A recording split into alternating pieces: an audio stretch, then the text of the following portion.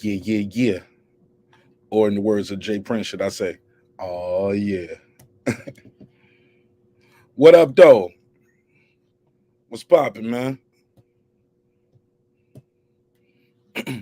What's popping? What's happening? What's going on? You're back in the lab with your favorite neighbor, your man, Mark Nash. He is I am he. Another great episode of Breaking Beats. Oh, man, I ain't even got the board clicked on. Let me make sure I got that board plugged in for us. There we go. What's popping with y'all, man? What up? All right, this should be a damn good episode. Should be a good episode. You know, I had to make y'all wait for a little bit. I had to cook the brick up slow, like my boy Jadakiss would say, right? All right, but we here now.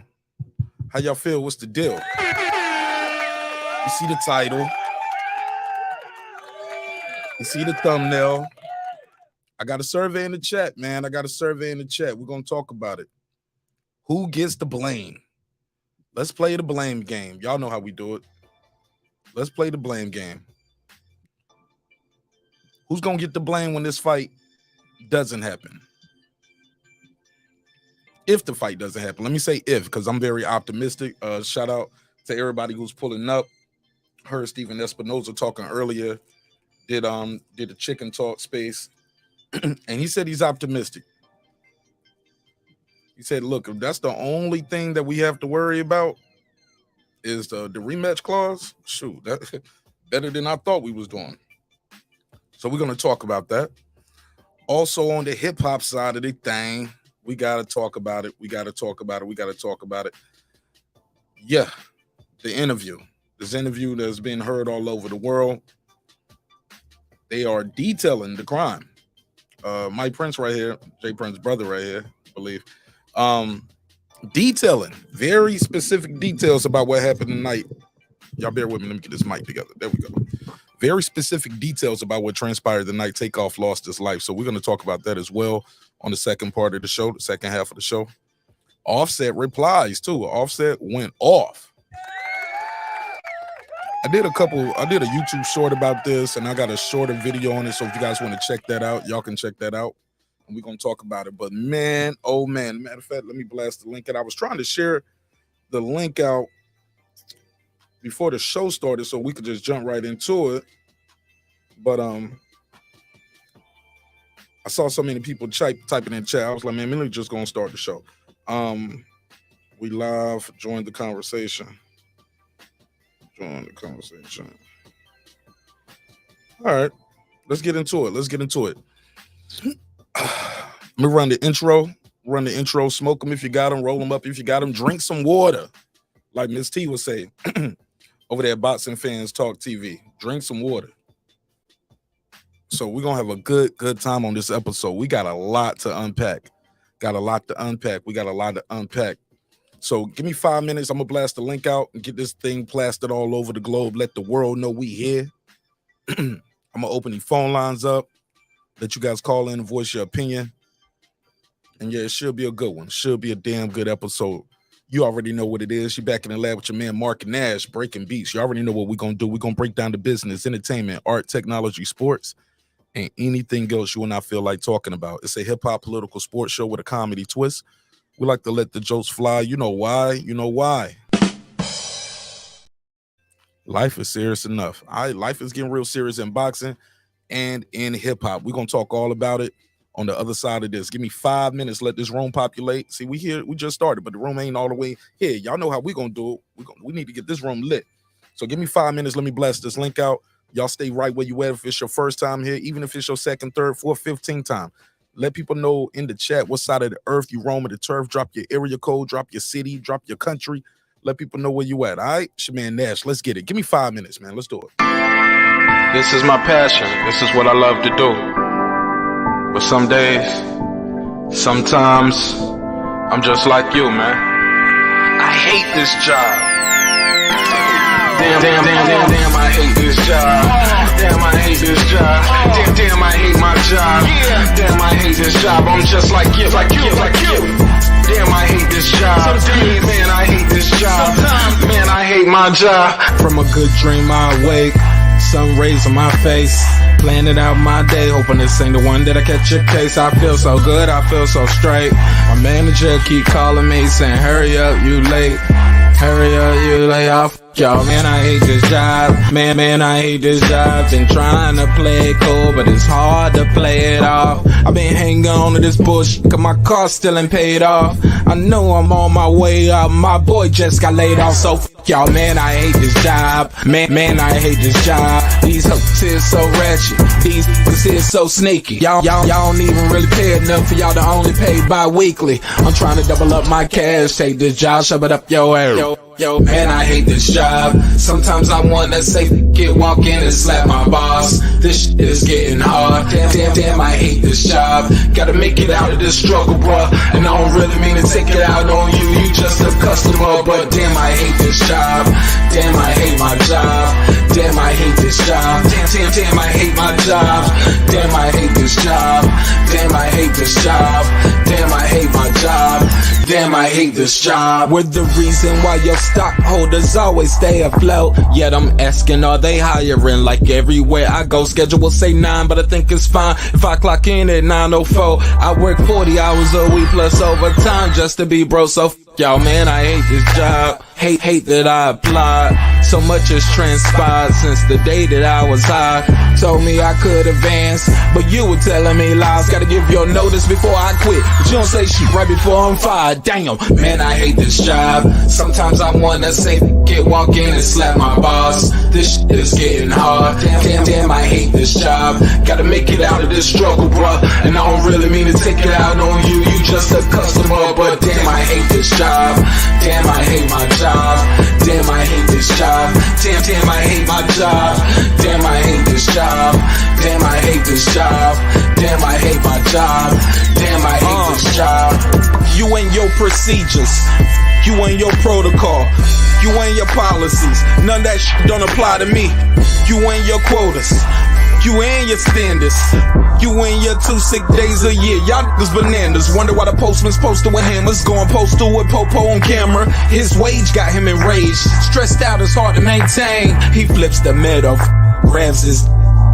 He said, if you don't get the picture, I quit, you ain't shoot. Mother, man, I hate this job. Sometimes I wanna say, walk in and slap my boss. This shit is getting hard. Damn, I hate this job. Gotta make it out of this struggle, bruh. And I don't really mean to take it out on you. You just a customer, but damn, I hate this job. Damn, I hate my job. Damn, I hate this job. Damn, I hate my job. Damn, I hate this job.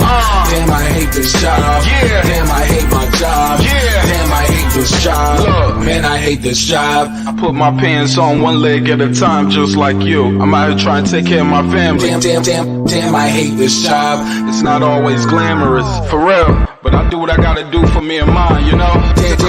Damn, I hate this job. Damn, I hate my job. Damn, I hate this job. Damn, I hate my job. Damn, I hate this job. Damn, I hate this job. Damn, I hate my job. Damn, I hate this job. Damn, I hate this job. Damn, I hate this job. Damn, I hate my job. Damn, I hate this job. I'm just like you, nigga. Damn, I hate this job. Man, I hate this job. Man, I hate my job.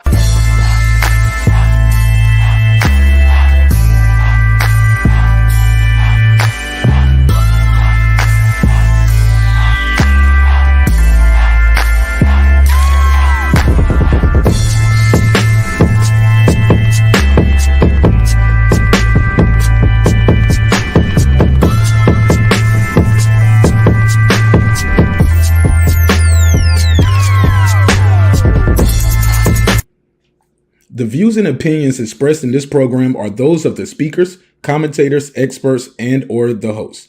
They do not explicitly nor necessarily reflect nor represent the channel's policy or the views held by the channel or broadcaster. The broadcaster or its channel cannot be held accountable for all or any views expressed during the program. Basically, if I didn't say it, don't come for me. You come for the person who said it. And please don't sue me for somebody else's words. With that said, let's start the show, motherfucker. This that squad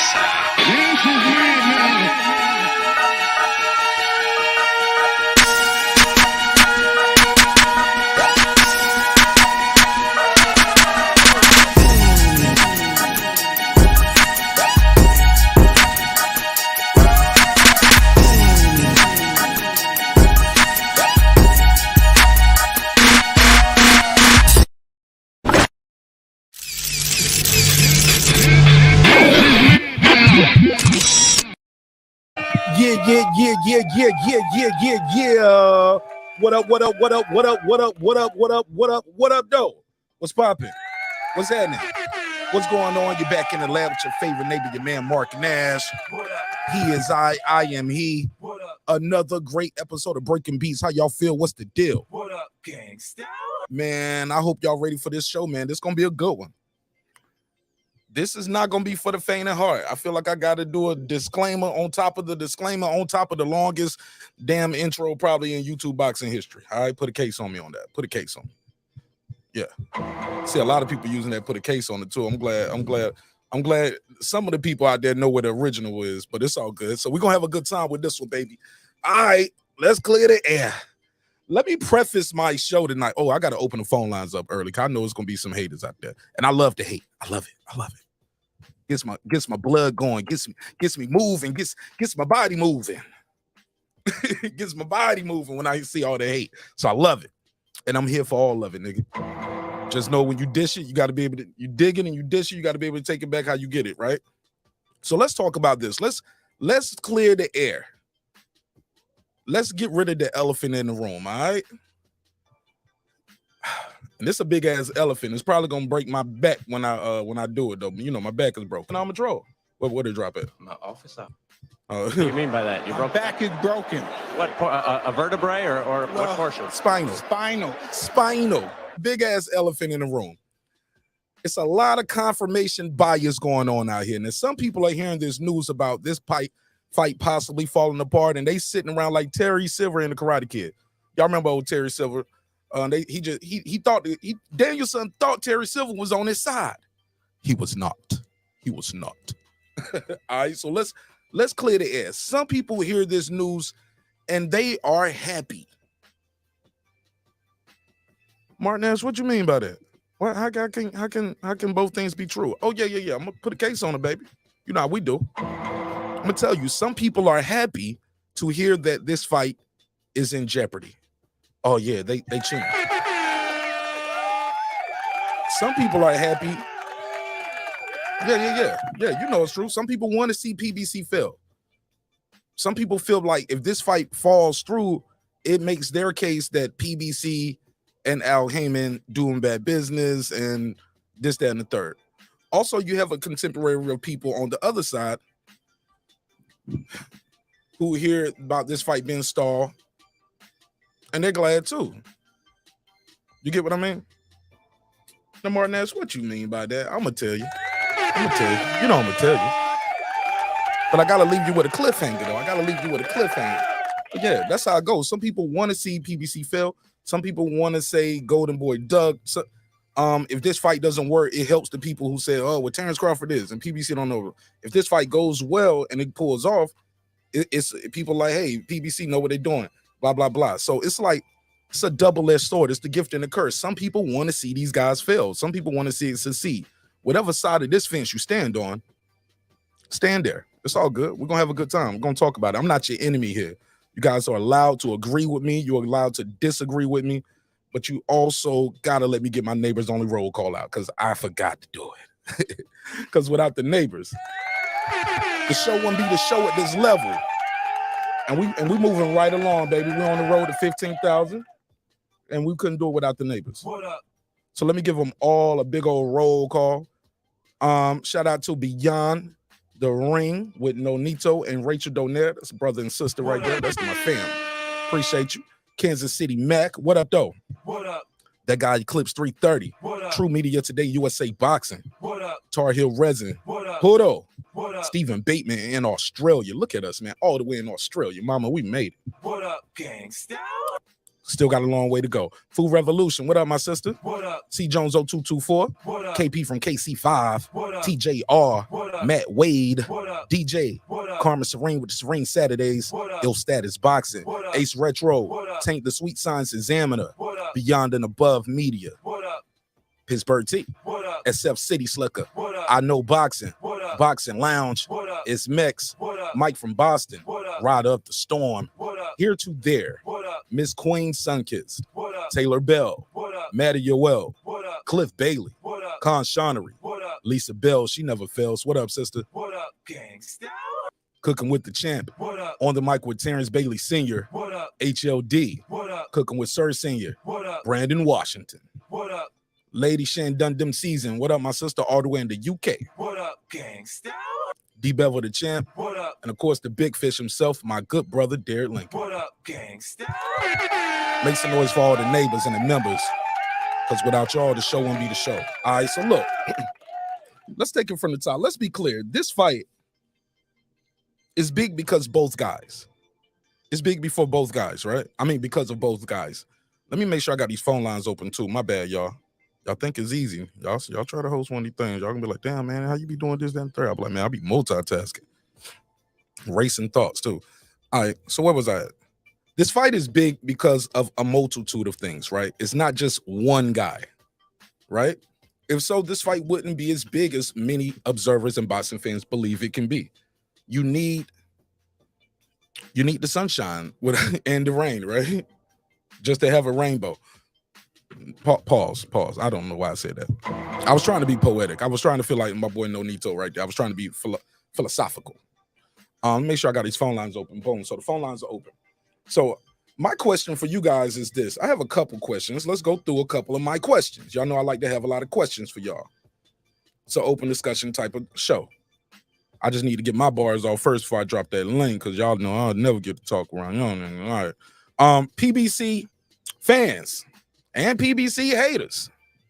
So that can go for whichever side you want to be on. Or if you're a PBC fanboy or you're a PBC hater, it doesn't matter. But both sides some sides are crying, some sides are laughing. So yeah, the haters are laughing, the fanboys are crying. Because the negotiations between Tank Davis and Ryan Garcia seem to have hit a stall point. We're going to talk about it. Stephen Espinoza, we'll talk about the tweets, and Stephen Espinoza did an interview with my guy Lazy Lefty over there on Chicken Talk podcast. Check him out. I'm going to shout him out. It's my guy. We disagree, but I respect his grind. I respect his hustle. But more importantly, I respect his mind. All right? He was talking to Stephen Espinoza. I'm going to play a clip of that too, and give you guys understanding where we at. So let's talk about it. Cancel. Is it canceled? Nah, probably not. I just put that in the title. I clickbait y'all bitch ass nigga. You know I got you with that. What do you mean by that? You broke Back is broken. Yeah. what? A vertebrae or what portion? Spinal. Yeah, I had to get y'all with that one. But he got to fix these holes. Yeah, man, I had to fix these hoes. So look, let's talk about it. Is it canceled? Nah. Is it stalled? Most definitely yes. Now, Stephen Espinoza is saying, hey, look, if this is the biggest issue that's holding us back right here, hell yeah, well, shit, we had the 1 yard line. That's good news for boxing fans. I never seen so many people rejoice at something, such a big fight possibly not happen.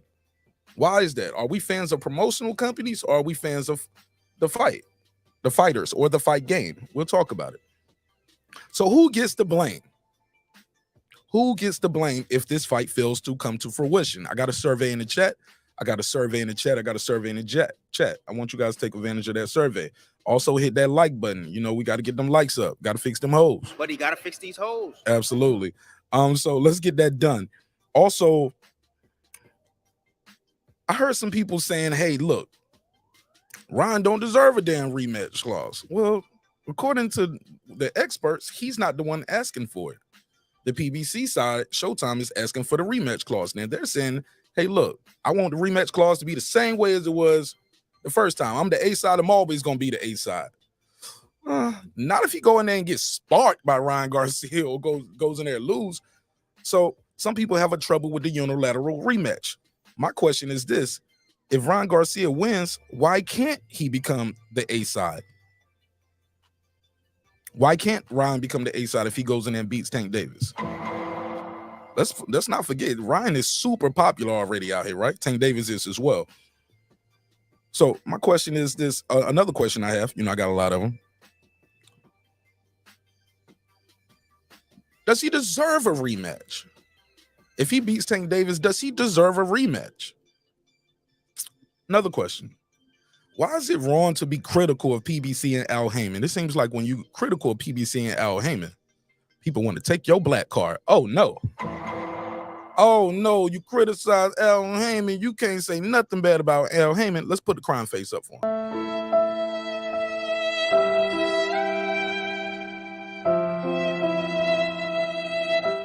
Bruh, I don't know where they got y'all boxing fans from. Talk about I can't be critical of Al Haymon. Y'all, what? Never heard of it. It never heard of it. I said never. It never heard of it. Wish I would. Wish I would let y'all tell me I can't be critical of something. We're going to be critical of everybody else, right? But if you say one thing about Al Haymon, oh man, they come for your black card. They come for your blackness. Shut. Did I say no? Oh shit! Say it again. Say something else. Oh, say something else. Say something else. Oh yeah. That's how they acted, man. You better leave Al Haymon alone. Shit is hilarious to me, but whatever. We're gonna talk about it. Put a case on it. So, another question I have for you guys is, if this is the only thing that's holding the fight up, can we just take the rematch out the clause all the way together? I mean, because they put this in there. Do they have doubts? I mean, many of y'all fans out there, I think I was one of the few people out here that said, damn, Ryan got a shot. Mark, he ain't got no shot. He ain't got no chin. I was like, man, crazier things have happened. I've been watching boxing shit about 30 years, bro. I've seen some things, okay? Fan Man was in my lifetime. Saw it. The ear bite was in my lifetime. Buster, Douglas, Mike Tyson was in my lifetime. So I've seen some things. So if the rematch clause is going to be causing this many problems, can we just remove the rematch clause? Is that beyond the pale? Who knows? We'll talk about it. And the phone lines are open if you want to call in and voice your opinion after I finish my little rant right here. So where we at with it? What is this thing? HLD sent me something too. I think Oscar De La Hoya put out a good question on Twitter. Let's go to the Twitter. He said, does Tank deserve a mandatory rematch if he loses? Does Tank Davis deserve a mandatory rematch if he loses? Put a case on it. We'll talk about it. Does he? I mean, it ain't no titles on the line. It's not a mandate. I mean, this is a voluntary fight, right? So, because we already know it's only one superior lightweight champion right now. He goes by the name of Devin Haney. I know y'all don't like it, but that is the word. That is the law. There is only one undisputed. Man, but fuck that. Devin Haney can't fight, man. He got a pillow fist fan, man. He ain't all of that, man. Fuck that. Fuck that nigga Devin Haney, man. Tank Davis and Ryan Garcia, that's what I want to see. Y'all ain't acting like it. Damn sure ain't acting like it. My boy Puto said, he said clickbaiting channels like this one would be the reason I'm playing. I ain't even mad at you. Shit. As long as you put a $sign behind it, my nigga, go ahead. Say it again. Say it again. Let's put it on the screen. Let's give him a $5 drop. I got 5 on it. 5 on it. All right, let's talk about it. Let's talk about it. Let's talk about. She said, "Mark, you going in dangerous territory right now? How so? How so, my good sister? Let me know." She said, "I said Ryan for the upset." Somebody else said, "Okay." Somebody said, facts. Why do we even need a rematch clause? Come on, Richie, put a case on it. If it's gonna hold the fight up, put a case on it. I'm sure, depending on how the fight go, and if it does what we all anticipate it should do, they're gonna negotiate this rematch. HLD, he said Tank Davis does not deserve an automatic rematch clause because there's no championship belt on the line. Say it again for the people in the back. They didn't see that, HLD. You gotta say it one more time. Yeah. That's where we at with it. That's where we at with it. So let me go over here. Shout out to Food Revolution. What up, sis? Let me go over here to Twitter. Let's go to Twitter, and I'm gonna share my screen so y'all will know what I mean when I say these things. Where we at? Boom. That's a funny thing too. People always call him Mike Cappinger. People always disrespect this man and his grind and his hustle out here. But whatever he say, man, y'all be the first ones to make a video. Same people that call him Mike Cappinger and want to disrespect him, man. As soon as he puts something out, y'all start sharing it, talking about it. Be right there in your title. Shit is hilarious to me, man. He get no respect. All right, so let me share the screen. Shout out to Nick Rich. What up, sister? Food Revolution. What it do? Juice. What up, fam? He said scrap the rematch clause going from A side to B side. Unfortunately, too, boxing is one of the only places that you lose and you still go in there and fight the rematch and you get less money because you get what you negotiating. You get what you negotiate, not what you worth, right? So if they're trying to negotiate this rematch, so hey, I don't get screwed in a rematch. You guys need a rematch clause. I don't want to get screwed in a rematch. I go in there and beat this dude. I want to make sure I look good on the other side of this. I don't think there's nothing wrong with that. So let me share my screen. Let's go to Twitter. And we're going to talk all about it. We're going to talk all about it. Look at us. Yeah, I love this picture of Oscar right there. Yo, they're going to be mad, though, man. They're going to be mad regardless, man. So you might as well have some fun while you're doing it. I want to know what I went too far. She said, I'm being dangerous right now. Oh, about the black card. I think that's what she meant. You know they want to take your black card. They want to question your blackness. I never understood this, man, where guys, I think we was talking about this last time. We in this era now where boxing fans are fans of promoters. Boxing fans are fans of networks. Boxing fans are fans of everybody except boxing. Never heard of this shit before. Never heard of it. Never heard of it. But we'll talk about it. Pounds Boxing, yo, what up? He said the Super Bowl, they could have had a promo commercial for this fight. Come on, they dropped the bag, huh? Yeah. All right, so let's go over here. Let's see what's going on here. Let's go to my copy. Oscar De La Hoya, let's go back a couple hours. He said, hey, look, it's Super Bowl week, and we're on the 1 yard line looking to score Gervonta versus Ryan Garcia. I hope PBC doesn't let the fans down and fucking fumble. Make some noise for the Golden Boy. All right.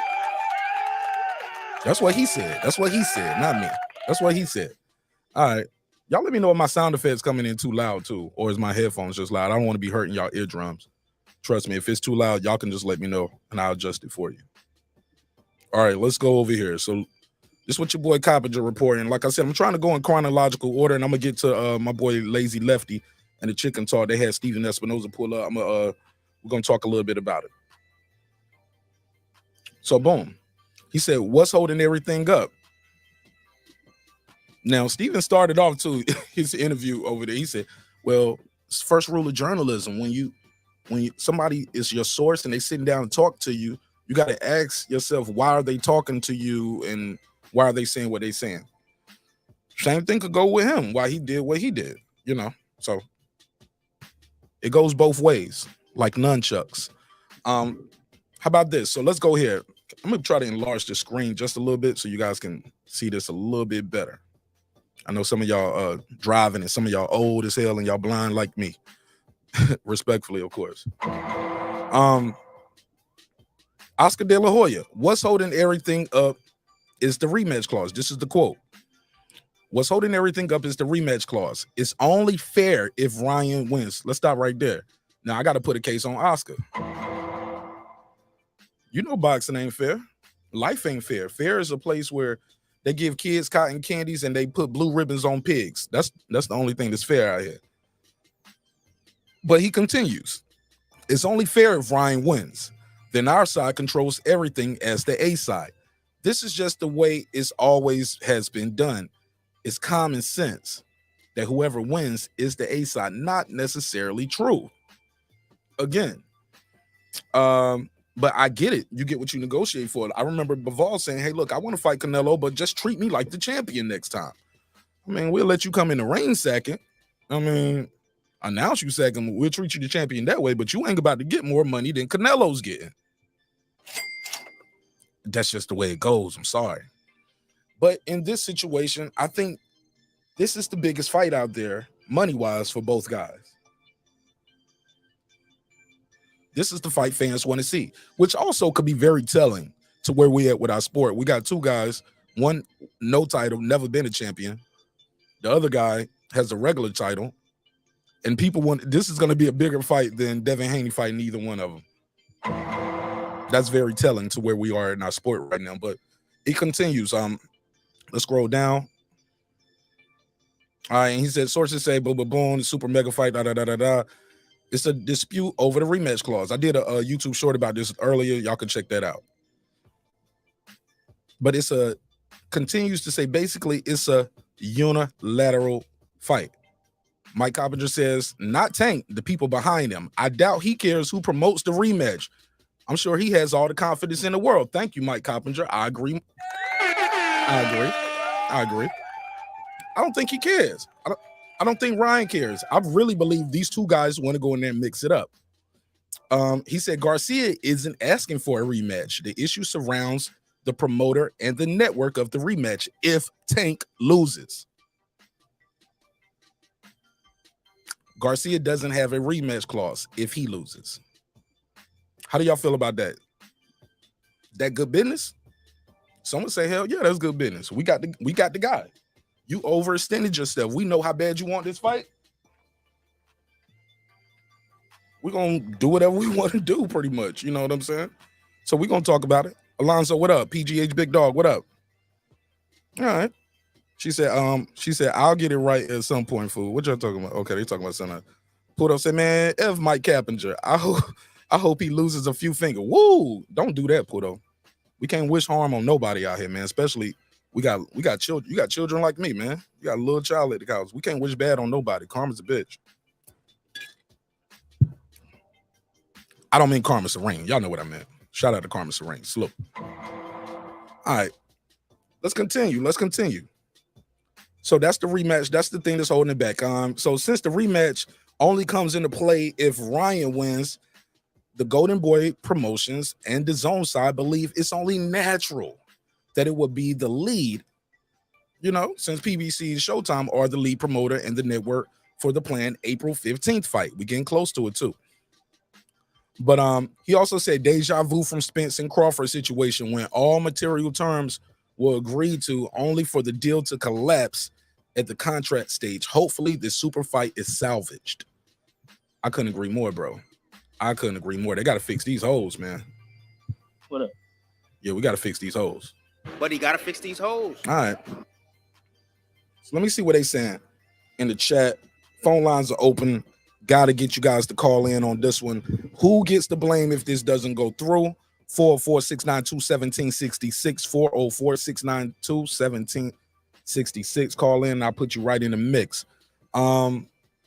My boy D Young, he said, my, in my Johnny Gill voice. He said, every time there's a big fight in PBC involved, there's always a holdup. Not necessarily, not all the time.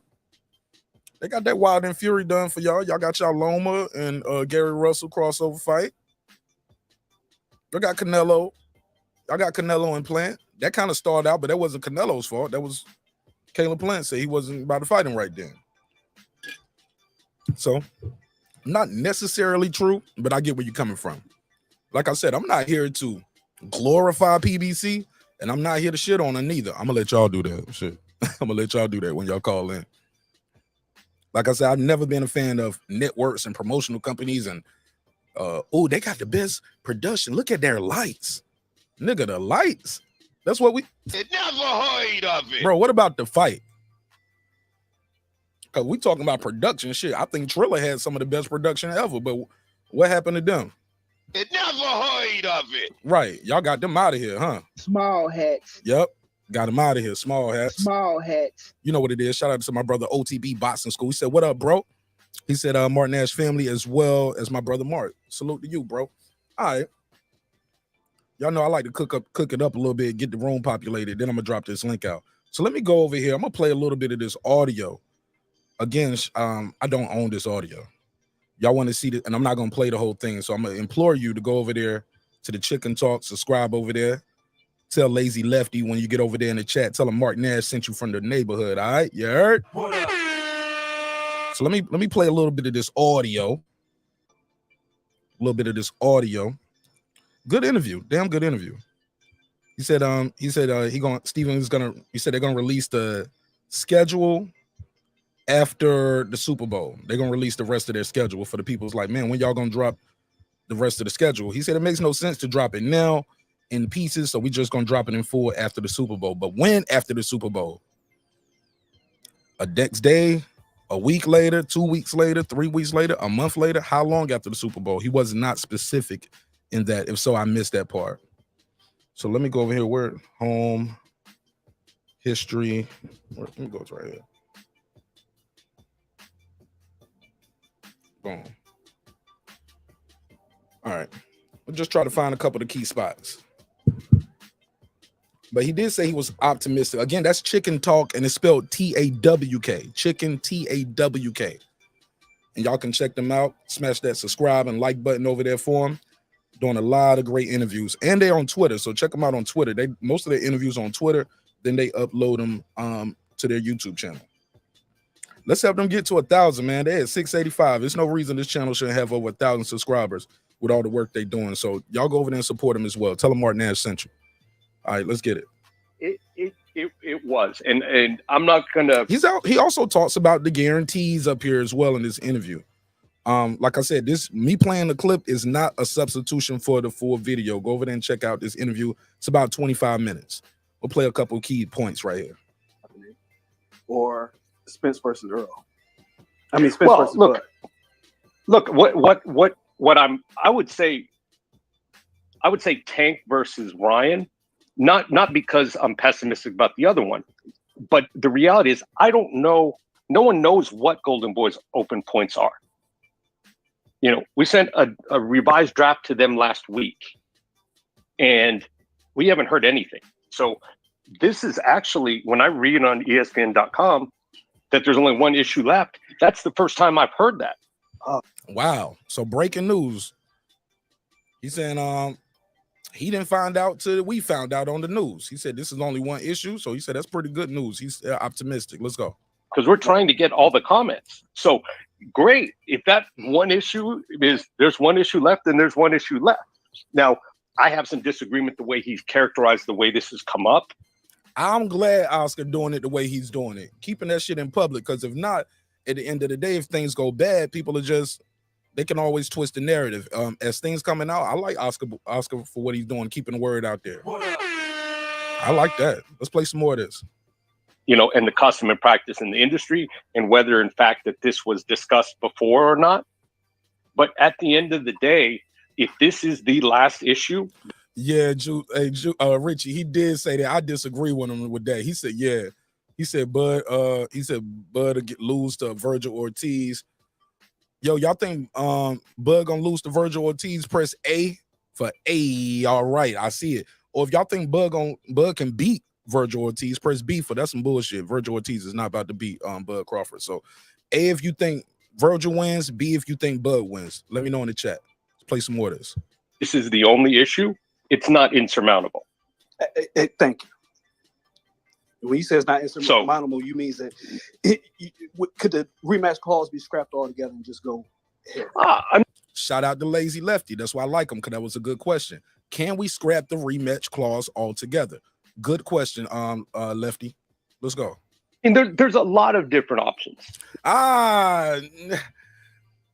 That ain't what he asked you. If it's a lot of different options, he said, "Can the rematch clause be scrapped altogether?" Man, you got to be on your P's and Q's when you're talking to a lawyer like Stephen Stephen Espinoza. There's a lot, and you know, I don't want to get into specifics. And so he didn't say yes or no on that. He just said it's a lot of options. Is the rematch clause gonna be an issue? Brandon, I know you rocking with Errol Spence to beat him, but if you think Crawford can't beat Virgil Ortiz, bro, come on. You don't even want to see him fight Spence. Shout out to my brother Brandon Washington. What up, Brand? But come on, this ain't about. Look, I don't look. I think Crawford can beat Spence. Y'all know where I stand on that. I never hit that. But on the flip side of that shit, I'm not gonna get out here and just start saying everybody out here like about to beat Errol Spence Jr., bro. Because if he was that easy to beat, I wouldn't want to see him fight Crawford. But y'all let me know in the chat. Do y'all think Virgil Ortiz gonna smash Terrence Crawford? A for yes, B for bullshit.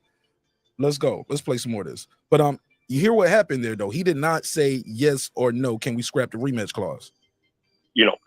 go, but and give up, leverage and sort of tip our hand. Yeah. But the reality is, if it's down to one issue, that's phenomenal news. Now, whether that's a big issue or a little issue, if we're only talking about one issue, that's great. But one thing that Oscar didn't say, we haven't gotten any comments from DAZN at all in weeks. So good point right there. Look at Stephen Espinoza. Stephen Espinoza said, well, he didn't say what Golden Boy, he's saying, you saying what you feel, Oscar. You're not telling us what DAZN's saying. DAZN might be on board with it.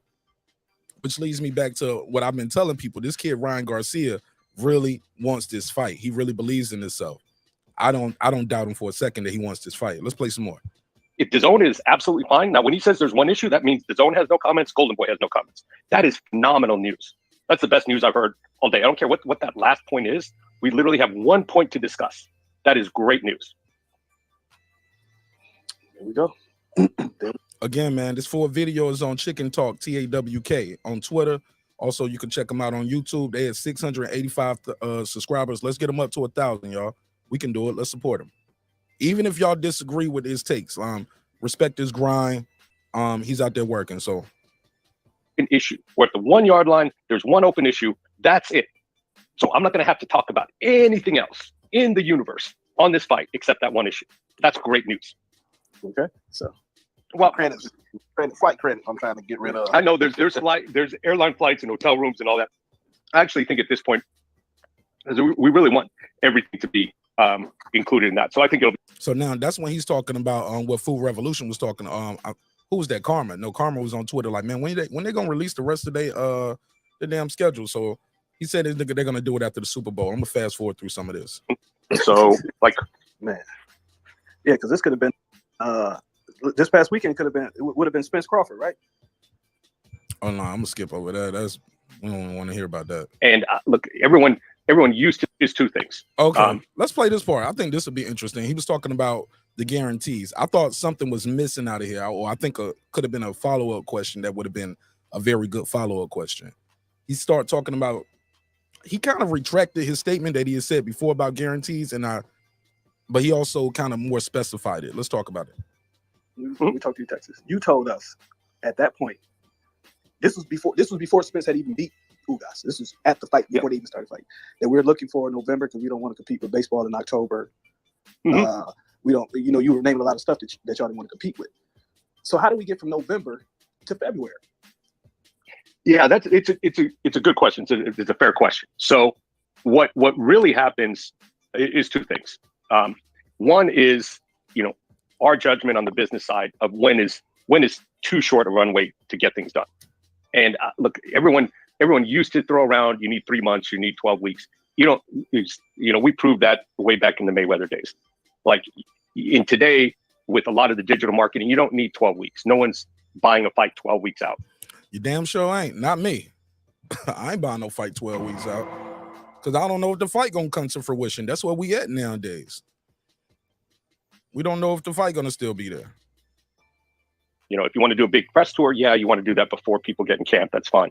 But once you get shorter than 8 weeks, you're really running up against it.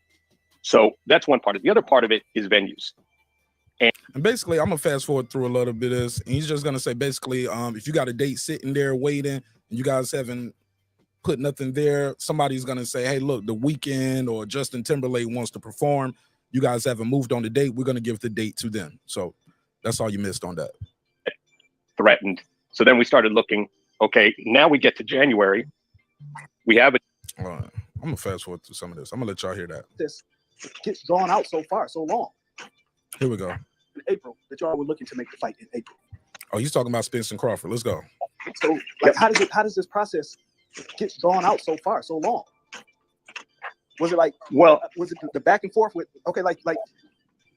let's say you're able to take care of this one situation you have with the rematch calls. Okay, so you basically gone from December until December, January, February, March, April. That's 4 months, and the fight is already here. How do we go from April to not happening in November? Then I understand December to February, but how do we go for what was the process? Yeah. What was taking so long to get the fight made? Yeah, there were early stages. I think that was our goal on our side of things. I don't know that Bud was, engaging conversations that early. And when I say I don't know, is because there are different ways negotiations happen. Sometimes the network and the promoter are involved. Sometimes the network is the middleman between the two sides. Sometimes the promoter just makes the fighter deal and then comes to us as the network. This situation was the latter. So I'm sort of in the background advising. Did y'all hear that? Let's hear it again. Sometimes the promoter just makes the fighter deal and then comes to us as the network. This situation was the latter. So they made, okay, did you hear that? Let's hear it again. You talked about how the fights are made. Let's hear it one more time. I think Food Revolution was talking about that last episode too. There are different ways negotiations happen. Sometimes the network and the promoter are involved. Sometimes the network is the middleman between the two sides. Sometimes the network is the middleman. Sometimes the promoter just makes the fighter deal and then comes to us as the network. So sometimes the promoter makes the deal and then come to us at the network. He said this was the latter, means this is what that was. Okay. This situation was the latter. Right. So I'm sort of in the background advising of what. He's in the background advising. He's not part of the main shit. Okay. Smash the like button on the way in the room. Going on, and watching the drafts go back and forth, and to some extent involved, but at a distance. So involved, but at a distance. Okay. I couldn't tell you on a day-to-day basis who was dragging their feet other than by the flow of paperwork. He said, I can't tell you who was dragging their feet. Can't tell you. Other than the flow of paperwork. All right. And where the conversations were. And look, I'm AP, what up? I'm not going to point fingers. It's not going to help the process now. Okay. But he already don't, man. It ain't no more process. They ain't even trying to make the fight no more. He fighting Spence. Shout out to Joey Chaz. What up, bro? I think there were various points at which, one side or the other was pretty slow in getting back. And there were various points. One side or the other. Okay. Points where one side or the other was very dug in and very stubborn on points. And we went long periods of time without any progress whatsoever. Okay. When you say points, is one of those points guarantee? Not. Shout out to my boy. He said guarantee. I heard you tell the man with the best hair in boxing, Marcos Villarreal. She said I was talking to him right, but I was talking about more where the money to pay the fighters come from. But yeah, I think we got that though. It comes from the people who put their name on the mat, on the logo, the commercials that you see in between the fights, the banners. Yeah, those are the people that pay to get the fight done. Yeah, it is pretty good. That yeah. You said this guarantee thing is something new for fighters. What? It's now watch them clean this up a little bit. It's silly. Like I think some people misinterpret. Yeah, I'm not. He said some people misinterpreted. No, we just took you at your word, Steven. And y'all know I got love for Steven Espinoza. Always treated me good at a Showtime event. But right is right, wrong is wrong, fair is fair. And once you say things out there, people gonna run with it. Same. Well, he's for this pay-per-view, he's getting 1.5 million. Vegas used to report he's getting 1.5 million. What if that's not a guarantee? What does that cost? Well, look, Great question, because we remember those damn guarantees. He said, watch this. I don't consider a guarantee if it's such a small number that it's already paid for before we even have the event. But nah, that's a guarantee though. You might not consider it a guarantee where it's such a small, but that's still a guarantee. He said he don't consider that a guarantee if the money's so small that we can pay them before. Okay. I'm a little confused about that. A guarantee is a guarantee though. Right, exactly. That's a critical difference. And what I was really saying is, if we go back several years, there really this concept, whether you got what you got from pay-per-view, you ate what you killed. There weren't a lot of guarantees going around. Like there was some like low-level guarantee or mid-level guarantee, but it wasn't like, you had promoters taking big risks, with guarantees. So, the concept of like, oh, there's never been big fights without guarantees. No, there've been plenty of them. Nobody ever said it wasn't big fights. Nobody said that. It was some people that because he's about to say, you got to put something on that paper. And we never said big guarantees. We just said no guarantee. We never heard of zero guarantee. And here's why. And it's an entirely rational decision not to take a guarantee in certain circumstances. Okay. Because what's going to happen? If I am giving a guarantee or the promoter is giving a guarantee, went through this, when I was advising Oscar with Top Rank. I like how you threw that in there. I went through this when I was advising Oscar with Top Rank. Like, man, I know you, Oscar. Don't be talking to me crazy. Let's go. Promoters giving a guarantee or networks giving a guarantee, they're going to insist on different deal terms. In other words, if I'm paying someone a guarantee on a pay-per-view, my piece of the pie is going to be a lot bigger because I'm at risk. Right. That's what. But if someone's coming to me, that's what Rachel was talking about too, and not asking for a guarantee, well, I'm not really in a good position to say, hey, I need a big piece of the pie because I'm not the one taking risk. Okay. So when you have an entrepreneurial fighter, like Floyd, for example, Floyd always bet on himself. Okay. Go ahead. Shots fired at people who don't bet on themselves. Shots fired! Shots fired! And I disagree with we're not taking no risk. I mean, maybe you should have said financial risk because these fighters are taking a risk every time they get in that ring. It is some risk involved.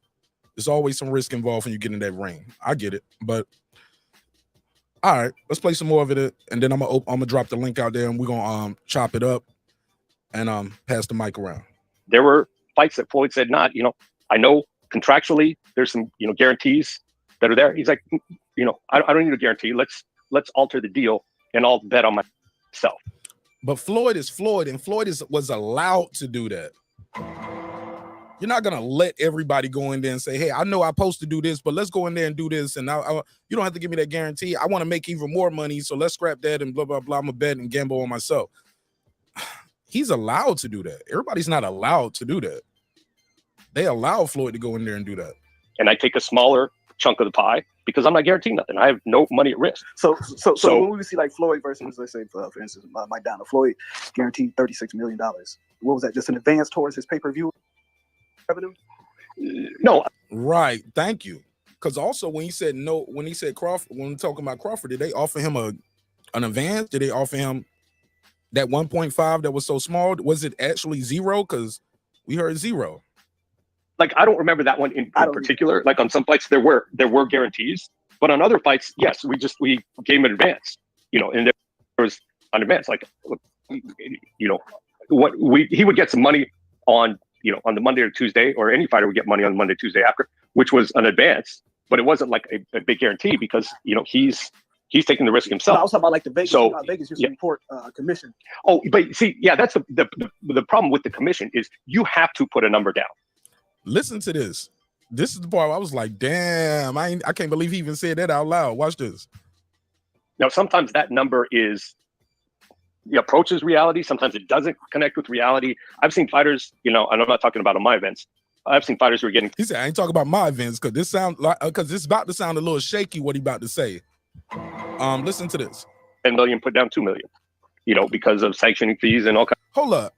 You get 10 million, but you put down 2 million? He said, not at my events, but I've seen it happen. Whoa. I don't even know. How legal is that? I need somebody to tell me about that. The other stuff. But, in most of the case, it's a reasonable estimate of what they thought they would get for some fighters, or what the minimum they thought they would get, or where they likely wanted to end up. Okay, but this is exclusively for pay-per-views, all right? This isn't for regular. Yes. So, okay. Correct. But no, but the same thing goes for regular fights. Like, not every fighter is putting exactly what they're getting on those commission forms. I agree with that, but I'm talking. Whoa. He said, but not at my events, though. I don't know what these other niggas doing, but not on my events. About as far as pay-per-view. So if I see like a guy on the pay-per-view and it says he's getting $5 million, they're filed with the commission. He's getting $5 million for this fight, even though we know it's going to be pay-per-view back in. But what you're saying is that he's not necessarily getting that night. He may not be getting that night, or like he may be getting it that night and a bunch more later on when pay-per-views come in. So some fighters will estimate is like, I think I'm going to end up with 5, and that's where it is. Some fighters will say, you know what, hey, I don't, at the very minimum, I'm making at least 5.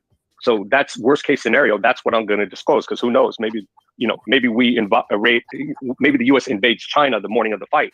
Oh my God! You don't went to the extreme. All right. I'm gonna leave it alone.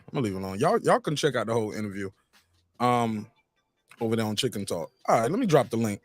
See who Nick Rich, pull up. She said he think we stupid. Pull up or either call in, Nick. I need your take on this. Okay. Yeah. Shout out to Tay Jones. What up, bro? And nobody's watching the pay-per-view because they're all in front of their TV watching. Like it's all over the map. You know, it's not really a good estimate of what the fighter is realistically getting based on, you know, what's on paper.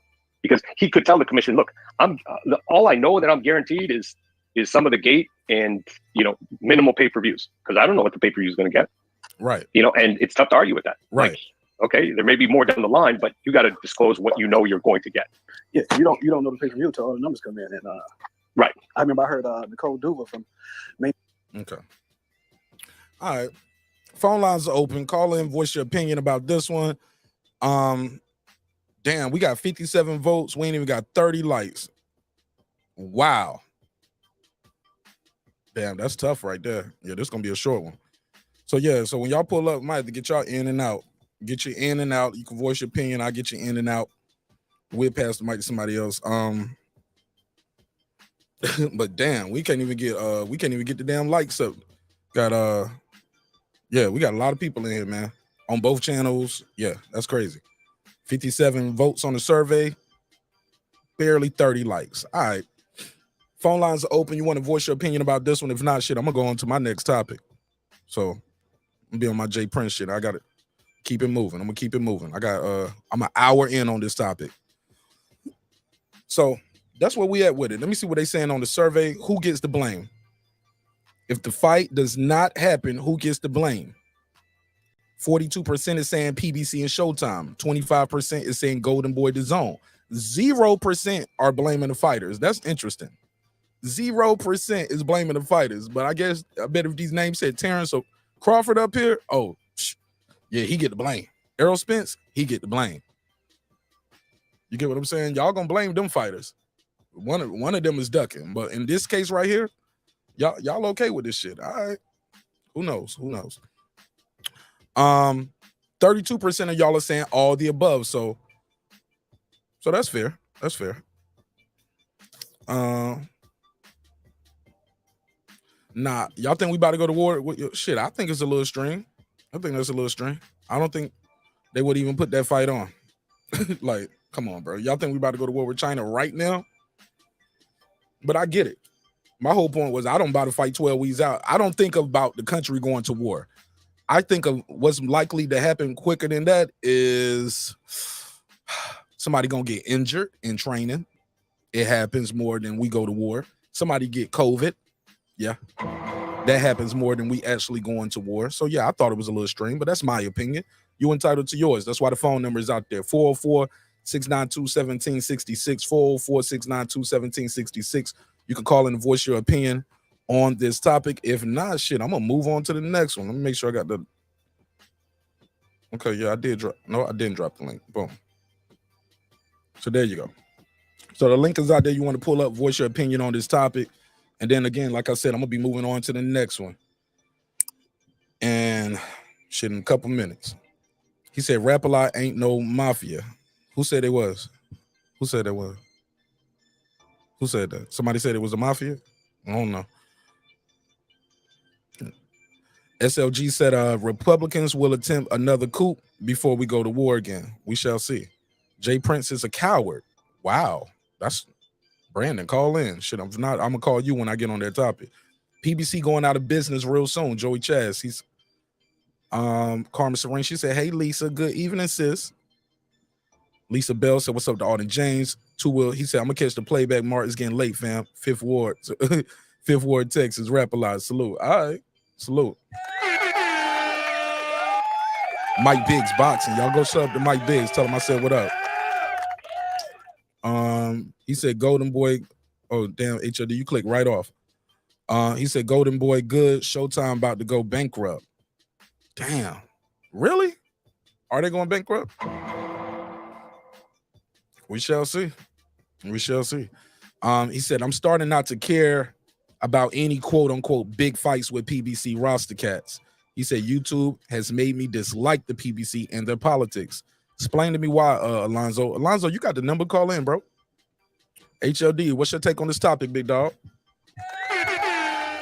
What's going on, Mark?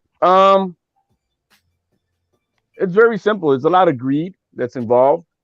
But if this fight does fall apart because of it, I'm going to put it squarely on Tank Davis. He's supposedly the free agent, right? He's the man who's now his own boss. And, he's the one that's looking like, I mean, it looks a little soft on his side because why the hell do you need a rematch clause? I mean, I thought you're the man. So if it falls apart because of that, he's the one who's going to need to step up and tell him, man, fuck that rematch clause. Besides, there's no damn belt on the line. Like, really. I mean, it's pathetic. I think that it's really a greed move. Let's hope, like Spinoza was saying, if that's the only thing, they can hash it out. And I know what he's saying about, there's options. Yeah, you take the UK market over there or whatever, and we keep the US market maybe in some bullshit. But really? But I think that's what he meant by the option, because the zone is bigger over there, right? I just heard, they asked him about, can't we take the rematch clause out altogether? Then he said, well, it's a lot of options. Right, and that those options are, I'm gonna say it's one of the. This is what I'm saying. It could be like maybe splitting it and some bullshit like that, but I think it's greed. I think it's too much greed. I think it's pretty much business practice that the winner of a fight for the rematch clause is the A side, and that's that. And I think we all kind of know that has to be standard practice. So them trying to change this all up. I can name you a couple situations where that wasn't the case though. Devin Haney, he won. Okay, but Devin Haney had to cross the street, right? That's not the same. What I mean, let me finish all the way. Devin Haney signed up knowing that, hey, look, win, lose, or draw, you're fighting again in Australia. You're fighting again on Top Rank. Andy Ruiz beat AJ. They took that shit out of America, brought that shit to Saudi. He had no say in that. He was not the A side. He was still treated like the B side. Bivol said, hey, I'll do the Canelo rematch, but y'all got to treat me like the champion next time. So a lot of times the champions still go in that bitch feeling like getting treated like the champion, especially if he's a big draw. What's your take to that? Devin Haney was signed the Top Rank, so I don't know what cross the street we're talking about. He signed with them. Yeah, that's what I'm saying. That he had to. He wasn't about to. They wasn't giving. He didn't have an option for a one fight deal with Kambosos, and then on the rematch you can be the A side and you can fight in America in Vegas. Like that was that's not the same as Ryan Garcia being signed to Golden Boy Promotions and with the Zone. What I'm trying to tell you, it's the same far as that guy still got to have the fight on his terms in his hometown. You think Devin Haney wanted to fight in Australia twice, or did he have to do that and to get the fight? I think it was a better, smarter decision for him. He wasn't going to sell shit over here. See, now we bringing in hyperbole. That's not hyperbole. That's the standard facts where we see the numbers are in his past. So business-wise, they know that it was better over there because they were giving more money. But he wasn't undisputed in his past neither, though. That's so that fine. But it's not the same. It's not the same. What about AJ fighting Ruiz? AJ obviously is the big money draw, regardless of the fact. And I think it's not like you think that he just wants to. He's like, no, man, I'm going to get paid again big time. Fuck yeah, let's go. Simple as that. It's not that simple because according to what you said, though, bro, it should have been once Ruiz beat him, Naz a PBC card, not the Zone. See what I'm saying? He didn't negotiate that. You get what you negotiate, not what you think you're worth, bro. But still, where's the big money? Where is the big money at? He's gonna be like, oh, that sounds good. In Saudi, big money? Yeah, all right. I remember that shit was held up a little bit because Andy was not happy with the terms that he agreed to. He was like, shit, I went in there and won. I want more money than what I agreed to the first time. But you already agreed. Hold on. He was like, you already agreed. He was like, but nah, I want to renegotiate. And you know what? They did renegotiate a little bit, but that shit still had to go to Saudi. He had no control in that. He did. Because the money is what talks. That's just bottom line. The money is what talks. I think you're missing my point. My point is this. The winner doesn't always get to just control the terms. That's all I'm trying to say, bro. Well, I'm just saying that give me a prime example of the same, and we can have that conversation. But everything you're saying has other factors that are totally different. We don't know where the DAZN would put the rematch at, because they already said no. They already said no. Like, it's unilateral rematch. It's not even. You get what I'm saying? We already know what they said. We just heard it. No, I'm talking about your comparisons with other fights. I'm just saying, I can name guys. Like I said, I named the guy who lost, and the fight still was on his terms. Andrew Ruiz didn't want to fight in Saudi. We know that. That's on record. He was like, why should I have to fight? He said, I'm the champion. I just won. Why I can't fight? Why we can't run it back in New York? Why we can't do it in LA? Because when he finds out that he's not the one cutting the checks out. Okay, you're missing the whole point. The point is, he couldn't do it. They said, no, you're not in charge. You're not. When you're not the money man, Mark. That's what I'm trying to get to you to understand. There's more to it than you trying to make it seem like it's a simple car wash deal, man. It's not. Move the goalposts, my brother. Because with all due respect, we started off saying, if you're the champion, you should get to pick the terms. And I told you that's not always how it goes. Because both of these guys, you don't think Ryan can make some money off the fight? You don't think he got some pull if he wins? I'm just saying. But it's all good. Let me do this drop real quick. Shout out to Mike Big Box. He said, appreciate your grind, bro. Likewise, man. Keep doing your thing, Mike. I'm proud of you, bro. Everything you're doing out here, your work is starting to pay off, bro. Keep grinding. I got 5 on it. Let me let the pros get in here, HLD. Rachel, what up, sister? How you feel? I'm good. I'm good. She sounded innocent now. Watch when she turn up. Hola, Rachel. So you want me to comment on this? I mean, you click the link. You must want to. Go ahead, sis. Get your bars off. I think it's silly that we're arguing over what the terms of the contract is. If y'all have more money, meaning the Golden Boy DAZN side, why don't you sit and take a contract and put up the first fight?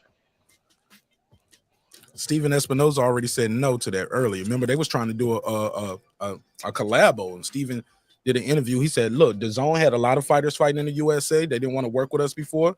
I mean, the tables have turned, and they don't. So I don't think we need to work with them. You know, we're very capable of putting this event on by ourselves. So Steven Espinoza already said no. I'm not talking about a collab. I'm talking about a full buyout. Oh, you think they're going to do that? I ain't doing that. Well, isn't Showtime the one that's going out of business?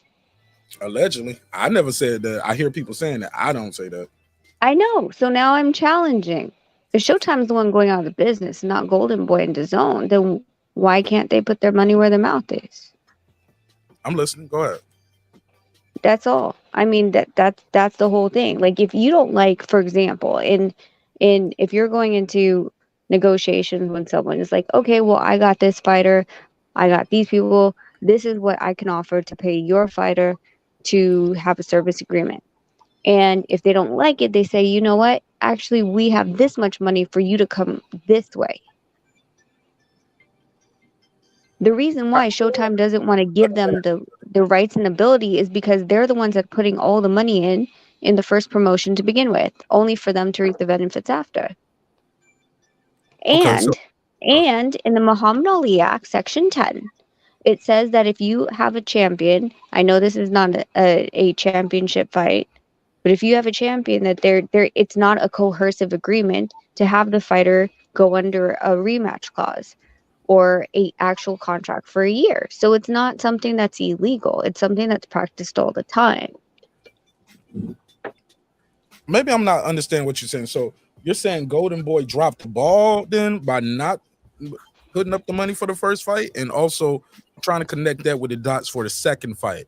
Like the winner, they're asking, hey, if the winner is our guy, you guys are demanding the rematch. If the winner is our guy, let us put up the second fight.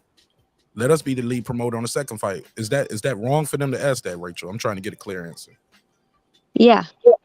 It's because if you, well, I mean, you could ask anything you want. That doesn't mean you're going to get it.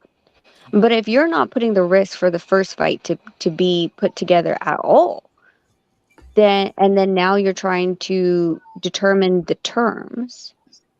If you think you can do better, then you take the first fight and you dictate the terms.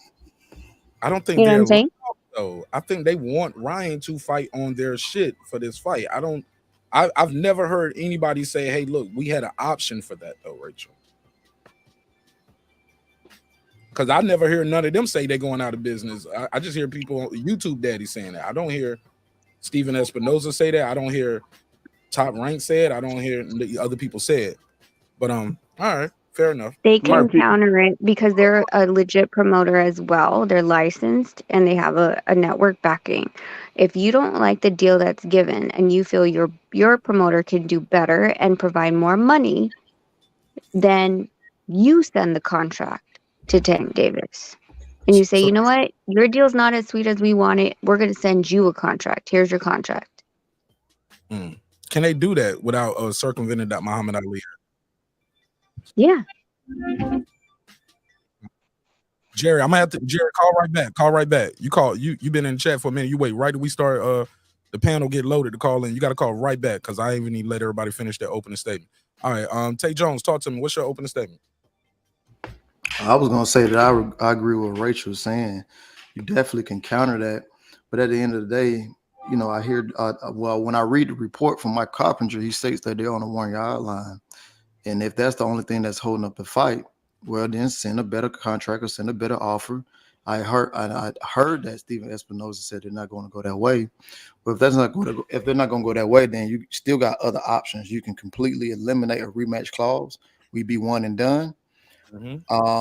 Or somebody send a better offer, you know. So I just don't get it. But at the same time, it's funny for me to hear that coming from Oscar, because Oscar is the same guy who also had a fight where he exercised his rematch clause. Well, it was a couple fights later, but he fought 2 times on the A side when he fought Shane Mosley. Yep. So that's funny for me to hear him say, you know, now he's arguing about that's usually how it goes. Well, it never went like that for Oscar. Shit, it didn't go like that for Pacquiao. When he finally fought Tim Bradley, he was the A side again. All right, go ahead, HRD. What was you trying to say? Real quick, I don't know. I mean, I'll just talk about Showtime going bankrupt or whatever that is. Isn't it more about Paramount absorbing them and people now twisting the words Correct. as bankrupt, right? Yes, correct. So it's Paramount that's absorbed. Let's say we've known this for a year that's probably the trajectory, you know, the trajectory of what was going to happen. As far as Espinoza wanting to give up his, you know, to let the zone, you know, counter offer to let the fight go. That man's trying to save his job. He ain't trying to give up one of the biggest fights to another network right now in the middle of all this. I highly doubt that that's the route he's gonna accept to want to take. So I really foresee them. I mean, this is a hiccup. I think we're making a lot of big deal out of it. I think there's bigger issues on hand before this, you know, rematch clause, and that's whatever happens with Tank this next month. So, you know, God knows this ain't ever gonna happen, maybe because of whatever happens next month. So, you know, I think we're jumping a little bit too much of the gun.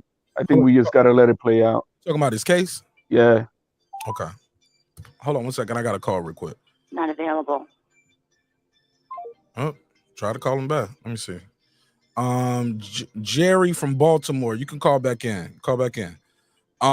Tay Jones, do you think Showtime is going bankrupt? I keep hearing people say that. Like, I don't push that they're going bankrupt or they're going out of business. I just think we'll see fights. It'll say Premier Boxing Champions brought to you by Paramount Plus if they're gonna do it, or it'll be on Triller, or if it might not be Showtime. But I don't think they're just gonna let this whole stable of fighters go. Shit, if so, he could sell PBC to another company under a different name. It's a lot of loopholes where he can still keep all these fighters and just have them on a different network. But go ahead. What's your take? Well, I mean, if you ask me, from speaking with Steven Espinoza himself, me calling him and talking to him, Jerry, turn your TV down. We're gonna come to you right after he finished talking. You know, like I said, from talking to Steven Espinoza personally, like I said before, when I mentioned it to him, he laughed and said that, you know, we would definitely not be going out of business in February, and he pretty much stated that we're getting ready to drop a couple fight dates all the way through June. So I don't know what people are talking about. Okay, Jerry, talk to me. You're 100% right when you say oftentimes the loser of the fight is still the A side in the rematch. Right. That happens all the time. It's a simple thing. When you're the money man, you're going to dictate the terms. Anthony Joshua would have been able to tell Ruiz basically whatever he wanted to tell him, and he won't go along because he's the A side. That should be a no-brainer. Also, Jerry, it was already signed in the original contract. Let's never forget that. No, he already agreed to that. Right. Well, that's Andy knowing. Okay, well, I didn't know that, but that's Andy knowing his role and knowing that that's going to be his biggest money and his biggest opportunity anyway. As it comes to Tank and Ryan, Tank is the A side, and if he wants a rematch clause, he's likely going to get it. Let's face it, the fight's happening at 136 is what's been rumored. There's a reason for that. Tank's titles won't be on the line. That's not a catch-weight fight in order to make it, because Ryan had that one fight at 140. That's so Tank that not to put his title on the line, and he wants a rematch clause. That should tell you something. That tells you that he knows this could be a fight that he could lose. However, the devil's in the details. It could be that they might not have a problem with the rematch clause, but maybe they want a little more control over this or that. You know, these things are complicated. Rachel is well aware. A lot of times it's in the details. It could be that they don't want to. It's not that they don't want to give him a rematch clause. There could be a number of things. They may agree to the rematch clause, but want more control in different avenues. You see, so. You know, I just hope this didn't make the goddamn fight. I mean, let's be real, man. I mean, it's an exciting fight, but Ryan, and I like Ryan, and I think Ryan's a talented fighter, but Ryan has not really proved much in boxing. You know, he getting this fight basically because the fans want, you know, I mean, from a pure competitive standpoint, he just hasn't really proven a lot to really even get the fight. But you know, I want to see it just like everybody else. But you know, it's very complicated. I've been reluctant to believe the fight anyway, because they got the fighters fight on different networks, and we see every day in boxing that that's a huge roadblock. So I've been reluctant that the fight is going to happen anyway. I'm going to believe it when I start seeing Showtime advertising. And lastly, on Showtime, people need to stop with the speculation on Showtime. If Showtime goes out of business or they stop putting on fights, I mean, that could happen. HBO did. Yep. But in the meantime, you know, there's too many busters out here speculating on what's going to happen. Meanwhile, they keep putting cards on. So until I tune in and hear them say, hey, this is the last one, it's just wasted time to speculate. All right, good call. Shout out to Jerry. All right, buddy. My man. I agree with Jerry. Like, I think some people, like, and this is no knock on the people that don't understand, but an absorption of Showtime into Paramount is not the same as anyone else thinks. It's not the same as going out of business. And you know, in this case, the company absorbs the other company is seen as one existing company together, and the company that's overseeing actually takes on the other company's assets, liabilities, and shares. So in that respect, that's why I keep saying that if the liability is with, let's just say, a 3-5 year term with Showtime, then Paramount Plus is liable for keeping with that contract or buying them out monetarily. All right, go ahead, Puto. Let me let my boy Puto get in. What's on your mind, big dog? What up? What up, Mark? What's up, Rachel? What up? Who else is on? What up, HLD? I was last, bro. What's up? Oh, sorry, Mark. Yeah, you know, same old, Mark. You know, it's a bunch of BS in my opinion, bro. Fight's gonna go on. Damn, that's all Oh, you got? you're really optimistic. Right. Well, look, Espinoza started off saying I'm very optimistic. So maybe he heard Stephen Espinoza's interview. But Puto, you can't click the link just to say, whatever is going on. Give me some more, man. Come on, man. All right. Shit. Just Let like me that in the see. chat. Let's go. You on the panel, baby. Yeah, Cappinger, bro. I mean, like, when are we gonna stop believing this dude? Never. When has he lied? Prove it. Because as soon as I saw like who was reporting it or how the whole funk came about or the whole stink, I was like, oh, okay, whatever. Well, Stephen Espinoza never said he's lying. He said, look, when you get these exclusive interviews and journalism, you got to ask yourself, why is this guy talking to me, and why is he telling me what is he telling me? I was like, damn, I never asked Rachel that. I should ask her that. Like, why you telling me this, and why you over here? History shows us he's lying, Like, maybe she trusts me as a journalist, that she respect that I'm gonna give her a fair shake to put her story out there. I'm not gonna change her words up. I'm gonna let her speak. There's several reasons why people go to certain journalists, but I thought it was Oh interesting. yeah, I mean, at least for us, you get one chance in saying exactly what I said. And if you twist it or kind of change it in any way, then you're done. I don't have to. There's plenty of freaking journalists I've crossed out. There's some from the Philippines I crossed out 2 weeks ago. I was like, yeah, you done. Right. So what is So Steven talking about when he says, well, when you're a journalist, you got to ask yourself, why are they talking to me? And why? I'm like, well, he works for ESPN, Steven. Like, that's pretty big. what he means is there an underlining, like, is there a not motivator, I got you though. but who are you? An Who do ulterior you want motive to? for that. Yeah, where are you trying to push the story? And it's because of the fact that I've said before, a lot of these journalists, there's a certain side where they're biased to whether it's Top Rank or Golden Boy or PBC. And if you write a piece that is anti, then you get barred from ever getting a credential. We saw how Mike Coppinger got kicked his ass out in front of Bob Arum. He was escorted out for asking questions that Arum didn't want to be asked at the time he was asking it. Even though as a journalist you should be asking those questions. But ESPN is still at every Top Rank fight with credentials. Mike Coppinger's still there. After they had, yeah, but there was a period where he wasn't, and he wasn't getting the things that he wasn't getting access. So it's just dependent on, like, literally Bob could say, oh, well, keep Mike away from me for the next 3 fights.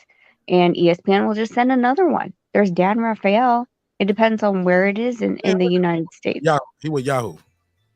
Oh, is he? He's not ESPN anymore? He left ESPN years ago. No, you said Years no. ago, yeah, Okay. years ago. It was big news. But- He did Yahoo Sports. So for example, like, I don't believe I've seen Coppinger at a PBC event.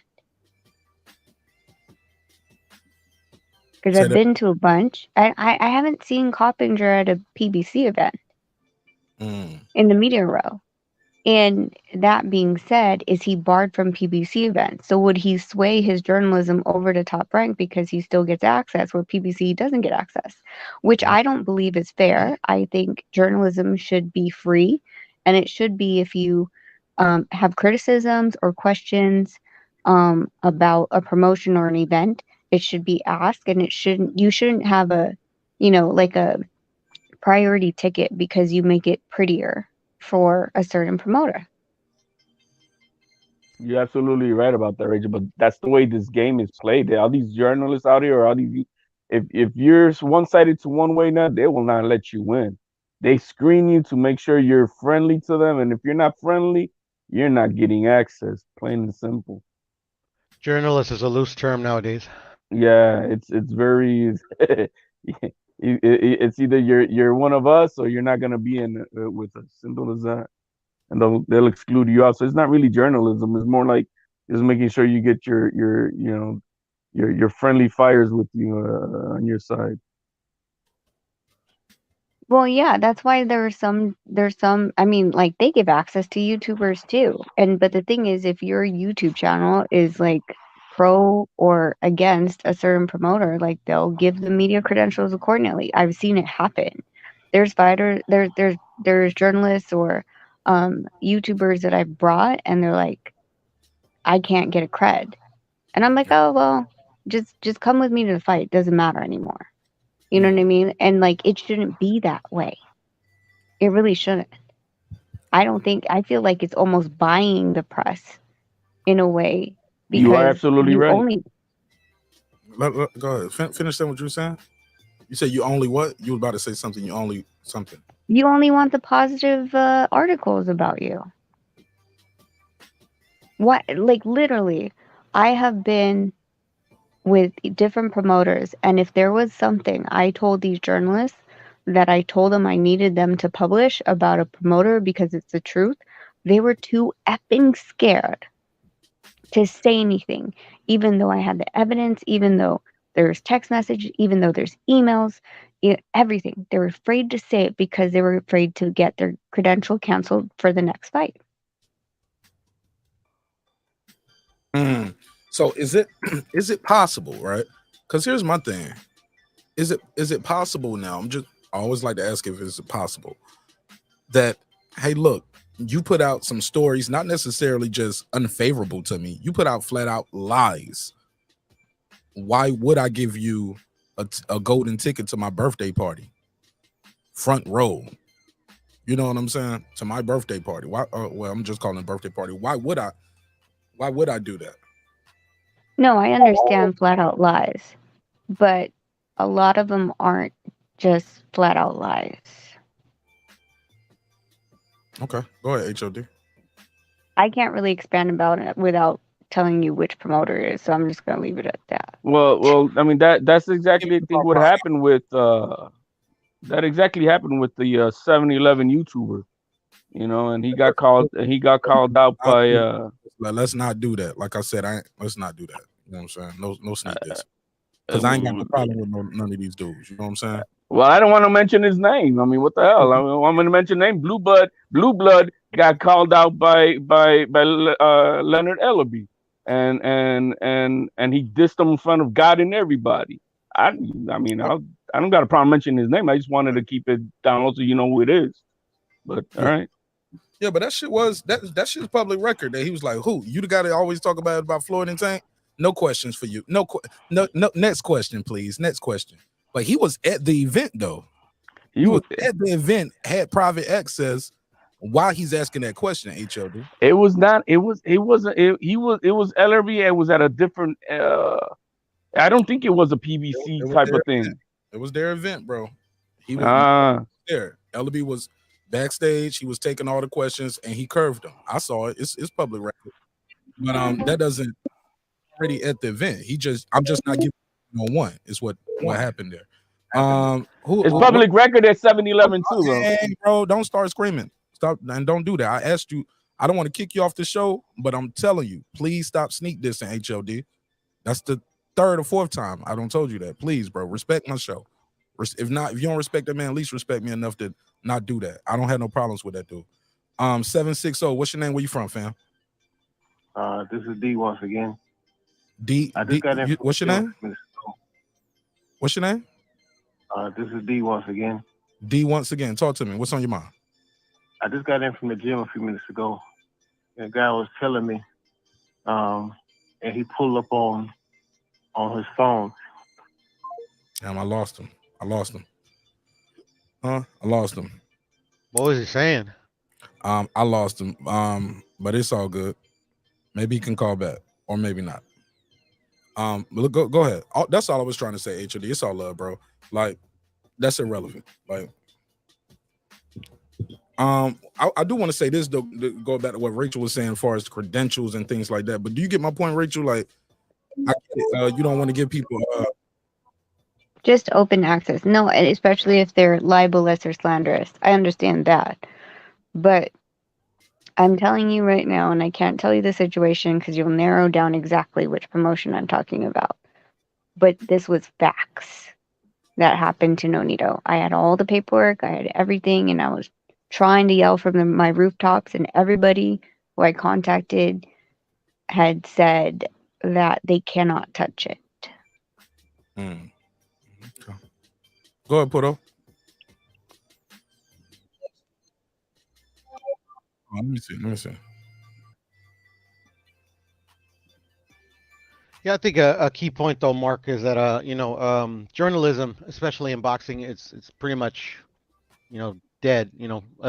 As long as as I know it, and not because I would say journalists are nowadays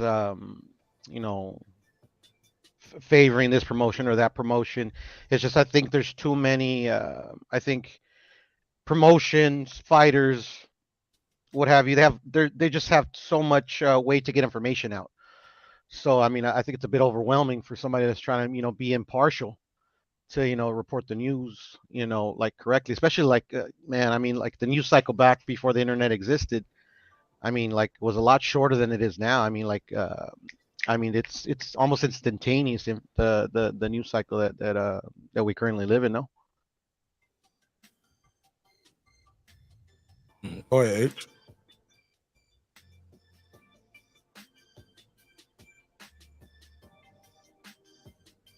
Go ahead, H. You want to reply? Oh, my bad. I don't know. I didn't hear it either. H. I mean, look, man, these are all buyouts. All the medium boxing is buyouts. It's just the way it is, and I mean, I'm gonna say it's just all buyouts. Friendly people to your shows who're gonna report good to you about your show and talk, everything that's gonna be in a positive light. It's all corrupted. It's just the way it is. I mean, to be surprised about it, no, it's not. It's not real journalism. I mean, you don't have people here under oath of journalism doing anything in any of these shows. So, I mean, is it a surprise to anybody? Wild Wild West, baby, it's boxing. Unfortunately. I mean, even the most trusted journalisms that I've known for a long time are like moving on to other careers. Like there's a guy that I remember used to write for the LA Times. Like he just recently said he's leaving boxing to become a realtor. I thought that was weird. There's Let's not just no put it money, this Mark. way: how many news outlets do you guys know that covers the UFC that put Dana White in a real bad light and held him responsible? Never One, heard of. What'd you say? One? yeah. Exactly. Because they know You ain't going if they back. they're not going to get their creds, they're going to get in trouble, blah blah blah. They can't be talking bad about the people that actually are running it. Like for example, UFC has a thing with ESPN. Yep. From what I saw, there was an employee that said that they were not allowed to say certain things about the occurrence that had happened with Dana White and his wife. This is news. How are you not going to report it and cover it and give it the same blindfold and report it that it's the way that it's supposed to be without a sugar coating on top that says, oh, but he's been married to her since so long. Like that gives it a damn excuse for putting your hands on your wife. That's the biggest example I couldn't tell you guys. The biggest example. That tells you that they're swayed. But what about companies like TMZ? They did the softball interview with them. I'm looking at them. I believe Warner Media owns them. They're not tied to ESPN and Disney, from what I'm looking at right here. But they didn't press them on it neither. And it's TMZ. Nope. Show people sniffing cocaine over there. But what happens when TMZ doesn't get access to any of the UFC fighters and Dana? They lose their access. All they can report on is TikTok or whatever. But if they want an actual interview, an exclusive from this entity, they'll be blocked. Why do you think he went on TMZ? Oh shoot! I said it when I did the breakdown on it that night. I was like, "Oh, this is a softball ass interview." He's very cavalier. It's like he already knew the questions damn near what we was gonna ask. Like he was like, "Yeah, we was drinking. We had a lot of drinks. You know, it is what it is." And I'm like, they should have asked them, "Okay, well, while y'all still on vacation, are y'all gonna limit your alcohol consumption if that's what it leads to?" I would have asked that, but I'm an advocate for domestic violence as well. You know what I'm saying? So, well, against domestic violence. I'm like, damn, Mark. I mean advocate for domestic violence awareness. It's not funny, y'all. It's not funny. Y'all know what I meant. He crossed the line, Rachel. Right. Let me be clear though, because somebody will clip that clip one day. We're gonna clip it. Shut up. I'm deleting the video now. Thank you. I'm gonna delete the video as soon as it's over.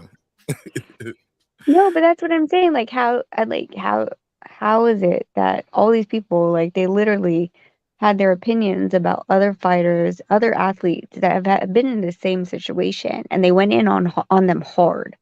But when it comes to Dana White, Say that again? these outlets have gone in hard against any domestic violence of other fighters and athletes. I'm sorry, I just heard you say they went in hard. I had You nasty, Mark. Oh my god. Came in hard. That's what he wanted you to say. I just want her to say that again. Now we're gonna clip that up. We're gonna clip for clip. They came in hard, Mark. I'm like, whoa. All right. I had to, Rachel. I'm sorry. She was like, that's what we had, Mark. Hey, look, it's early for y'all. It's almost 2 on the East Coast, so bear with me. Yeah, I figure you're probably on that rosé already. Shut up. Live. He lied. Y'all niggas worship him. Okay. But all right. Y'all got anything else on this? I got to get into this other story. It was a shooting. A rapper Takeoff from the Migos lost his life. Jay Prince and the Prince family went on a podcast yesterday under the cloak of the Grammys and pretty much told the details of the crime. I would be remiss if I didn't talk about it on this show. Damn, I gotta catch that interview. I'm gonna drop because I don't know anything about this, so I'll stay downstairs and listen. Man, listen to it. Oh, okay. Hey, look, motherfuckers pull up all the time. Be talking about shit they don't know nothing about. You think we're gonna kick you off because you don't know? Fuck it. We're gonna. I don't. I only click when I know it. She said, "I only know that song, Bad and Bougie." Yeah, pretty much. I had one last thing, Mark. Huh? Say what? I had one last thing on top. Yeah, one last. We had what last night? No, I was saying, like the Writers Association that existed before my daddy was even born. Like this year, they started letting YouTubers on as full members. You know, Sean Zeitel is was their first new I think they called them video contributor members. So I mean, you know, I think that's where boxing journalism is heading. That's my last point. There is, but he's a test market. There's still 3 or 4 that are opposed to the idea, so they're testing it with him. What does that even mean? And elaborate that. Anybody know? So they have to vote, right, in the Writers Association on the changes and regulations and etc. And I don't know exactly which members, but there's been pushback of allowing YouTubers to be in the same space as the boxing writers. Wow. So if it goes through, oh shit! They said y'all. Oh shit! Separate but equal. We going back to Plessy versus Ferguson. Mm-hmm. Oh my God! Small hats. I'm sorry. It never heard of it. Small hats. They wrong for that. They wrong for that. And I can imagine why. You know, most of the YouTube. Okay, I don't know. No, I'm just chill. But go ahead. What's your take on that? well, you know, that's the thing is that they're testing it to see, like, you know, they're looking at everything that he's uploaded, the content he has, if it's pure speculation, is it based on fact, has he checked his sources, the main points of journalism of what it was supposed to be, what it, you know, the key points of journalism, and applying that to YouTubers. So are they going to allow just anyone that hasn't really dive deep into boxing? I would say no. Is it someone who is trying to really get the interviews, say it the way that journalists say it, have references, etc., and pose it and have, you know, the voice of the boxer, then and promoters, etc., then yes. But if they feel like a channel or YouTuber has a biasness or something like that, or is just kind of all over the place as far as how they're presenting their content, then I don't believe that they're going to allow them to come in. Wow. You know, like if your content is, like, every single day is I hate Devin Haney, they're not going to consider you. Right. Right. You're thinking Yeah. like, well, I just can't go to a Devin Haney fight. I ain't trying to go anyway. But no, we're not gonna let you go to this other fight that you trying to go to on this promotion and do the, like, you might want to do the Tiafimo versus whoever, right? Like, Yeah, when they want well-rounded channels is basically what I'm saying. Like someone that's gonna cover Tio, that's gonna cover Haney, that's gonna cover Tank, that's gonna cover Ryan, that's gonna go every single Bevel, Better BF. It's not like they're pro one fighter or two fighters and the entire narrative is only pushed towards those fighters. Like they want someone who's going to be able to report all over for every fighter because that's what the journalists do. Like if you look at the collaboration that they have in like for example boxing scene, like you have numerous writers that have different connections to different camps and they continue to write on all of those, no matter if it's the smallest weight, no matter if it's 105, they're putting that out there. Like it's showing that you're not biased and allowing for the news to fly in a visual aspect of YouTube. I seen this one. I think is it Boxing News 24, Boxing 24. I don't know them. Boxing News 24. I think I was reading one of their articles, and it was just because you got different types of journalists, right? You have people that are just they just talk about the X's and O's, but you can also get those. It's pretty much doing the same shit that some of these YouTubers doing. It's just it's in print. You can So read Boxing News 24, their journalists aren't within the BWAA. But they still get credentials though, right? They get credentials, but what we're talking about is the BWAA. That's the Boxing Writers Association of America. It's like the highest honor you can get as a journalist to be recognized for the sport of boxing. But So they're the ones that give the Boxer of the Year, Manager of the Year, Trainer of the Year, Good Guy of the Year, all these awards. They have a banquet. It's usually over in New York, about April every year. That's what everyone strives for. Boxing of the Year from the BWAA. They don't care about Boxer of the Year from Top Rank or Boxing of the Year from PBC. BWAA is all promotions, all managers, and all boxers worldwide. Facts, Mark. Facts. Every like a journalist worth their salt is a member. Yeah. But I didn't know Boxing News 24. None of their writers were in that. Let me see. It's not in alphabetical order over here. I'm looking at I couldn't tell you if none of the writers. I really don't follow that website. Yeah, boxing scene is as far as I'm willing to go.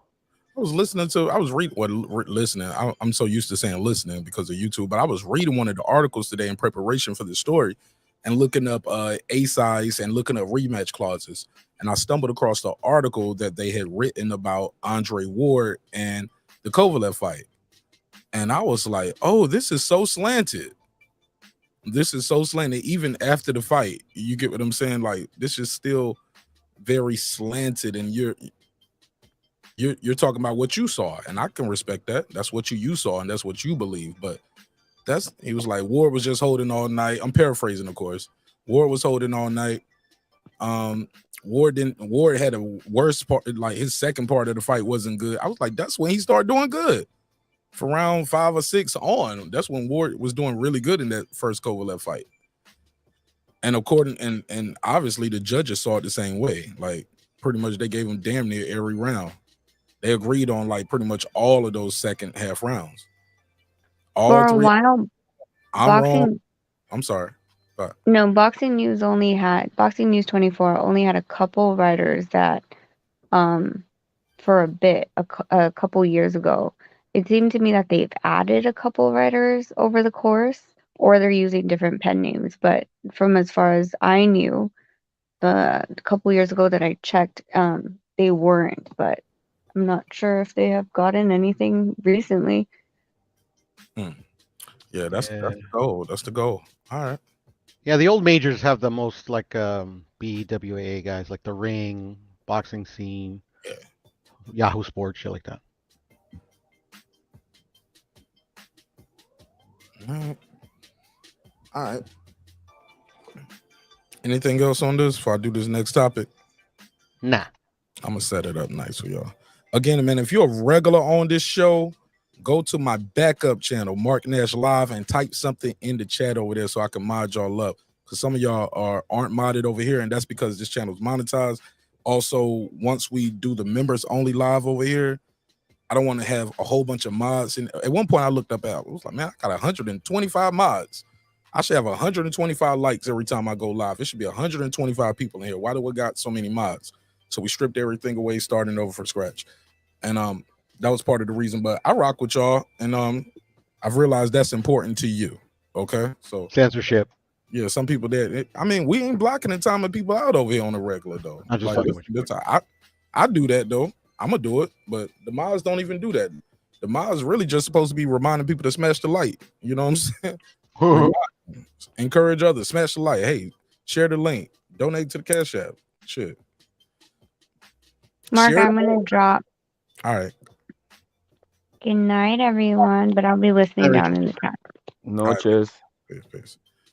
All right, let's get into this next topic, man. I think this is super important that we're supposed to talk about it because it is dealing with some hip hop. And y'all already know this is a hip hop political sports show with a comedy twist. First word in that title, hip hop, breaking beats. All right, let's call that for a reason. Let's talk about it. Before I do that, are you guys familiar with Jay Prince and what happened to Takeoff? Puto, HOD, you familiar with? Yeah, we had a whole episode about it. Of course, sir. Okay, all right. So let's get it. So Offset is responding to Jay Prince mentioning his name in an interview about Takeoff. Have y'all heard any of this? Did y'all hear what Jay Prince said, and did y'all hear what Takeoff said? Nah, I'm interested though. All right, well, shit. Lucky for you, I already got it time stamped and everything. Where's my book at? Oh, let's time stamp this thing. Boom. Let's go over here. Actually, shit, I already made a video. I could probably cut to one of my videos and just play the some of the audio part and play the video. Hey, Mark, you said it's a hip hop show, but no mariachi and salsa, man. I mean, that's two guys around the panel.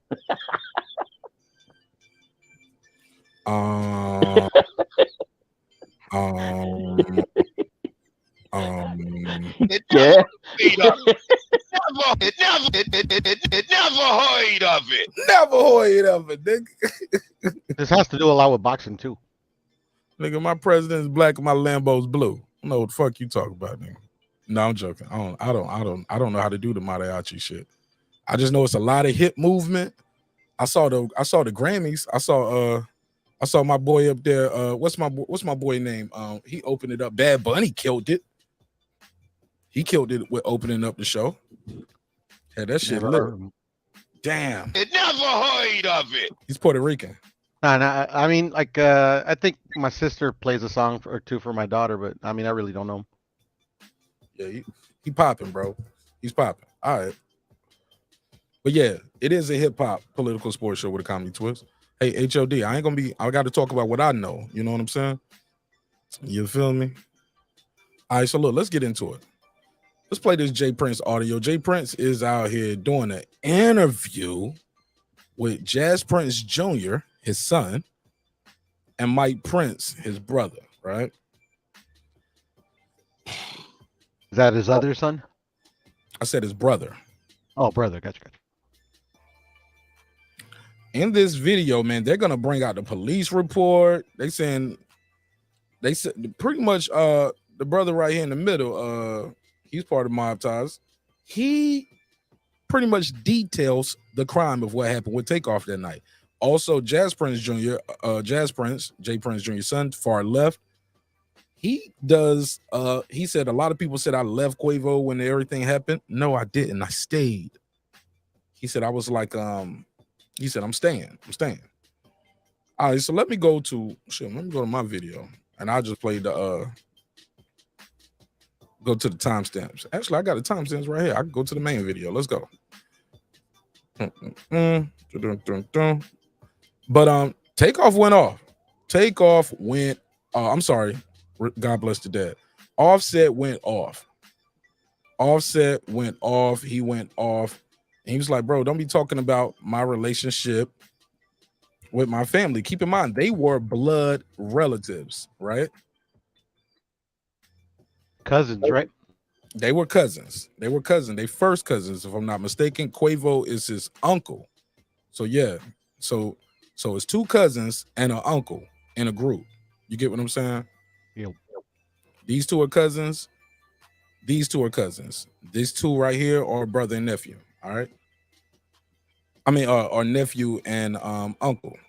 His mama is Quavo's sister. So this is a very personal, sticky situation thing. It's a lot of gems in this interview. Let me see if y'all can hear the audio first before I got to share the screen, or can y'all hear this audio? Y'all hear this? Nothing. Okay. Oh, I got you.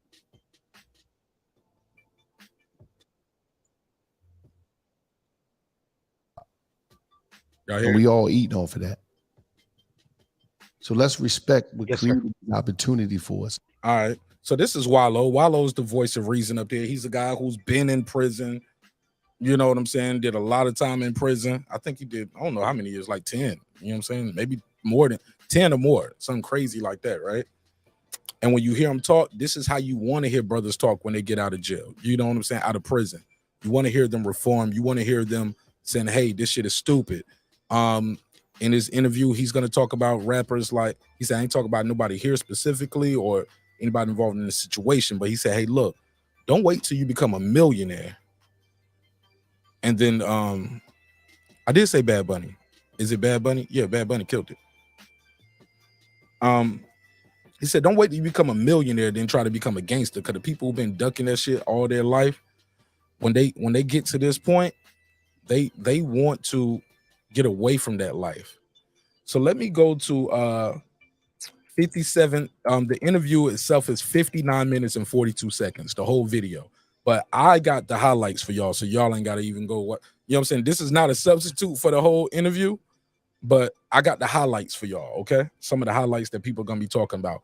The main thing, I'm going to start from the end of it, then we're going to go back to the beginning, all right, and get some more highlights, but I can't bury the lead. Jay Prince tells Offset, look, I've been hearing things. He said, Quavo, it's all love, but let me talk about this Offset dude. You know what I'm saying? Who's actually blood relative to the guy who got murdered in your hometown, under your protection, under your friendship, right? He says, look, Quavo, it's all love. It's always been love. One day Quavo is going to be able to speak on this, and he's going to be able to verify everything we said is true. Keep in mind, this is how the interview ends.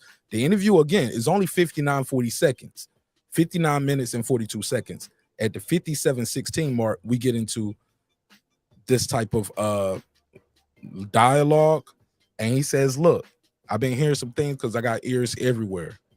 I don't like people to throw rocks and hide their hands. Look, don't put me in no position where I got to defend myself because it won't be healthy for you. He said, and then it's all love. Let's hear it. Part of this situation that has been, I'm sorry, let's go to 57:16. That was 56:16. Here we go. 50. I'm gonna start at 57:14, but here you go. Yeah. Yeah, to the homie Quavo. Ain't nothing changed where my love is concerned, where Quavo is concerned. So, you know, there's gonna come a day, there's gonna come a time that everything we saying, Quavo gonna have the opportunity to bear witness that this is the truth. You know what I mean? This is how it went down, and from A to Z. And I look forward to seeing that day. But even more important than that, you know, like I told him the last time I saw him, you know what I mean? It's love here. You know, it's love here. And I look forward to that coming back together soon. But this Offset dude, I ain't gonna leave him out. You know, I'm just real like this, you know, because, you know, niggas be throwing rocks and hiding their hand, right? They be throwing rocks and hiding their hand. And I don't like them kind of individuals, you know, and the truth of the matter is, you know, one can dance and different things in front of these different cameras and all that kind of shit. And when reality, the truth of the matter is, you know, nigga, you wasn't really right there with Takeoff when he was alive. You know what I mean? So for you to be taking these positions that you taking, You know what I mean? And I got people everywhere, so I hear all kinds of things. I'm gonna just say this to you. Don't never put me in no position where, I have to defend myself. You know what I mean? That wouldn't be healthy for you. And, I have to say that. But it's $1 million worth of game. You know what I mean? It's $1 million worth of game, and I'm going to give it to him right on $1 million worth of game, because I ain't going to throw rocks and hide my hand. I'm going to just let it be known, to him, because I hear what's being said. And it's all love after that. All right. Okay, so Takeoff took umbrage to that. And he replied. Before I play that, HOD, what's your take on Jay Prince and what he said right there? Because Takeoff, I want y'all to take on that, you and Pudo as well. Give me y'all take on that, and then I'm gonna let you hear what Offset had to say about him mentioning his name like that with his deceased relative, not just the band member that I made millions with. No, we all lived together in the same house growing up. This is like my brother, because they all the same age, so yeah, they cousins, but when you grow up in a house with somebody like that, it's a little closer. What's your take, H? I think he shouldn't be incriminating himself in any way, trying to talk that type of shit out loud. Oh man, he all the way incriminated. I started at the end. We're gonna talk about who gave Quavo the gun. Let me go ahead. But that's it's just my perception is, I know a young man lost his life, another lady was shot in the fucking head, and all this bullshit trying to talk out loud tough and radio, whatever the fuck, and try to make an image of that shit just doesn't make him look good. It just it's just more disgusting, more of the same bullshit, more violent shit, more about stupid shit, and I don't really rock with none of that shit. So fuck it. Go ahead, Pudo. I mean, James Prince, I think he's very calculated in everything he says. So, I mean, had to be for a purpose. Oh man, give me more than one line, man. Come on. I mean, there's not much else to say. I mean, until I hear the response, Lisa Bell said, "Are they related?" Yeah, all three of them related. Quavo and Offset are cousins. Quavo is the deceased brother's Takeoff. That's his nephew. His sister is Takeoff's mom. You get what I'm saying? And at one point, from the stories I heard, they all lived with her. You get what I'm saying? He's probably the baby. She's probably the big sister, and you know what I'm saying? Yeah. You know how our families go. Shit, if it's still working, mama might still be making them. You know what I'm saying? Now, first cousins are like brothers, and where I come from, so like I understand. Yeah, I seen one time where the nephew, the nephew was older than his uncle, because his mama, his grandmama had another baby, and I never forget. I was like, bro, I would never forget. He was like 10 or 11, and I was like, hold on, so this little baby is your uncle? Like, yeah, man, this is my grandmama's baby. I was like, yeah, I was like, oh yeah, it is. That is your grandma's baby. That is your uncle. Yeah, that happens when certain fathers start late. Yeah, and she was still having babies in her 40s. You know what I'm saying? My pops was still having babies in his 50s. And her kids had started having babies when they was 18, 19, Some of them younger than that. Might have been 16, 17. Her kids was having kids, Yeah, man. Yeah, hood shit. All right, it happens. It's part of life. Yes, sir. Not even just in the hood shit. It happens everywhere where you got stuff going on. Shout out to Chicken Talk. He replied back, yeah, Chicken Talk, I support you, bro. We disagree on that buzz shit, but shit, that don't mean I ain't gonna plug your link. I ain't gonna blast you out. I ain't gonna support your channel. Donate the whole nine. It's all love on this side, bro. I don't take that shit personal. Just you never do the same, and we gonna be good. I'm gonna keep supporting them. Yeah, you know what I'm saying? Yeah, you know what I'm saying? People just get so personal with the shit sometimes. But that's neither here nor there. Shout out to Latavia. Latavia, type something on my other channel on the Martin Nash Live so I can mod you up. Ill Status, Kaz, Lisa Taylor, y'all all type something on the backup channel, Martin Nash Live, right here. Martin Nash Live, so I can mod all of y'all up. I know that I'm gonna be doing some episodes over there, not over here, just on purpose, just to grow that channel up some more. So boom. So let's go to Takeoff's response. And Takeoff, I'm sorry, damn, I keep saying his name, Takeoff, but it's Offset. So Offset responds to Jay Prince. And when I say he responds, he says some real shit. I ain't even gonna hold you. He said some shit in there that I was like, I gotta respect that, especially after hearing the whole interview. Because I'm gonna play some, the highlights. Like I said, I'm gonna play some more of the highlights of this whole interview. But I ain't gonna play the whole interview because it's an hour. But I'm gonna play some highlights, homie. And I think y'all gonna be listen to it. Here we go. Can y'all hear that? I hear something, but not. No, I hear some static. I got you. Let me share. Boom, boom, boom, boom. I got you.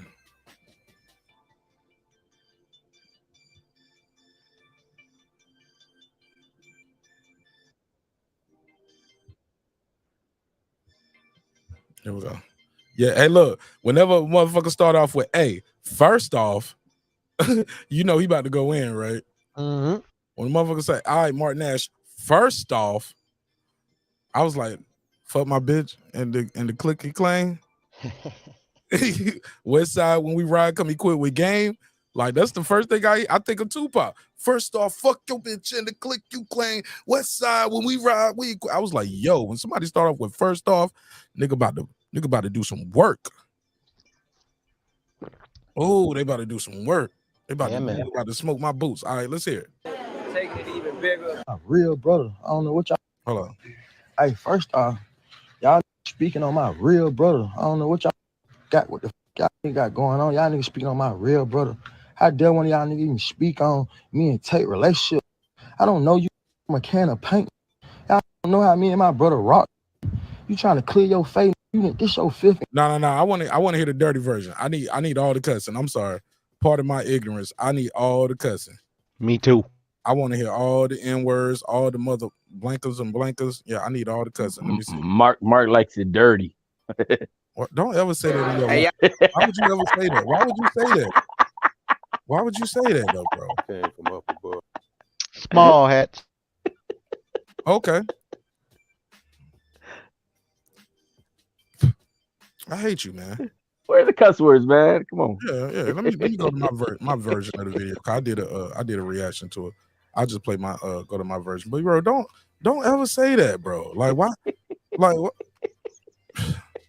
I don't know whose words. You a pull though, man. I can't deal with y'all, man. Latino HLD. Y'all nigga the Latino heat in this motherfucker. Tag teaming and shit. Pause. Puto throwing me outside, bro. As he should. As he should. You on that bullshit. Damn. Yeah, damn Latino heat. Also, man, shit. It was a story going around. I can't confirm it yet. That Quavo and Offset got into a fight. Yes, I saw the video of that. It's clear. It's clear. I saw a video. It was blurry as hell. Yeah, it was blurry as hell by was it BET? I think it was. Okay, I'm gonna pull that up. So, but he put out a tweet. He said, "Man, fight my brother. Are y'all crazy?" I was like, "Nigga, somebody got it on tape, bro. If it happened at the Grammys, don't do that. Don't do that. You get what I'm saying? Don't do that to yourself." Yeah. Fights against brothers happen all the time. Right. That's what I'm saying. If you're gonna fight anybody, you're gonna fight your brother. You get what I'm saying? Your sister. Like brothers and sisters fight each other all the time, and they don't kill each other. Shit, I probably fought with my sister as a kid more than I ain't never even had those kind of arguments with women as an adult. You know what I'm saying? Because my sister my big sister put my ass in check early on. She's fucked me up, man. You know I can't stand my sister sometimes. To this day, but I love her though. That's my baby. Yeah, I love him. I love him to death. Ain't nobody else gonna fuck with her. You know what I'm saying? But yeah, man. It is what it is. All right, let's click the play. Click the play button. Let's hear it. Yeah. You know what I mean? That wouldn't be healthy for you. First off, y'all niggas speaking on my real brother. I don't know what y'all niggas got, what the y'all niggas got going on. Y'all niggas speaking on my real brother. How dare one of y'all niggas even speak on me and Tate relationship, nigga? I don't know you niggas from a can of paint, nigga. Y'all niggas don't know how me and my brother rock, nigga. You trying to clear your face, nigga. This your 5th interview, nigga. You done did about my brother, nigga. You ain't think about his mama. You ain't think about the family, nigga. We ain't said nothing. Ain't nobody said nothing but you niggas. You niggas, man, who y'all niggas think y'all nigga is? John got it, nigga. Whoa! It never heard of it. Let me keep it going. My man said, who y'all niggas think you is? John Gotti, nigga?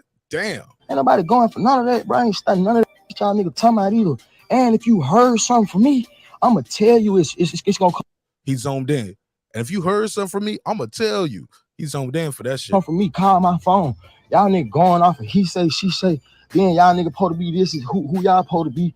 And y'all supposed to be this, i.e. y'all supposed to be some gangsters, right? Y'all supposed to be G'd up, mob ties.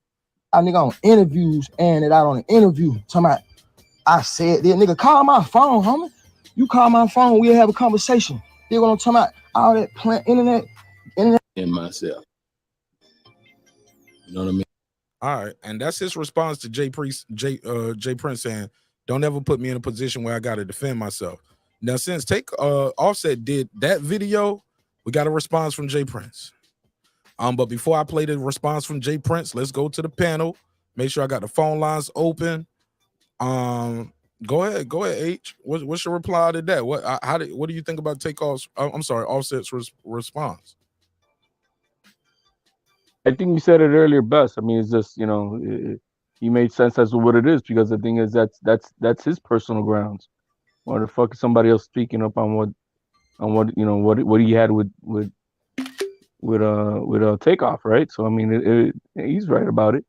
But all this stuff that they're doing, man, is promoting this anger shit, and who knows, he's got his crew behind the scenes getting pissed. Jay Prince got his crews. Oh yeah, he's mouthing off.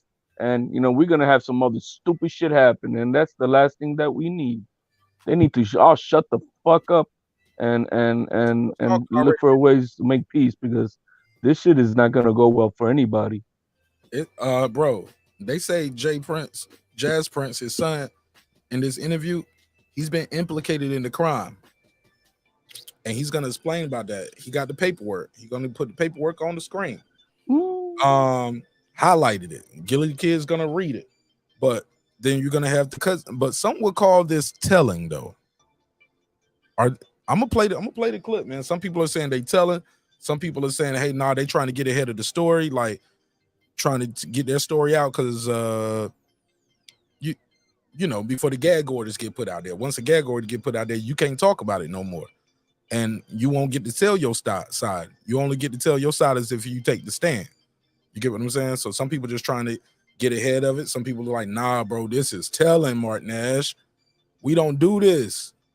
Real G's don't get on the camera and detail the events of a crime while an ongoing murder case is pending. Jazz Prince like, shit, I wasn't even out there. I was inside paying the bill for the bowling night. I walked outside. He's detailing where he's at. The other guy detailing like, bro, I just said Quavo nephew, blah, blah, blah. Man, we're going to get to it. I got a little time for this. That's how I had to get through that other topic. We're going to talk about this hip-hop shit, too. And motherfuckers indicting themselves on camera, respectfully. Because he going to say where they got the gun from. Oh, my God. He going to say, he said, Puto, give me your take on what we just heard. What's your response to Offset? Before I play this situation stinks to high heaven, bro.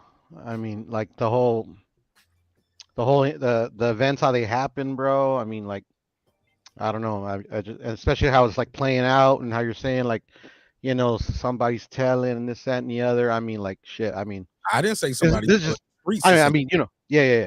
This is the tip of the iceberg, I think, man. I'm not no gangster, so I ain't gonna call nobody. No, I know. I know. I think when you call people snitches and rat, I'm not a gangster. Sometimes I do some gangster shit, though. You know what I'm saying? Allegedly. Oh, for sure. I mean, like, shit. I mean, snitching is never good. I mean, like, doesn't matter if you're not a gangster or not. I mean, my own mother told me back, when I was very, very little, it's not. I mean, it's like it's not a good thing to snitch. Like, yeah, I couldn't even mind tell your business. Mind your business. It's my pretty mama much the told point of me, the story. Right. I tried to tell my mama some shit about myself. Like, she did this to me. She was like, stop being a tattletale. I was like, what? You ain't gonna do nothing? Oh shit. I gotta take this abuse. Yeah. I think it's like the earliest lesson that one learns about like to mind their own business. You get what I'm saying? Or like if it doesn't involve you, stuff like that, you know? But yeah, I mean, this stinks. I don't know, man. Until it comes to terrorism, then they say if you see something, say something. That's something different. But I mean, you get what I'm saying. I mean, Yeah, we all know. I know what you mean, but early on we Yeah. tell kids not to be tattletales. Yeah, we do. Yeah. Snitching ain't cool. And look, people I lived long enough where I heard people say tattletales, snitching ain't cool, no snitching. It was a whole campaign in rap videos. Then it got to a point where people was like, well, if you're a civilian, though, that's different. I was like, well, the civilian is the one to take the stand for you. Take the stand. The civilians are always getting hit. The civilians get the stray bullets. Yeah, Now, because the thing is, well, sorry. Go ahead, Mark. I just heard people try to find different ways of justifying cooperation or telling, or I'm not a citizen, or I'm a citizen, or he's not a citizen, or she can tell, or he can tell, or I was like, all right. People said, hey, look, if it ain't got nothing to do with you, that's telling. And like, it's a whole different, this snitch culture shit, man, it's just weird. Like, because at the end of the day, if any of y'all niggas get shot, y'all calling 911 because y'all need somebody to patch that bullet wound up. This ain't TV, bro. You ain't going to the vet or going to your boy who got the morgue and he gonna remove the bullet and just pour some alcohol on it. And bro, this ain't TV, dog. It's not a movie, dog. Movies got niggas thinking they can't die from a shoulder shot. Right? You know what I'm saying? It's just a flesh wound. Bullet went in and out. Yeah, come on, bro. No. Yeah, Movies man. got niggas thinking shit is different out here. Like, no, man. And you find out who is who and what is what when time start getting handed out. So according to this, it's about to be some time start handing out. Now we all have heard of what capital murder is, right? And many states have it. Mm-hmm. Where, and I'm gonna skip through because they say this in the interview. So I'm gonna fast forward through some of that part and get y'all to some of the juicy part. He says, this is what we dealing with. He said, like, if me and you go rob a bank and we come out and somebody trying to stop the bank robber and they shoot the innocent person, do you think they get charged with murder or me and you? And Gilly was like, me and you, the ones who robbing the bank. He was like, right, that's what we dealing with. So if you see this picture on the screen, you see all this paperwork right here on the desk in front of these guys, that's what they got the police report highlighted. I don't know if they thinking this is gonna, I don't know what, I don't understand the point of this interview other than trying to get ahead of the story like Offset said, but in the midst of getting ahead of the story, I think a lot of things were said that I think the public needed to hear, and I'm glad that they did it. I'm glad that they taking this approach. But I know, quote unquote, street niggas gonna be like, oh, they shouldn't have said this. They shouldn't have did this. Blah, blah, blah. Me, shit, I'm glad they told the story from their perspective. I think they kind of soured everything with the I ain't gonna call it a threat or the response to the threat. He since replied to Offset. Let me see what he say right here. He responds to Offset's, and also his son replied to Offset. But I'm like I said, I'm gonna start at the end. We're gonna go to the beginning, then we're gonna get back to the end. So let's get back to the beginning. How did we get here? Of course, Takeoff lost his life, right? Let's go back to the interview and what was said in this interview about the events that transpired that night and the order of which those events transpired. So let's start early on. People are talking to him about, hey, look, you guys got people coming to Texas. People talking about y'all be extorting people. Jay Prince, you was involved in another situation where somebody died at a dice game. Like, what's going on? Let me find that spot because that wasn't what I had right here. It wasn't what I had, but I do want to talk about that though, because that wasn't even in this. But I do want to start off with that. And keep in mind, they was very clear. It's a time where the uncle almost cries. You can hear his voice cracking. He was like, "Man, I lost somebody that night too." Like, I ain't trying to be funny. I'm just trying to put on my dramatic acting voice so you guys can hear what I'm talking about. You know, when you hear somebody talking and they go to talking like this and then they start talking, and you see them wiping their eyes, like, bro, you can see like he's hurting from this, but also, shit, these motherfuckers are implicated, and if they won't implicate it before this interview, they are implicated now. With the things that Jay Prince said, if nobody else, Jay Prince has implicated them in this crime by when he speaks on the gun and how the gun comes into play. Matter of fact, I'm gonna just go with my regular flow. I'm looking on. Let me find it. Yeah. Share the screen. Yeah, this is it's troubling, but we got to talk about it. We got to talk about it. This is like I was telling somebody else. It was like, I don't even know about it. I was like, well, it's cool. I'll tell you later, Bert Dog. I was like, big dog, you're gonna be hearing about it. I was like, maybe I'm just early with the story from last night because the interview dropped yesterday, and the Grammys and other shit that was going on probably overshadowed that. But I'm telling you, I was like, bro, people gonna be talking about this, and sure enough, I see it today. It's trending everywhere. So let's go to. I'm gonna just play, like I said, I'm gonna play some clips. I'm gonna let y'all react. Being what I guess, and most like this never happened. But here's the thing, and this is what people don't understand. We ain't never had nobody to attack us. If you know what I mean. You know, when a man attack a situation with a weapon, then, you know, it become a playing field where, you know, any and everything goes. What you think of that, HOD? Stop it right there. Short, brief. Did you hear that? Yeah, but who's he? I'm a little lost. Okay. So basically, what they're saying is, okay, it's a guy right there. Because maybe we got to go even further back. It's clips going around of what transpired that night. It's videos, right? It's one video. You know, they got the shooter of Takeoff, right? He's in custody. But it's also another guy that they arrested that a lot of people forgetting about, Migo Benz, right? He's the dark-skinned dude that it's video of him holding the gun with his hand on the gun. Yeah, it's a video going around. He already got his hand on his gun. Now, according to Jazz Prince, the son, now he wasn't there. According to him in this interview, I was inside. I've heard the interview say it was inside, but I also heard him detail what happened. But maybe he just trusts his uncle and all his bros that's around. The argument ensues. We can hear Takeoff say, we can hear Quavo say, hey, let me go before I hurt somebody. That's when you hear the scuffle ensues and then gunshots. The guy who's with him, according to everybody who's in this room on this screen, let me put him back on the screen. They are saying the guy that was with Quavo pulled out the pistol and hit somebody with it, like he about to pistol whip. And this guy you see on the screen, Mike Prince, he's like, man, shit, I don't know. I don't know why he did that. Maybe he thought because he was the biggest person in the room. You get what I'm saying? Like after the fact, he's saying that? He's saying that in this interview. He said, but he's gonna say everything happened so quick. So let me just go through, like I said, I got all this shit timestamped. So y'all ain't even gotta, I still challenge y'all to watch the whole hour video, but I got some shit timestamped. I ain't even got to my other good timestamps yet. The bomb. So that's what we're dealing with. But a lot of times that's what he's talking about right here. He's saying, look, we're dealing with a guy who you can't just come to people's town.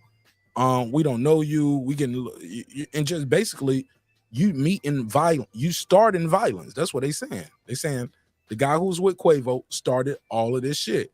He threw the first punch, but he actually pulled out a pistol. He hit somebody with a gun. He pistol whipped somebody real quick. Bang, pulled out the gun. And that guy pulled out a gun too, but he didn't pull his out to hit nobody with. He shot. Jay Prince even at one point said in this interview too, he was like, shit, I'm a little guy too. I remember clip Pillow, mute your mic. You sound like you in there jerking off. No, it's muted already, brother. It's muted already. Oh, that was if you talking, how was it muted? You unmuted? No, because I unmuted myself. Okay, well, I'm pretty sure I heard somebody go. Maybe that was HLD. HLD, get off the Pornhub. Joking. I'm gonna play this clip. But that's what's going on in this video. It's some times where they seem to have like they trying to make a case for self-defense. And I think some people don't like that. Like, hold up, y'all niggas making a case for self-defense. Y'all ain't got nothing to do with it, but y'all sound like y'all justifying it. I don't know. We're gonna talk about it. Let me play. Let's play this clip right here. Go. Right here, and that's the root of this situation. And he didn't attack. He keeps saying the root. He was like, because he's gonna say like, if me and you rob a bank, like who somebody gets shot, who gets in trouble? The root. Like you guys was robbing a bank. He's gonna bring up paperwork saying that guy. He said I did that because I saw those guys with guns and I thought they was about to rob Quavo. So that's why I did what I did. And he was like, hold up. Why would you rob the guy that gave you the gun that you holding right now? I don't even know how this dumb nigga got the gun. Oh yeah, it's like I was like, hold up. So y'all admitting y'all gave him a gun? Man, let me go to my timestamps. Let's go to 10 minutes and 22 seconds. Fuck it. Hospital, y'all still was together after the fact. I stayed with Quavo. We stayed out there probably like 2 or 3 hours together before we all parted ways and made sure each other was cool. Like me and him stayed out there. Like it's Jazz. One other person pulled up, but it was me and him that stayed out there for hours after this transpired. So yeah, so it's just interesting how one can take a 3-second lie, you know what I mean, and contaminate a bunch of damn fools that'll believe anything that they see. And when in actuality, as you can see, these two was with Quavo. You know what I mean, from beginning to end. He's talking about the two guys beside him. They dropped him off. They never left his side. Because here's the thing: Takeoff is not the only one got hit that night. You know what I mean? A friend of ours daughter got hit in the head. So somebody got hit in the head. I could have been mad about that and wanted to come back and do some things. Like a friend of ours, his daughter got hit in the head. He said, so we could have been mad and wanted to do something about that. Because this dude started it. All he keeps saying, their whole point is saying the guy who was with Quavo started this. Anything that happened, it's not, it sounds like they making a plea. This is me. Put a case on it, Martin Nash. When I hear this interview, I hear they making a plea for their guy. They trying to say we don't got nothing to do with it. We're innocent. We didn't set them up. We're not bad dudes. But also, more importantly, the guy who fired that shot that accidentally hit Takeoff, it was in self-defense because the guy somebody just hit him with a gun in the fucking face. And according to Jay Prince, he's like a 5'2" dude. He was like, yeah, somebody say the height. It's 5'2" somewhere in there. So that's why I got the height from 5'2". They say it in the interview. Everything I'm saying has been said in this interview. And so they was there with the homie. And whenever he decide to speak, he gonna validate everything we're saying. Quavo. He said whenever Quavo decide to speak, he gonna validate everything we saying. Well, you know what I mean? Because hear that. Let's hear decide to speak, he gonna validate everything we saying. Quavo. You know what I mean? Because he know he was never abandoned. He know he was never disrespected. He know every time he have came to Houston, it's been nothing but love and respect. That's why he came so many times. When you hear Houston, he said every time he came, it was nothing but love and respect. That he said when people think of Houston, people always hear about a protocol. You got to check in, and what's that about? You've heard of that too, right? Y'all have heard of people say, "Man, you got to check in when you're in my city." Yeah, all the time. Yeah, I'm from the hood. They speak, and they can speak for the other generation. Here we go. But never. You know what I mean? We don't have time for no sucker shit like that. Now a lot of people from the different police departments and all these different people want to insinuate like we extorting people. They have to check in. And there ain't no money in that shit. I wouldn't have. I got more money than I can spend. Went in and out, right? So I don't want to. You said the audio went in and out. Yeah, Mark. It sounds like it's going. I mean, to me, it is. I don't know if it's just. How about you, Photo? Is the audio going in and out? Audience, how the audio sound to y'all? Yeah, a little bit. All right, let me get it together now. Let me get it together. Like everything sounds a little lower to me right now. I don't know if it's me though. Okay, let me. I'm gonna reshare the screen. Share the screen.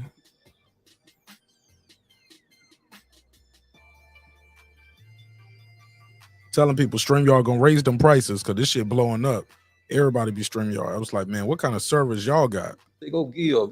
That shit ain't gonna work. It ain't gonna turn out right because real niggas ain't gonna have that no way. You know, check in for what?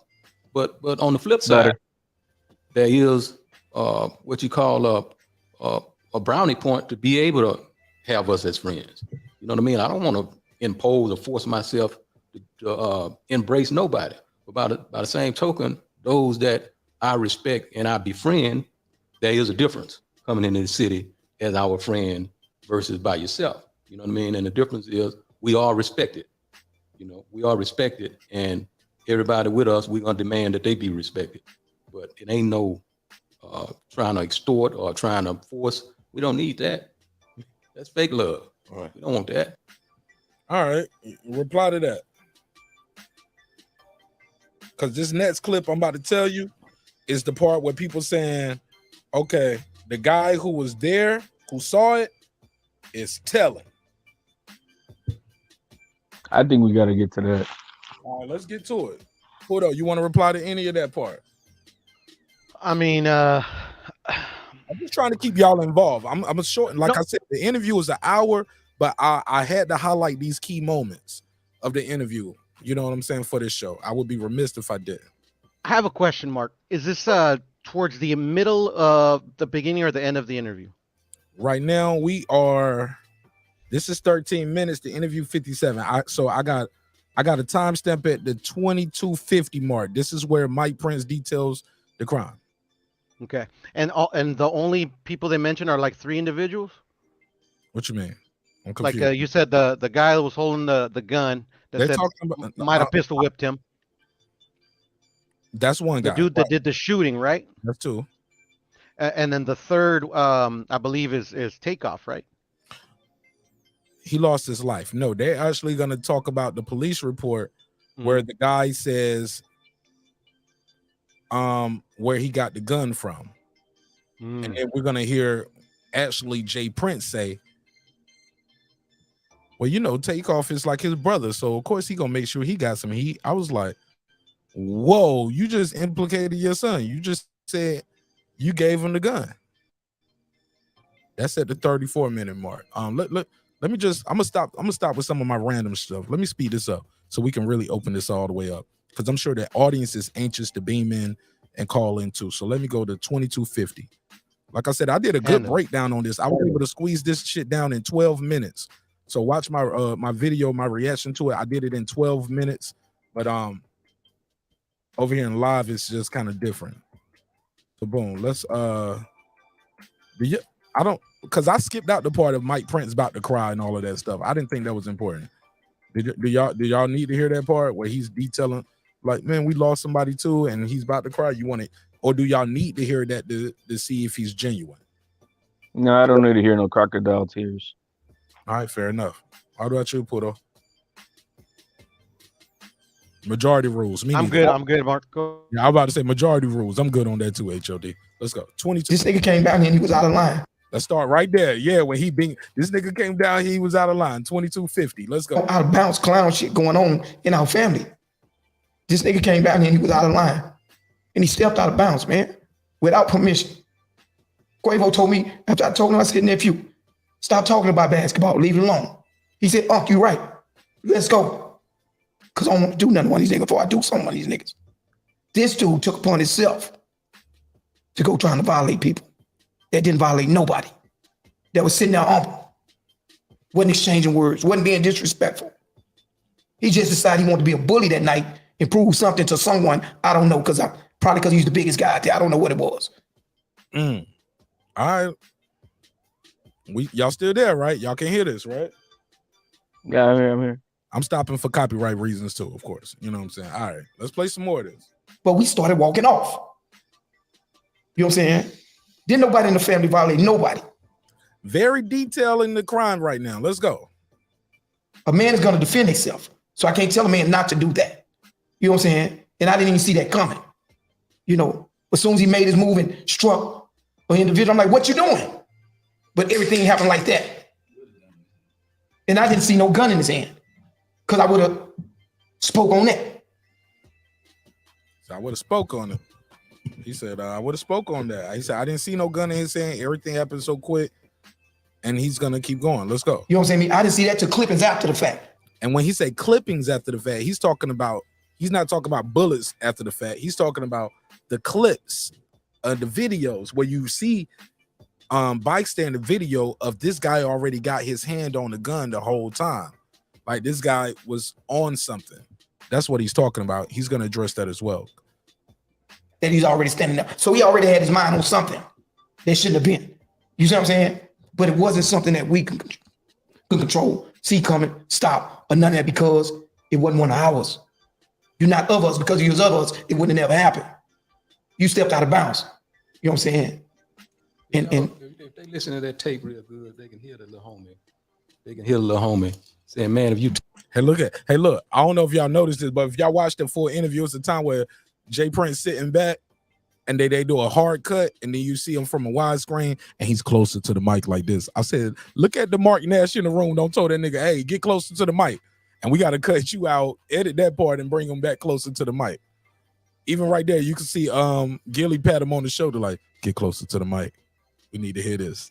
Look at me. See, y'all be getting on me, man, but I'm telling y'all, I know what I'm saying when I say these things. We need good audio. If that's all we got, man, is audio. All right, so let's go to this next timestamp, 3102. 3102. This is when the police report gets brought out. 3102. Like I said, this is not a substitute for the full video. Please watch the full video. I do not own this footage, and this is not a substitute for the original. We just trying to do some highlights to have this conversation. 3102. And after this, I got 3 more clips. But listen to this. This is the police report of what's being said. Mainly involved with the situation. And how do you feel about things that were said in the police report? Man, you know, if Gilly would be so nice to just read some of this police report, just some of the things so the people won't think I'm making up words. You know, I think it'll be helpful. All right, let me see. So Willie Bland, who admitted to firing a weapon at the scene, he stated that he seen the 2 males he had identified as Joshua and Watkins throughout the evening, that he had seen them with guns. He believed that Joshua said something and began pulling the gun, so he reached and punched him. He thought that males were about to try and rob Quavo. Now we can just stop. Now, according to the police report that they presented, right? Because we haven't seen it. He said I pulled out. He said I punched. Now, according to the witnesses, he hit the guy with the pistol. Now, he's saying I did that because I seen them with a gun earlier, and I heard that they was gonna rob Quavo. Let's let Jay Prince respond to that. Reggio, what up, bro? Frogs, what up? Stop right there. And let me just explain that little piece how I feel about that bullshit. Now, clearly, this Bland dude and gave a police report that he seen these 2 guys with guns earlier. But these the same 2 guys that he decided he was gonna punch with his gun out and hit them with a gun. What do you think gonna happen? You know what I mean? You seen these niggas with guns and you gonna hit them? You know, these people, these same guys that he talking about, man, if any enemy would have came their direction, they'd have had some problems. But as you can see, this clown saw that and decided, I'm gonna try them 2 guns with my 1. And then he tell a blatant lie about they getting ready to rob Quavo. And Lord knows if any of them people would have tried to rob or touch Quavo, it was gonna be some real problems. So that's just not true. All right, so he said that's. You want me to finish reading? Yeah, He said that's not. He said that is not true. Gil was like, you want me to finish reading? All right, let's play some more. As well, let's let them know how. And keep in mind, y'all, I got this shit sped up. That's how slow niggas are talking in the room. This shit is sped up, and it still sound like they talking at regular pace. I got this shit sped up, man. It's a lot slower than this. So it's an hour and 59. It's a 59-minute and 59-minute, 42-second interview. Dude, here's what he. Not playing all of it. I'm just playing the highlights. He doing, Gilly, this dude right here is running back in Atlanta, getting on the real niggas. So we have to get him $1 million worth of game. Let him know. Now, this is what he's doing out here in Houston. Now, if he running $1 million worth of game is the name of the show, by the way, too. He's not about to say I'm giving somebody $1 million. He's saying I got to give y'all the game. I'm giving y'all $1 million worth of game. And basically, he's telling people what's going on behind the scene. I got your paperwork, boy. and up under y'all and you embrace him, that's on y'all. But I can't hide it from him. He said, I can't hide it from y'all. I got the paperwork. So let's play the paperwork. I want him to know. Yeah, I know y'all them kind of people, so let's let them know. He believed it was probably Cameron Joshua shooting at him, so he began shooting at Cameron Joshua. Video showed that Joshua ran back inside the bowling alley, but there is no video evidence showing him firing the gun. Now, just this little piece of So that's him saying Cameron Joshua. That's Cam. He's saying Cam never. There's no. The guy he hit was Cam allegedly, and Cam ain't fired no shot. There's no footage of that. All right, let's put my son's name in his mouth. He said, "Go now." Here we go. Go to the point where he put my son's name in his mouth. So that's why I got the issue with some people say this telling, but I'm like, is he telling or is he bringing the paperwork on the internet from what the other nigga is saying already? Is that telling or is that just, hey, look, I didn't tell. I'm just telling y'all what he's saying. Look at the paperwork. The paperwork is on the screen. And they did the episode where, as you can see, it's on the screen like this. From right here, a large black male with the victim's group later identified as Willie Bland is seen either striking or... No. Let's go to Paul where he say who gave him a gun and all that kind of stuff. Willie Bland further stated he initially obtained the gun that he discharged from Jazz Prince. Stop right there. Willie said, the gun I discharged, I got that from Jazz Prince. Fuck. That's pretty clear. Who was hosting the group, including Willie Takeoff and Quavo. While they visited Houston, Willie stated that he had asked Jazz for a gun and Jazz provided them with one that was in the truck. So Willie, look at my boy Gilly face. He was like, bro, y'all in some shit right now. Look at what Gilly's face. Gilly face tell it all. And Gilly want to know what the fuck is up. He was like, yo, this nigga said y'all gave him the gun that was in the truck. Now, granted, when niggas get beamed up, do they start lying? Absolutely. When niggas get beamed up, do they just start telling the truth and telling on everybody? Absolutely. Okay. Let's hear this. And I'm like I said, after this, I got 2 more clips. And we're gonna open it up and let everybody get their take off.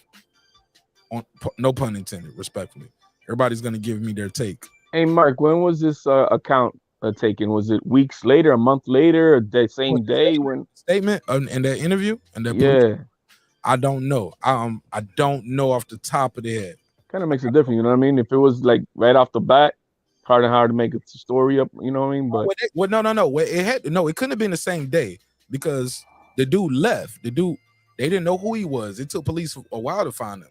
He fled. You get what I'm saying? Yeah. I remember that. Yeah, that dude got on a plane and he left. So the police didn't talk to him for days or weeks later. You get what I'm saying? And somebody was trying to give him some money and bullshit. He could. Hold on. No. What guy? You talking about the shooter, or you talking about the guy who started the fight? Are we talking about the same guy who's trying to leave the country? No, not in this case right here. No. Okay. We're talking about the other guy who didn't shoot Takeoff, but he's been charged in this crime for being a felon within possession of a weapon. According to the Prince family, he started this whole confrontation. He's a big dude with a gun. He gets mad and wants to be a big dude with a gun, pulls out the pistol, hits somebody. The guy he hits ain't in the mood to be pistol whipped by some big nigga. And I got a pistol on me too. I pull out, I pop, I miss you, I hit Takeoff. I don't mean to hit Takeoff. I was trying to hit the guy who just hit me in the face with a gun, who just pistol with me.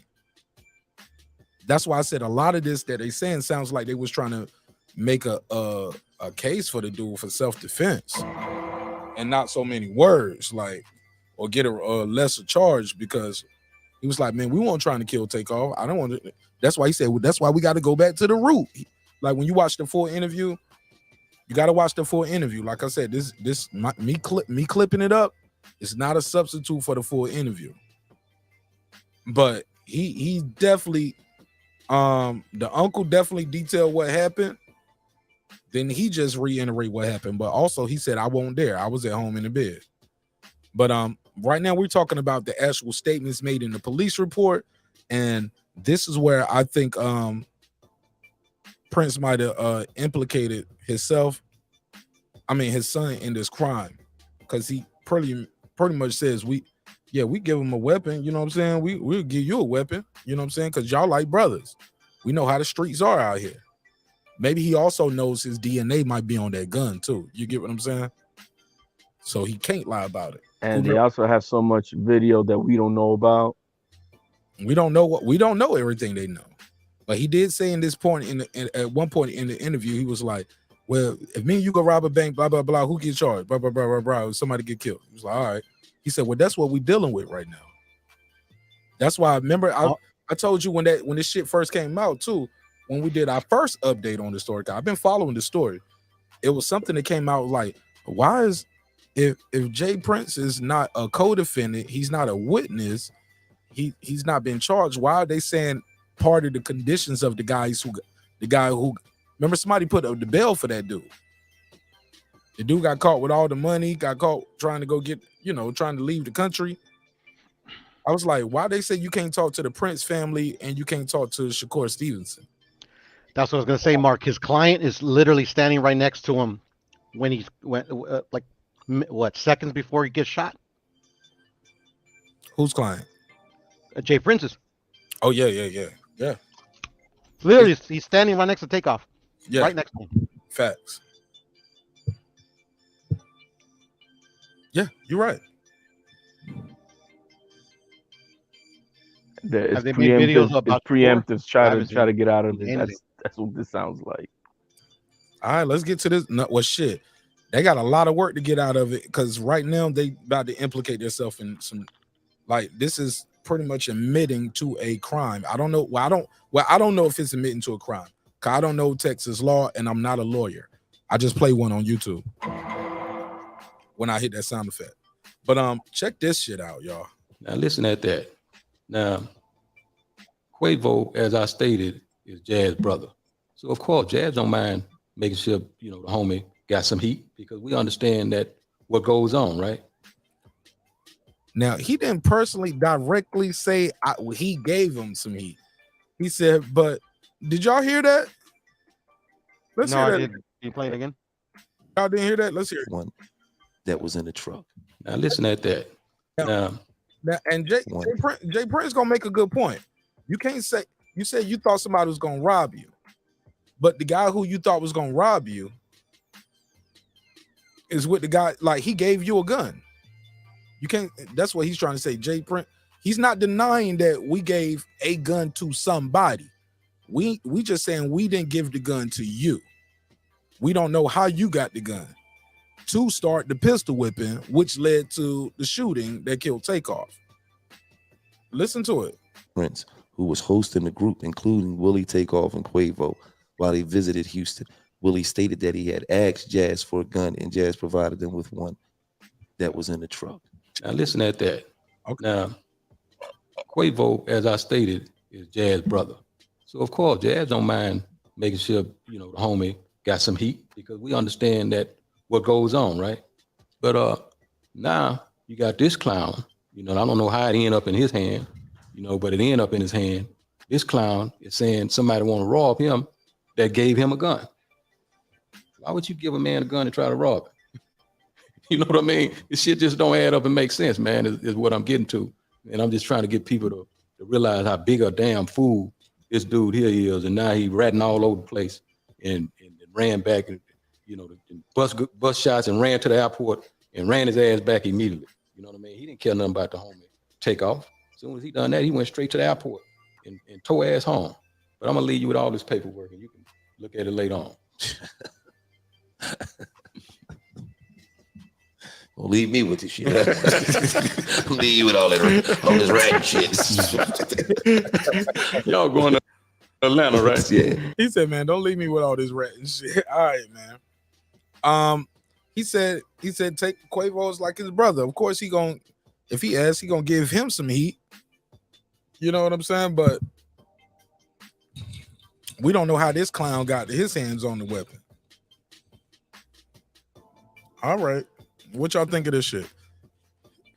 Yeah, they think it's real funny, huh? Because they ain't going to jail. Who ain't going to jail?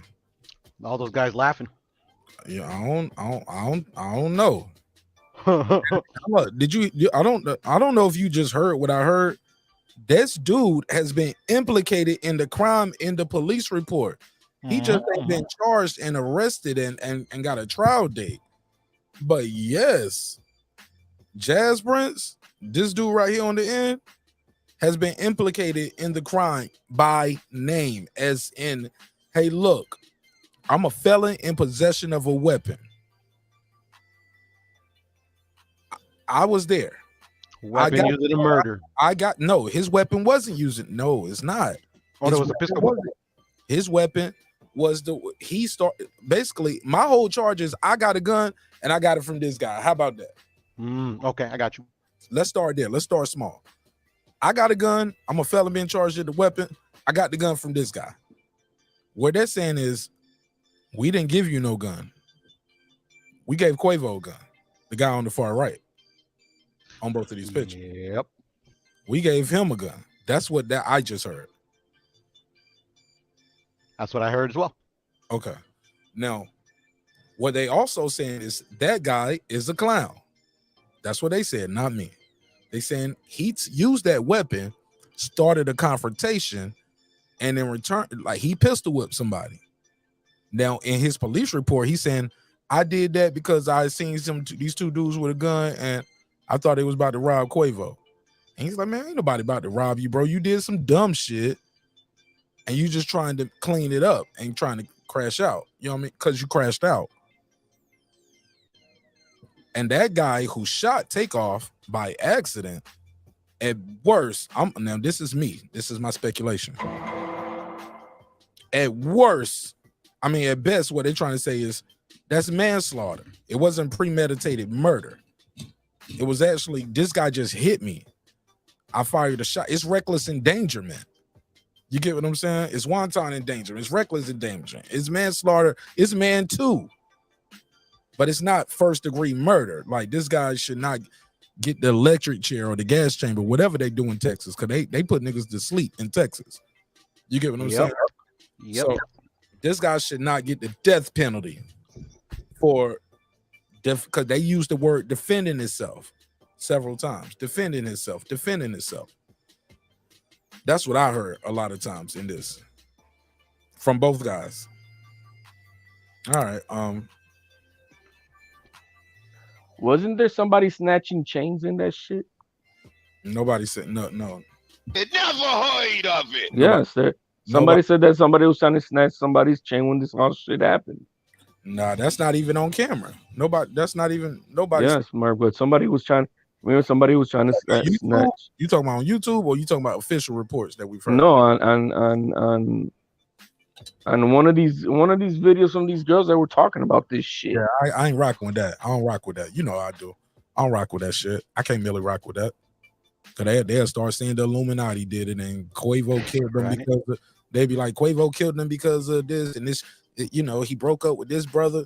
His cousin. No, but I'm saying when this whole commotion was happening, somebody was snatching chains. Right there, that right there, the police ain't said that. It's no footage of that. Nobody involved has said that. I'm not rocking with that. I don't believe that. Quavo didn't say that. Offset didn't say it. Nobody involved there. The witnesses there, all the videos of the counts of going on. None of that is has been substantiated. So I ain't rocking with that. You know what I'm saying? I gotta put a case on that. It's not a case, it's just something somebody would at that scene said. No. I'm just saying. It gotta put a case on it. You gotta put a case on it when there's zero evidence for it. There's no evidence that support that. There's no witness accounts of it. There's no video. Even when we hear the audio before the shots, kind of goes along with everything that we've been hearing. You know what I'm saying? Nothing, no chain snatching shit. Other than what we first now, this is the first time I'm hearing this shit. And if we did hear it, it wasn't in the official police report. This shit right here is official. This guy is saying I thought they was about to rob take off. I mean Offset. I'm sorry, Quavo. It's none of that. Maybe that's the narrative that motherfuckers might have been putting out because they knew this police report and this paperwork was coming. But when we hear that audio of that night, we can clearly hear it's an argument about some other shit. It was nothing. I'm looking at a short right now on YouTube, and they're mentioning takeoff chain was snatched, and that's where I'm seeing the guy in the yellow hoodie. Snatch the chain. They saying that. Yeah. Got the video of what you see. If you got a video of him snatching his chain, show it to me. Well, I'm trying to play the video myself right now. All right. Well, while you do that, let me read some comments. Or I go to Porto, then I read some comments, and I'm gonna It was a open dice game, right? That's what I remember of it. Yeah, but the dice, and Jazz Prince talks about that as well. He said the dice game. He was like, people are trying to say he was involved in another situation with a different dice game, and he was like, "Look, man, he said I didn't even know that dude because it was a narrative that other dude got killed at a dice game with him, and he was like, no, that guy actually died the next day later. He said I didn't even know he was a jeweler until after he died. You get what I'm saying? He said that's when he came out. He said that dude actually him and his dad actually disagree on this one thing. And they actually disagree on, they got two different stories on that. He's like, shit, man, from what I heard, the dude he died getting robbed the next day. You get what I'm saying? He had all his jewelry on and all that shit. You know what I'm saying? Somebody was trying to rob him. Then later on, you'll see Jay Prince says, well, I know some people that know some things. And when that man got killed, he still had his jewelry on him. So that was from what I think, and from what I might have been heard, it might have been some Chicago shit. So here we go. Let's hear Jay Prince. So I had no knowledge. I like this Jazz Prince saying, I wasn't even around. I wasn't even right there. I had no knowledge. Here we go. Understand it. A lot of people seen the video. It was a few seconds. And Junior, they seen you walking by. We understand it. Quavo, Takeoff, they was down here with y'all. But they seen you walking by. He's laying on the ground. You got Mike bending down, and they seen you walking by. What took place there? This the crazy thing about the video, right? Is one scenario is that they see Mike on the ground trying to help Takeoff, but in the video, Mike was right behind me. People didn't peep that. People think that I'm the one who had a voice. I mean, I'm the one who was speaking in the video when I wasn't. If you go back and look at the video, Mike is walking right behind me. They took 3 seconds of a situation where I was caught on video and turned it into what they wanted it to be. But in our actuality, we had been there for a while. Mike was following me so we can go to the restroom so he can wash the blood off his hands. And so he can enlighten me to what transpired, because I wasn't even out there when this transpired. I was inside paying a bill. So I had no knowledge of what had transpired outside. I had no knowledge. Sounds like a legal term. I'm just saying. As I'm walking I had just got done paying the bill. As I'm walking to the door, I hear gunshots. And then I also hear bullets coming through the glass. So I got out the way. Smart. I ain't mad at him for that. HOD. I ain't mad at him for that. I'm inside paying the bill. I'm about to walk out. I hear gunshots, bullets hitting the glass. Police can prove if bullets hit the glass. I'm sure his cameras there. They can see he's inside. He getting low. You get what I'm saying? Because I was almost at the door.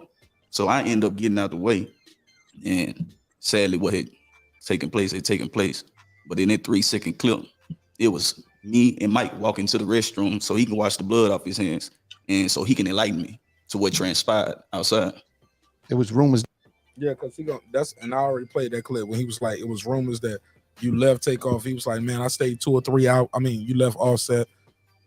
I'm sorry, you left Quavo. And he was like, nah, bro, I was there 2 or 3 hours after that. So that's not true. Yeah. Wow.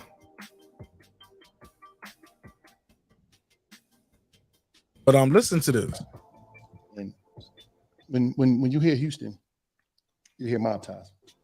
And some people would say that it's some type of protocol for people to check in when they come to the city. All right, play. And this coming from a person like me and Gil. We ain't never check in.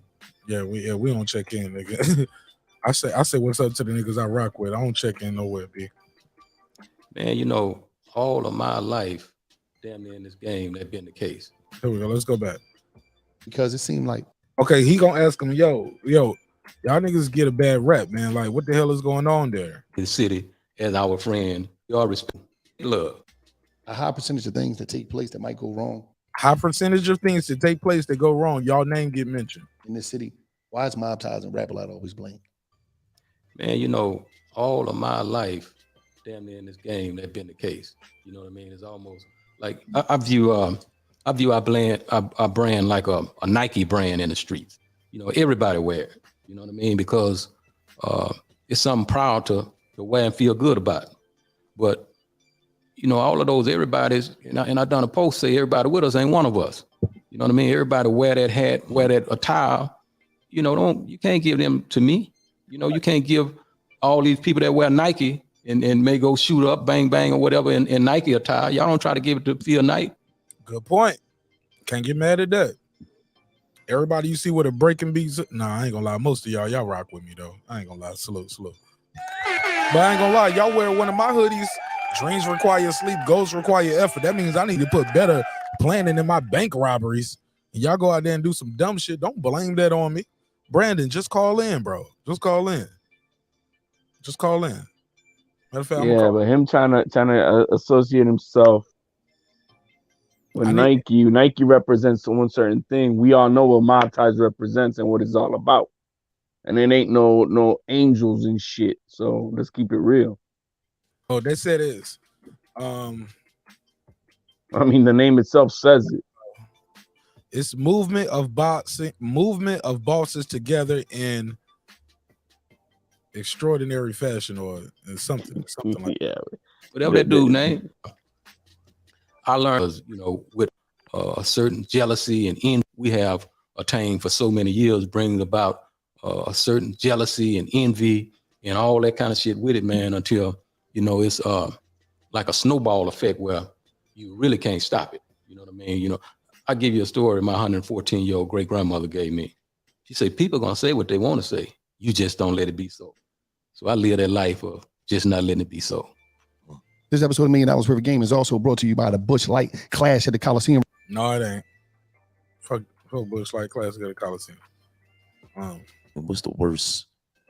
Oh, he was Gilly gonna be like, what's the worst thing that happened that night, right? Other than the brother losing his life. I don't. Yeah, let me just say this. I don't think I heard you say other than that, but that's at the top. You know what I mean? He lost his life. Other than that, the worst thing to me is this clown that came here. I wish he would have never came with Quavo. I wish he wouldn't have never brought this nigga into Houston because he can't think. You know what I mean? This whole root of everything happening is from his actions. And to be frank, honest about the situation, I wish that bullet would have hit him instead of Takeoff because he was the one. He said, I wish the bullet would have hit him instead of Takeoff. One that deserved that. You know? He said he deserved that. Yeah, if he pistol whipped somebody, hell yeah. I ain't gonna lie. Low key, yeah, you deserve that bullet. I mean, Takeoff. But also that other nigga better tighten up his shot group, respectfully. Didn't deserve that.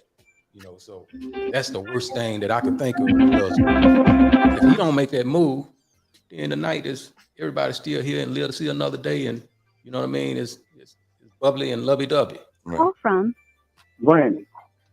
He got a good point though. If that guy don't make that move, none of this shit happens. Brandon Washington, welcome home to your home away from home. It's been a minute. How you been, my brother? Hey, bro. Shoot, son, no time at work getting at these coins. Appreciate you supporting the show. Oh, for sure, man. You know, I'm just sitting and listening. My take on this is real simple. Jay Prince is a fucking coward, and I'll explain how. It's easy. This is easy. This is 1, 2, 3.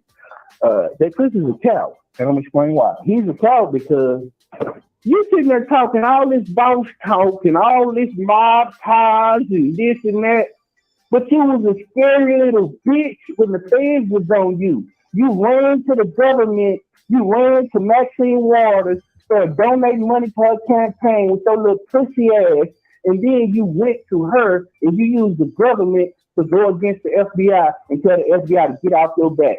Talk about how you in your book you were scared to meet with them, how you thought they was trying to set you up. You're a fucking coward. It's easy for one slave to talk shit to another slave.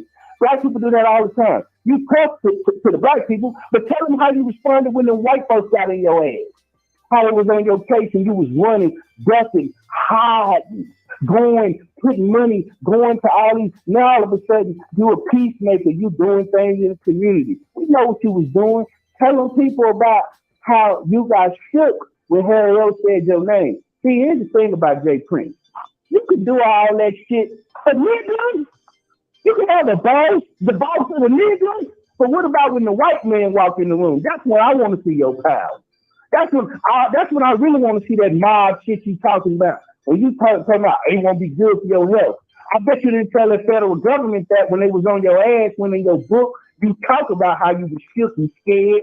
So I don't want to hear this tough talk when you talking to Negroes. It's easy to be the boss of the slave. That's easy. Tell me about how you boss, but you didn't boss that white man though from Virgin New Tribe, who you said snaked you out your deal. You didn't boss him. You didn't boss Leah Cohen when he was in your backyard when you talk about how he signed all the Tim Thug in him. You ain't talking about. Let's talk about asylum. Let's talk about all the real shit, the real boss shit. See, I know these dudes are cowards, and this shit is just show for the niggas. That's all. It's for the niggas. It's rile the niggas up. But no white man on earth take Jay Prince no serious. Jay Prince ain't issued not nan threat to nan white man ever.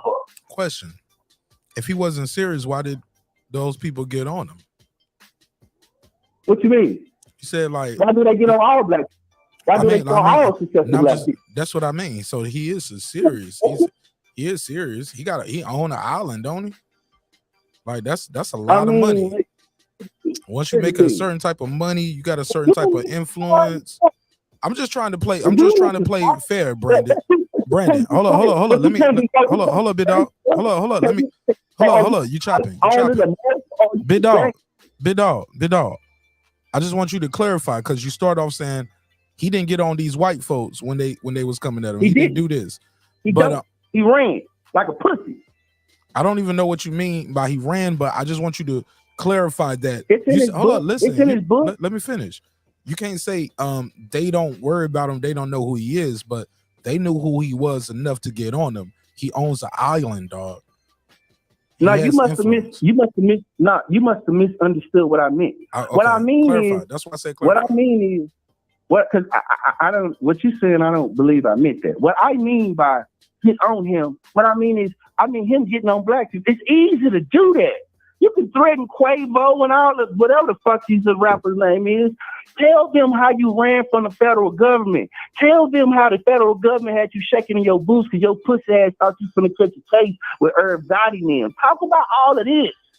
Talk about how they told you to pull over and you were scared.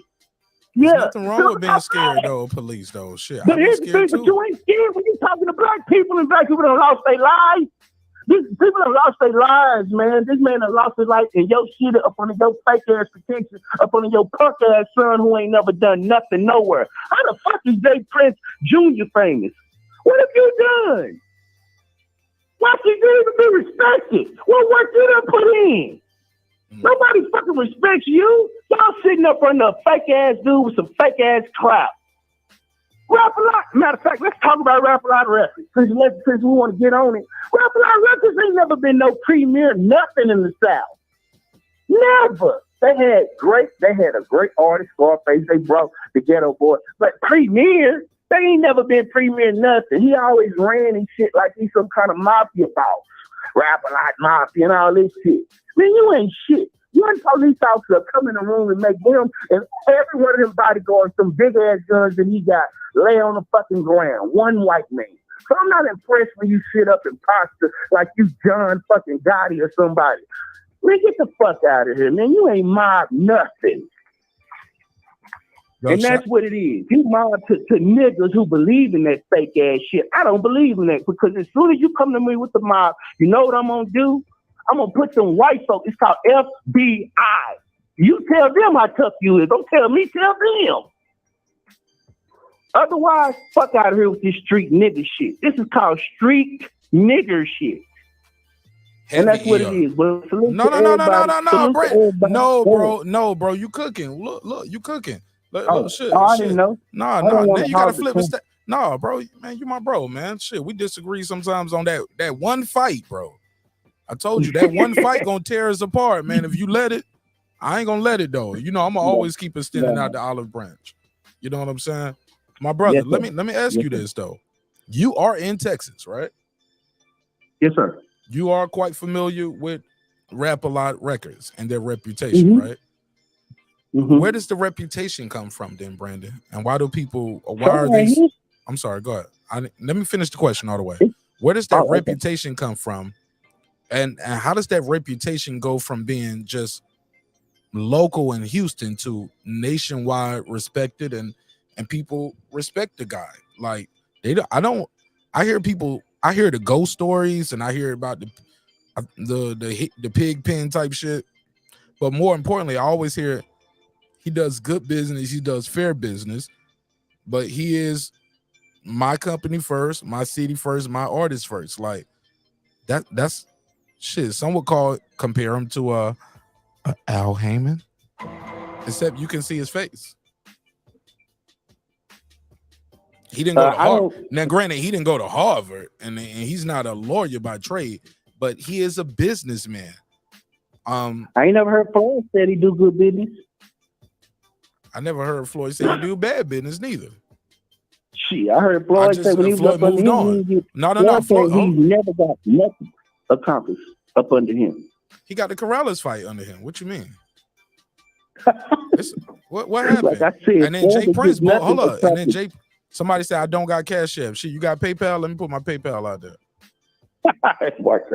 Man, bro, we gotta keep the show independent, bro. Cause I ain't gonna lie, bro. Like I got your number, I got HLD number, I got Pudo number. I could just call y'all tomorrow and we could just talk. You get what I'm saying? Right. I ain't gotta be on live doing this shit. You know what I'm saying? We gotta keep the show going. Gotta keep the lights on, man. Let me click that request button right here. Let me put that request link out there for y'all.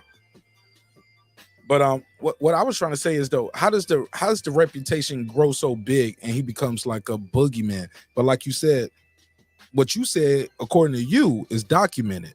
In his book, you said what he said. But even right here, even in this, some would say he's doing that again.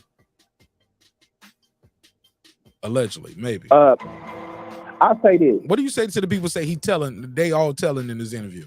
They should not be up here detailing the events of a crime. Because y'all talking about events and shit on an open case by a dude that's affiliated with y'all. What the fuck are y'all doing? Man, anybody. So MOBTIES, when do MOBTIES get in front of a camera and start talking about an open case and then retelling the events of the case? Who do that? That's my only issue, bro. Look. It's one thing to go through the paperwork and say, hey, y'all. Or it's one thing to even bring the paperwork and just say, hey, look, I ain't here to talk about nothing. I ain't here to tell, but you got the paperwork. You do your job, Gilly the Kid. You do your job, Wallow. But for them, maybe they don't want to do that like that. I wouldn't want to do it. I'd be like, Martinez, breaking beats. We are not in that. Gilly the Kid did some street shit. He's trying to transition. Wallow is the homie that did the time in the prison. You get what I'm saying? He ain't trying to go backwards. He's like, look, I do it on, only way I'm doing that is on some interview shit. That's the only way I would do it over here. I wouldn't just be like, I got the paperwork, nigga, doing the paperwork. These niggas telling. So I understand their position during the interview. I don't understand why Jay Prince and all his... They talked to law enforcement already. That's why. They already gave a statement. It just ain't came out. They already talked to police. That shit sound like they interviewed with the police. That's what everything he's saying. You can even hear Jay Prince Jr. using fucking police terms. They talked to the police already. I heard a couple That's things all that it sound. is, Mark. I heard a couple things They that had to sound sit like down. terms. Let me do ill They status talk to the box. police. Ill status They body talk said. to the police. Hold on, real quick. Ill status body said, I don't got cash yet, but I got the $5 for my brother. I got 5 on it, 5 on it. I appreciate it, ill status. I'm just trying to cut YouTube out. That's it. They get 30%. I'm trying to cut out the I'm trying to cut out the middleman. Put a case on me. Damn, I didn't mean to say that. Brandon Washington. Brandon's on the money, by the way. What happened? Brandon's on the money. Okay, shit, Brandon. Bro, what up, baby? What up, bro? HLDC, what's up, everybody? HLD, the only nigga that made his own nickname up here. That nigga said, I'm HLDZ now. Everybody else, I give him a nickname, is Stick, and that HLDZ Stick. You said it once, I let it stick, but everybody else, they ain't got good nicknames. They don't like their nicknames they got over here. Why these guys talking? There's only one reason for me. Is when you scared and you trying to clean shit up and you trying to get ahead of the curve. But HOD, public opinion for possible juries and shit like that. You see what I mean? There's no gag order, so you're contaminating everybody listening to this shit. Yep. To be This is fair, the oldest trick in the book. To be fair, it didn't work for Tory Lanez trying to be quiet. And by the time Tory Lanez wanted to speak, he had a gag order and nobody else didn't. And they could just say whatever, they can do whatever. Tory Lanez went to jail again for like you can't, like, when you ain't got no gag, like if he had a gag order and he could have put that story out there about the conflicting statements earlier, I think that would have helped him more. You know what I'm saying? Not trying to make it about Tory, But the broad could get on Good Morning America and lie to Gayle King, knowing she fucked this person and fucked that person. Like, I understand that, but the she broad had could no get on gag Gayle order, bro. King and say, And but that's what I'm saying. She didn't have a gag order, but she did a okay, that's fine, but she and that's lied. not fair. She admitted she lied. Everybody, she admitted she lied on the stand. It's like the Gayle King shit don't matter once you take the stand.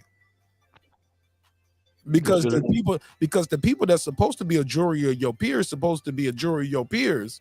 But also, how can you be a jury of my peers but be non-biased and don't know nothing about this case? How can you be a jury of my peers? Don't get me deep on it, Brandon. How can you be a jury of my peers and it's an all-white jury? Hello. And that still happens to this day in this country. Jury of your peers, no black people. It's all white folks, Latinos, and Asians. I clear these people you work with in our age group around the area. Them peers. Those are my peers. These are my fucking peers. Yeah. These fucking white people. And then the shit can be so fucked up sometimes, depending on the case. Your case is too popular. Let's just take it a county over. A county over, nigga? 2 counties over? This shit is national news. You can't get no fair trial at some point in America. It's nobody who don't know about George Floyd and Derek Chauvin. I'm sorry. And I got a video I'm about to drop on that because I know some people ain't gonna like it on that. But yeah, everybody knew about that case. You can't get a non-partial jury. Some shit, it's just like you just gotta have a judge trial. You just gotta hope you get a right judge, or you gotta pick it. I mean, we got. So much more, bro. She lied, and the baby came out and was like, "Yeah, I fucked her a couple days before he did." Then another one like, "God damn, you only been in the industry for a year." And what happened to him? Where he at now? He was the hottest. You ain't They lying. switched the baby out for a little baby. They was like, hey, look, they was like, nigga, we already been trying to juggle and trying to pick which one of y'all we like the most. Thank you for making the decision easy. The gay shit that you said, you talking about the gay community? You talking about Meg the Stallion, and you don't shot some niggas. Hey, look, and he don't shot some niggas in self-defense. Oh, Yeah. no, we gotta get you out of here. You too real. We gotta get you. It was like, how does he keep beating it? That nigga's like, I ain't got no felonies. I'm a real ass nigga, but I ain't got no felonies. All my guns are legal. That's the crazy thing. He got legal guns. Niggas know he a real nigga, street nigga. They respect him. But like, but you won't go to jail. You ain't got no felonies. Your gun legal. You shot somebody. How you get off? Because my gun was legal. How you do that? Because I don't do crimes and get caught, nigga. Duh. I just rap about it. Yeah, I just rap Everybody gets caught. Yeah, I'm just saying. Hey, look, look, weed ain't legal in North Carolina. That nigga, a North Carolina nigga, that nigga smoking good weed every time I see him in North Carolina. You know what I'm saying? But you know what, though? I ain't gonna just be out here shooting my gun going crazy.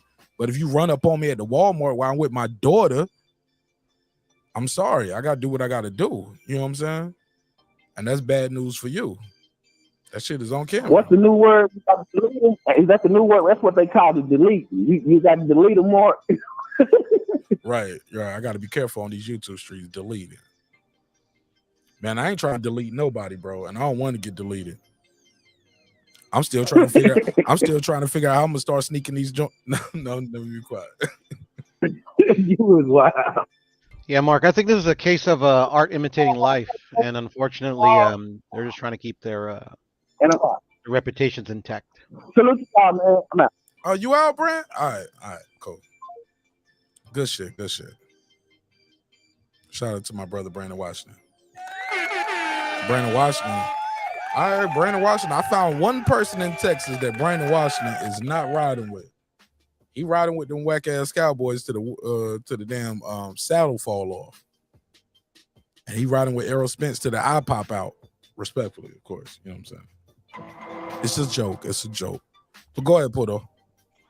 Now, I was just saying, I think this is just a case of art imitating life. Just kind of like back in the days, when certain people, that aren't involved in this type of life, but they glorify it and make money off of it. You know, Unfortunately, the streets seep in sometimes. I mean, I'm not in part of the street, so I can't talk myself. But I mean, like, you don't survive in that type of life, like in the public eye, and like always get off or always, are seen as this. This ain't the Godfather, this ain't the movies. Um, I just think, like these people, like, yeah, talking about their open case on television, they're just trying to get in front of the narrative. They're trying to maintain a certain, like aura or like reputation that, people perceive them to be, but they're really not. That's how I see it. Go ahead, H. After hearing what kind of more their detailed side now with the paperwork and whatnot, and what's going on with this chump, his son Prince, whatever he goes by. All I remember is the way he walked over Takeoff's body, trying to act like some badass gangster, like he was Suge Knight or some bullshit. Clear that up though. Wait, he said that's not true. You skipped I saw the video. No. He said y'all took a 3-second video and y'all thought I was leaving. No, that wasn't even my voice y'all heard, and I wasn't leaving. I went to the bathroom with my uncle while he was washing the blood off his hands to find out what and I'm with my uncle. He said, but I stayed with Quavo for 3 hours. I'm one of the last people to left. I can't wait till all this video, the real video of this, I can't wait this till location comes out. I need Quavo to speak. Because they are very confident that Quavo is gonna clear their name. Like, bro, you are not set up. This was not no robbery. We was not trying to kill you. We did not do nothing crazy to you, bro. Like, we did right by you every time you came down here, bro. Like, he said, I can't wait till he's able to speak and clear their name, Maybe they're talking all this shit out loud so that he can hear this shit. I agree with that, but I get that part too, because HOD, if I was with you, I got the PayPal link at the top, so y'all can click the Cash App or the PayPal. Support the show, man. Support the show. Even if it's $1. I'm not gonna tell nobody, he only sent $1, broke ass. Nope, we need that $1. Appreciate it. I'd rather you send $1 to the Cash App than send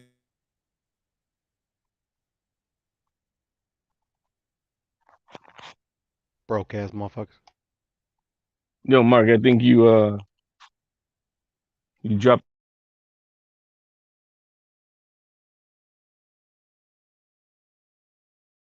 At least $1.50.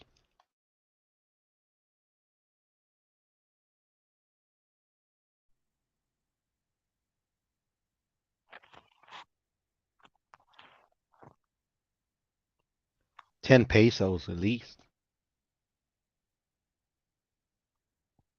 Yo, Puerto, you can hear me? I can hear you, HOD, yeah. Loud and clear. Is I think Mark did Mark drop dropped off. off? Yeah, I think he dropped off. He'll be back right now.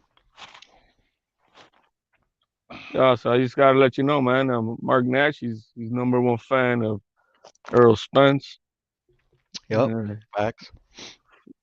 You can't wait till EJ puts that whooping on Bud Crawford. But Yep. that's a topic for another day. But he's converted, guys. He's converted now. You know, we tell you the real here. You know, when he's not here. You know, we don't lie to you guys. You know, the truth has to come to light, bro. Unfortunately, bro. We don't want people to lose their lives or lose their limbs or lose their fingers.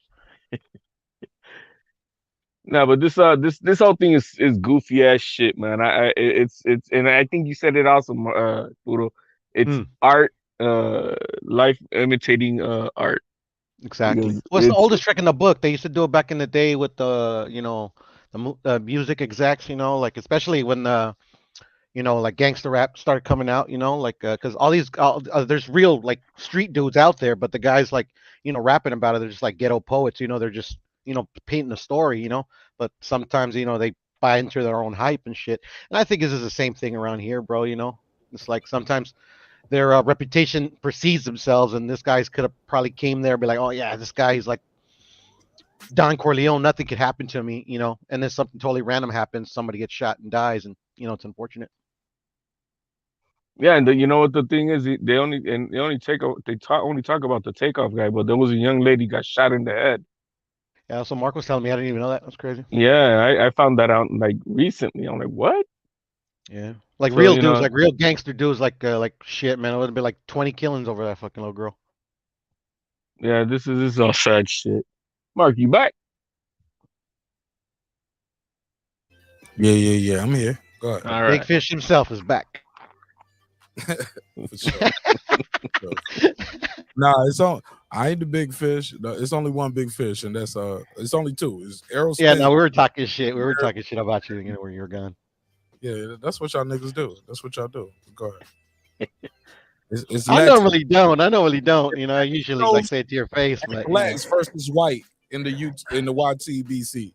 Latinos versus black. I don't know why. I was like, man, let's join up together against the white Latino. folks. I'm not even Latino, so I don't know what you're talking about.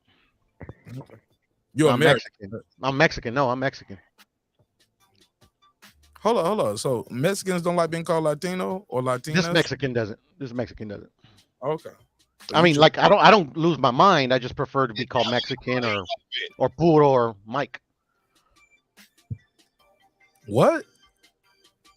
You get what I'm saying? You get what I'm saying? I like He to be said called my Mike. name or Mexican or Nigga, your name ain't no fucking Mike. Your name is. It is Alejandro Miguel Allen. I'm about to say your name is Alex. It's Miguel. It's not no Mike. Yeah, but that's Miguel is Mike in English. That's what they've been calling me since a little kid. Alex. You're Alex though. Yeah. Some people do call me Alex. Yeah, I ain't gonna lie. You told me your name is Alex, nigga. Not some people. Mark. He's Mexican. Depends which green card he's looking You know how at. many and what nicknames visa, I got, Mark? Like name is Puro's a new addition. Bro, I only call you Puto on TV, man. I got you saying to my phone is Alex, nigga. Like this. Bro, in real life, like the guys obviously I met here, like Shelton calls me Puro, Repit calls me Puro, like fucking all these guys call me Puro. Yeah, but shit, but they ain't never called you for electrical advice. Like that's true. That's true. Like I was in here doing some wiring. I was like, hey, big dog, I don't even know how to use this damn. And you called me Puro too. Yeah, I did call you Puto because my wife was listening. But I mean, that's how we know each other. You know, you're Mark, my phone HOD, too, though. But I got y'all saved in my phone, so if something happened to me, like my wife will have all of y'all who want to come to the funeral, because we all gonna die one day. Yeah. Or you know what I'm saying? Or all of y'all who call and she'll know. So it might say HOD, YouTube hating ass nigga. You know what I'm saying? In parentheses. It might say Puto.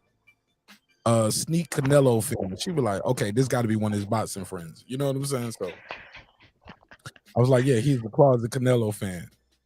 Yeah, man. I mean, on YouTube, there's 3 people if I die is gonna know you, Repit, and H, and that's it.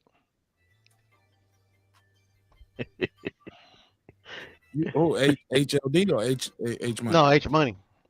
Shout out to H Money, man. You know, because I that's the first dude I met here, and then I met Rep, and now you. He gave me a chance a long time ago. You know what I'm saying? I ain't got no problem with that, brother. Neither Like do I I, said, man. He's funny as fuck. man, Why we'll is be it every time disclaimers. Mark mentions another name, he's like, I ain't got no problem with that dude. Meaning he got problem with him. I mean, everybody mentions, he says he got no problem with that dude. He's trying to be better, HLE. Come on.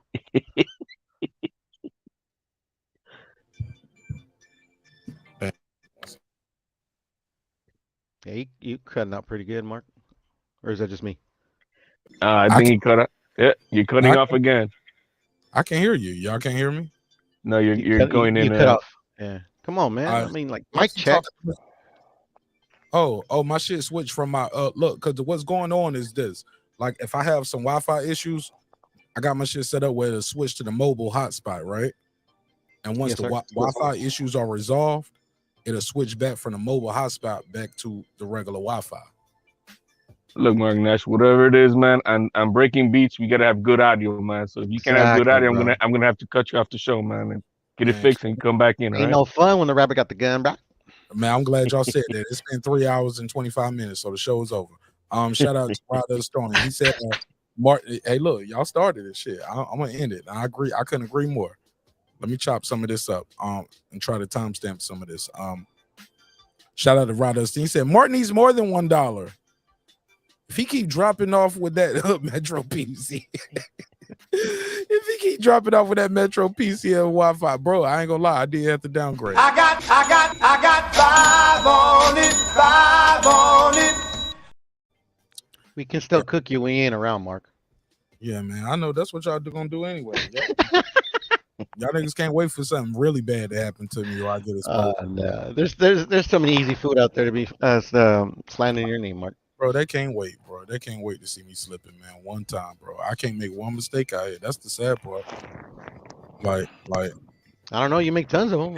and when Don't no, I'm just saying in real life though. Y'all want to see me respectfully. Y'all want to see me on camera doing something crazy or getting violated.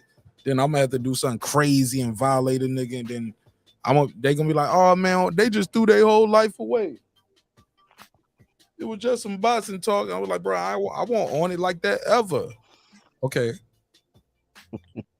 Maybe I might have said some things I shouldn't have said, but like I don't be talking about content creators. I might be talking about their favorite fighter, but regardless. Like, damn, bro, this where we at with it? Huh?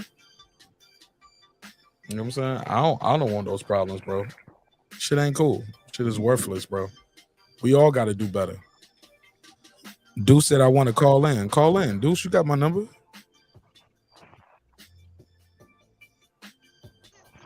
What is Deuce talking about? Oh, he's trying to call the 470 number. Deuce, no. If I don't, I got a couple numbers for the show, bro. Sometimes I gotta switch it up for the trolls, but call the number that you got on the screen. 404-692-1766, 404-692-1766. Again, 404-692-1766. Call that number, and I'll put you live on there. Yeah, but with that said, man, other than that shit, I thought it was a good show. I thought we had a good time. Thought we talked about everything that I want to talk about. Y'all got any fun? No, man. No, man. I mean, you know, it. Hold on. Can y'all hear the phone ring? No, not at all. No, sir. That's a bad sign. 661, what's up? Hey, what's happening, man? What's popping? It's 2 times. What's happening, homie? Hold on. Can y'all hear Deuce or no? Yeah. What up, Deuce? Okay, he said, yeah, I hear you. What's up, bro? What's popping with it? Deuce, I don't know if you're on speakerphone or the Bluetooth. You just sound far away from the mic. Get a little closer to the mic. Respect. Can you hear me? I can hear you. It just sounds like you. It just sounds far away. Are you on the Bluetooth or the headset? Yeah, I'm on the Bluetooth. Can you hear me? Is that better or no? I can hear you. You just sound low. That's it. But go ahead. We'll try to work with it. I don't want to sound too low, man. You know, I say hi. All right. Well, speak up then, man. You put some energy in your voice. We can hear you. Nah, man. It's the end of the night for me, man. You know what I mean? I'm just very disheartened by this whole situation. These guys shouldn't be beefing like that, man. And for Jay Prince to go in there and talk all big and bad, bro, it's not a good look for him. You know what I mean? It's all bad, bro. he should be trying to squash all that. So they're trying to keep an image as if he's like some big bad guy, and people are too scared of his 70-year-old ass. Like nigga, 70 years old, he ain't putting in no work like that. Keep it real, man. He might got somebody on the payroll, but it ain't popping like that, homie. He gotta chill that out. Somebody dead, and he talking about, oh, you talking like this, talking like that. To So be I wasn't fair, really to feeling it. Deuce, to be fair, we never know the work a nigga put in until somebody snitch on him or they go to prison or they snitch on themselves. You get what I'm saying? Or we see it on camera, but shit, you say what you want to about Tekashi 6ix9ine. Shit, they told on him. Like, hey, look, he told me to do this. Like he the bankroll. He putting out hits. Right? Yeah, People put out hits. part. John Gotti didn't go to prison for murdering nobody. Sammy the Bull went on the stand and said, John Gotti told me to kill 25, 30 people. Yeah. Big Meech. Hey, look, Big level, Meech. Never ain't in prison for the RICO for pulling the trigger. Al Capone went to jail for tax evasion. You get what I'm saying? Like, just because you don't, just because you can't. Yeah, that's all I was trying to say. It's levels to this shit, bro. So we can't just say this guy. I don't want to say he is a criminal, but I don't want to say he's not who he said he is, and his reputation isn't preceded by what's preceded by just because he hasn't been locked up for it. I'm just trying to be fair. That's what I wasn't implying that. Okay. I'm just saying, like, it's a new day and age. People put their own work in or don't. So ain't nobody really. I'm not trying to denigrate his reputation, bro. I'm just saying. I don't care if you did. Shit, I ain't related to this nigga. Shit. I'm just saying. I'm just trying to be fair. I'm just trying to be fair. Like, motherfuckers be out here doing all kind of crimes with no criminal record. For real. The most winniest niggas would do something crazy. But what I really wanted to call about was that whack ass hip hop tribute fucking celebration they had last night. Oh, matter of fact, wrong button. Let me give him this one. No, bro. Oh, it was terrible. How the fuck do you celebrate 50 years of hip hop and not have Ice Cube or Snoop Dogg in there? Like what? Disrespect. Wonder where was the wars at? Hold up, Deuce. Where were the wars at? I think it was in Grammy, just in LA. Oh yeah, that's all I'm trying to say. Yeah, I'm sure. Hey, look, they had Ice-T. Was that enough? They had Too Short. Have Cube in there. They had Too Short. Too Short, Ice-T. That's what y'all got. That's what we got, bro. You put Busta Rhymes. Y'all cook up. I'll be right back. You put Ellie on there. But you don't put Cube on there? What? Maybe they declined, dude. Oh, shit, man. You say what? Maybe they declined. Maybe they asked them and they're like, nah, we good. Cube probably did decline, but they should have had him there as a hologram or something. Yeah, right. Like a something. You don't represent Eazy-E on there. You don't represent Bone Thugs and Harmony, but you do Nelly. What? Are you kidding? Crazy, yeah. And shit's in LA too. Come on now. He wants to vote that shit. I didn't hear It's you. the Grammys though, bro. Shit, it's like the American Music Awards now. Man, Jay-Z must have had something to do with that, bro. All this East Coast love and shit. Like, give me a break, bro. Right. It was crazy. It brought a tear to my eye. Like, you put meth in there, not the whole Wu-Tang. Man, nah, bro. I wasn't feeling that at all. I wasn't feeling Nelly being there, not Bone Thugs. You could even put Eminem over Nelly. Like, hell nah, homie. I wasn't feeling that. Might as well put Vanilla Ice. Nah, man. It wasn't no West Coast representation over there. I know, that's crazy, huh? Representing all those dudes up there. So 2 motherfuckers and shit.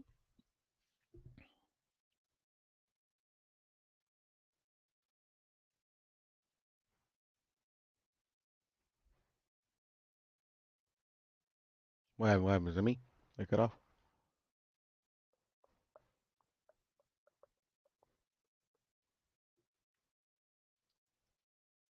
You. I think the show is over now. Let me see if the chat can hear me. This Mark should have been fucking up.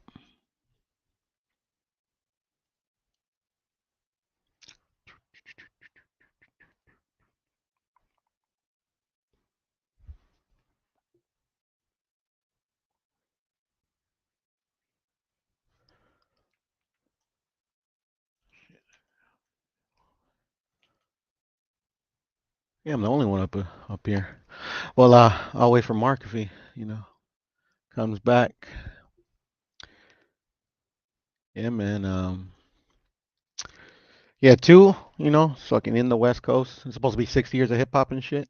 You know, no Digital Underground. You know, Shock G.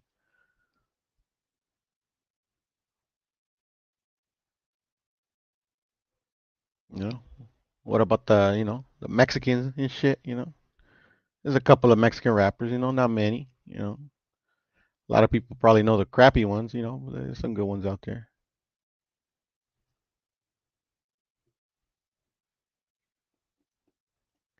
Just Ice T, man. That's it, bruh. And what do you say? Who else you say? Ice T and fuck, I already forgot who else he said. Yeah, bruh. Maybe he'll do the West Coast next year. Yeah,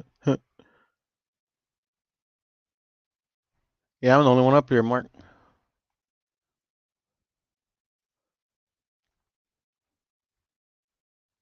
¿Qué hubo, Carlos? What up, man? Puros take over the Mark Nash breaking beats. Vanilla Ice. I'm talking, Mark. I got you, Mark. I'm here. Shit, what was I gonna say? I pretty much said everything I was gonna say earlier, man. Um, yeah, what did Dude say? He said it was right.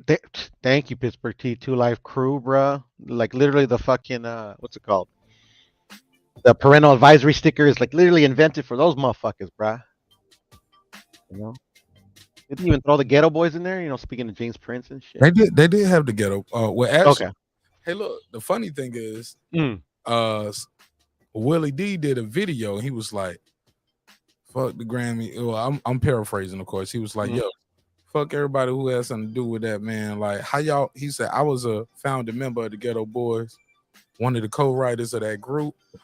He said, and granted, Scarface did have a stellar career of his own. I'm paraphrasing, of course. He said, but the song he came out there and did wasn't one of his solo songs that was major off his solo album.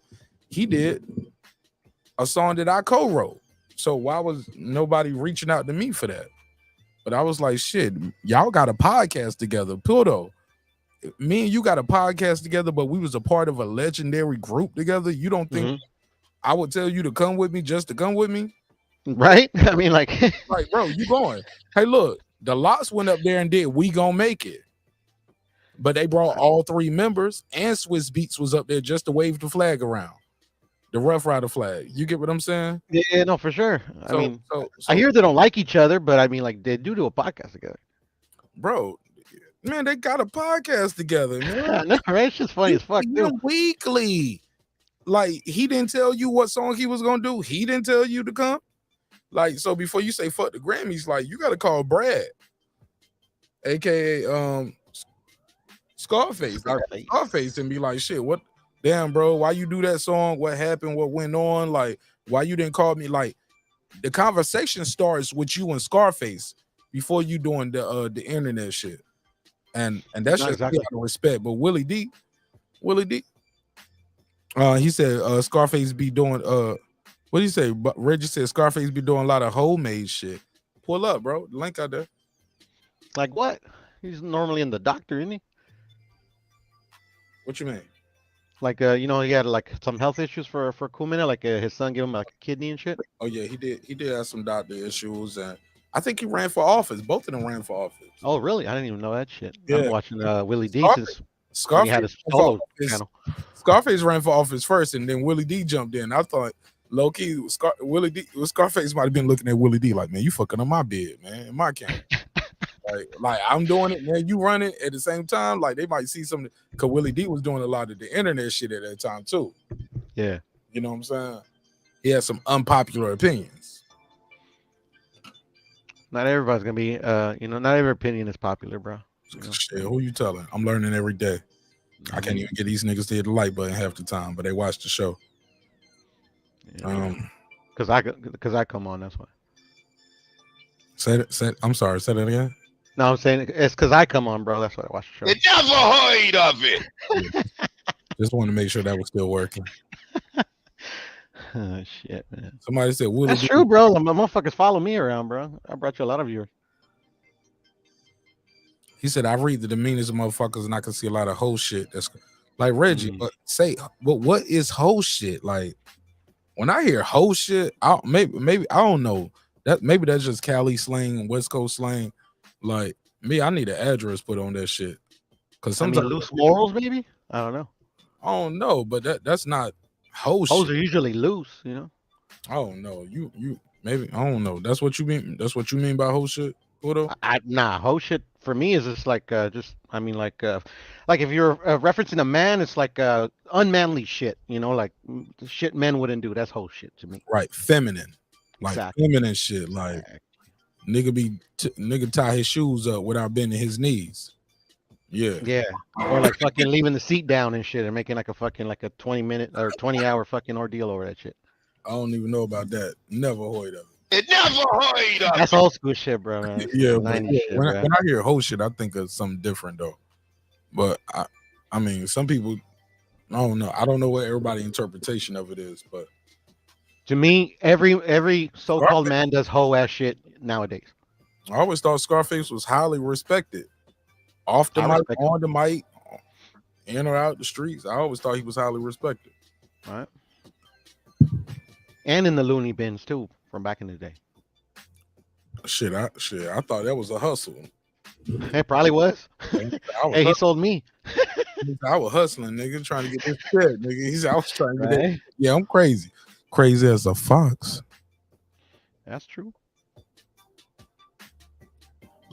He said, "Stop nerding shit up like you don't understand, bro. Whole shit can be interpreted different ways. Like, nah, and Reggie, click the link or call in, nigga. You ain't gotta kick it all night, but you can call in and clear your Calling you ball. out, Reg. Click the link, bro. Yeah, I guess I did. Yeah, all call outs. Pretty much saying drop the addy, bro. Yeah, drop the addy, nigga. Pull up. Matter of fact, fuck it. I got his nigga, man. I'm gonna just call him. Only got 4%. Hold on, I'm gonna call him over here. Oh man, that's funny shit. Call him over here. Yeah, I mean, like they wrote, damn it feels good to be a gangster, bro. So I can't put hoe shit and like Scarface in the same sentence, bro. Right. Shout out to Lisa Bells. Thanks for supporting the show, sister. That song is literally about me. I love that fucking jam. He said Deuce, it ain't about. Let me see if I can get Deuce back. Maybe Deuce can give us a Deuce be on some gangster shit. Let me see if we can get him back up here. Let me know if you can hear the phone ringing, Poto. Can you hear the phone ringing? I can hear, sir. Cool. That means everybody gonna be able to hear. Hello. Big dog. Deuce, why you be on that whole shit hanging up when I call you back, bro? Bro. Deuce, stop being on that whole shit. I was a little scared, but I didn't know what was going to happen. Man, you better stop being on that whole shit. And no, Reggie still like Scarface betrayed his boy Willie D. You know, Reggie interviewed Willie D before. They like real close friends. Reggie interviewed who? Really? Willie D. Okay, that's on his channel? Yeah, on his channel. Yeah, he interviewed him. So that's just like his best friend. So he probably feel like they sold him out. He said that's his best friend. Does he send them Christmas cards and shit? They be exchanging If info. if I'm not mistaken, this is role model. You know what I mean? Look at their styles. So. Oh Maybe shit. stop fucking around. That's it. That's his one. That's his one. Willie D can't do no wrong. But look, look, when I heard Willie D, did you hear Willie D do his soliloquy about the Grammys did him foul? He was like, yeah, Scarface had a good solo career, but y'all got him up there doing the song that I co-wrote and y'all didn't even mention me or didn't give me an invite. He said, so, you know, basically he was like, fuck everybody who was involved in that. And when I hear everybody, I was like, bro, you talking about Brad too, your homeboy, your group member, your co-host? Because he could have chose not to do that. He could have said, I'm not going to do that song, or I can't do it without at least Willie being on the stage invited. I know Chuck had Flav up there. So you come know on, what I mean? bro. And they had beef. Yep. Lawsuits. Flav was busting that shit though. I was that put a smile on my face. That put a smile on my face though. Son, did you get up and do the Flavor Busting Flav that dance shit. while he was up there? Tell the Hell truth, yeah, dude. I've been doing that shit all day. Oh my kids God. Like, what is he doing? Yes, nigga. Bro, I swear I stood up. I said, yo, he did the original Tony Yayo as he was walking out. My wife was like, what you talking about? Then she looked up at the big screen. And she was like, because he did it again. I was like, that's it right there. I was like, that little shit he doing with his hands in his face. I said, that was Tony Yayo. That was John Cena before they even existed.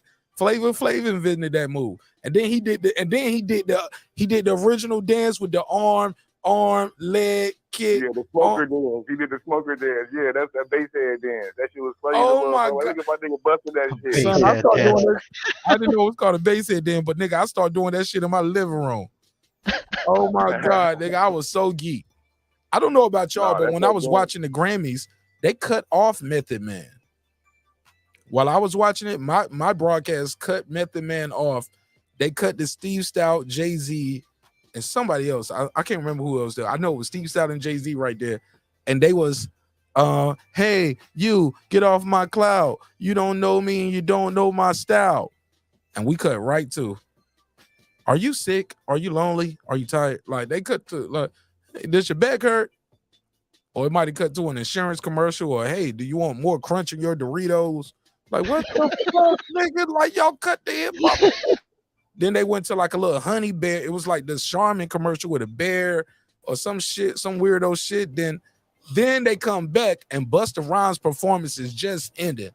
So all I heard was, hey, you, get off my cloud. It cuts, comes back, Busta Rhymes is just ended. He sweaty as hell. I'm like, damn, I know they ain't let him rap a long time. Why is he sweating? So I missed that. And it goes right into Missy. So yeah, man, I was disgusted at times. And I had bad audio on the TV. Like, if I listen on the phone or the laptop, it's good. But if I hear that shit on, like, my TV, like, I had to actually cut the sound bar on and put this shit, like, in surround sound type mode to hear it good in the crib. Because I'd even tweeted it out. I was like, yo, who the fuck is doing the sound at the Grammys? This shit is trash. What you think, dudes? Before I go to Clips. Clips, what up? Brought to you by Pfizer. I mean, Def Jam, excuse me. My bad. It never heard of it. I didn't think that shit was all that dope, man. I was so disappointed. I hated the Grammys last night, bro. Bro, I felt like you watching my show talking about boxing, dudes. I was like, I hate this shit, but I'm gonna keep watching just in case they finally do some shit I want to watch. You get what I'm saying? That's the only reason I kept watching. I was like, I hate this shit, but I know this shit could go any way. So I'm gonna keep watching it just in case they say some shit I like. If not, I'm gonna just keep tweeting this shit is trash. Cause it was trash. But go ahead, dude. I feel like you. Yeah, especially that Jay-Z song, man. What was that song they were kissing his ass about? That God did crazy. that. I don't think they won nothing either. Nah, man. How they gonna put them on it? Man, that shit was crazy. It was the last song. They closed the show with that. They let them close the show. Close the show with that. Drake should have closed the show, homie. He didn't show up. Well, Drake on in the building.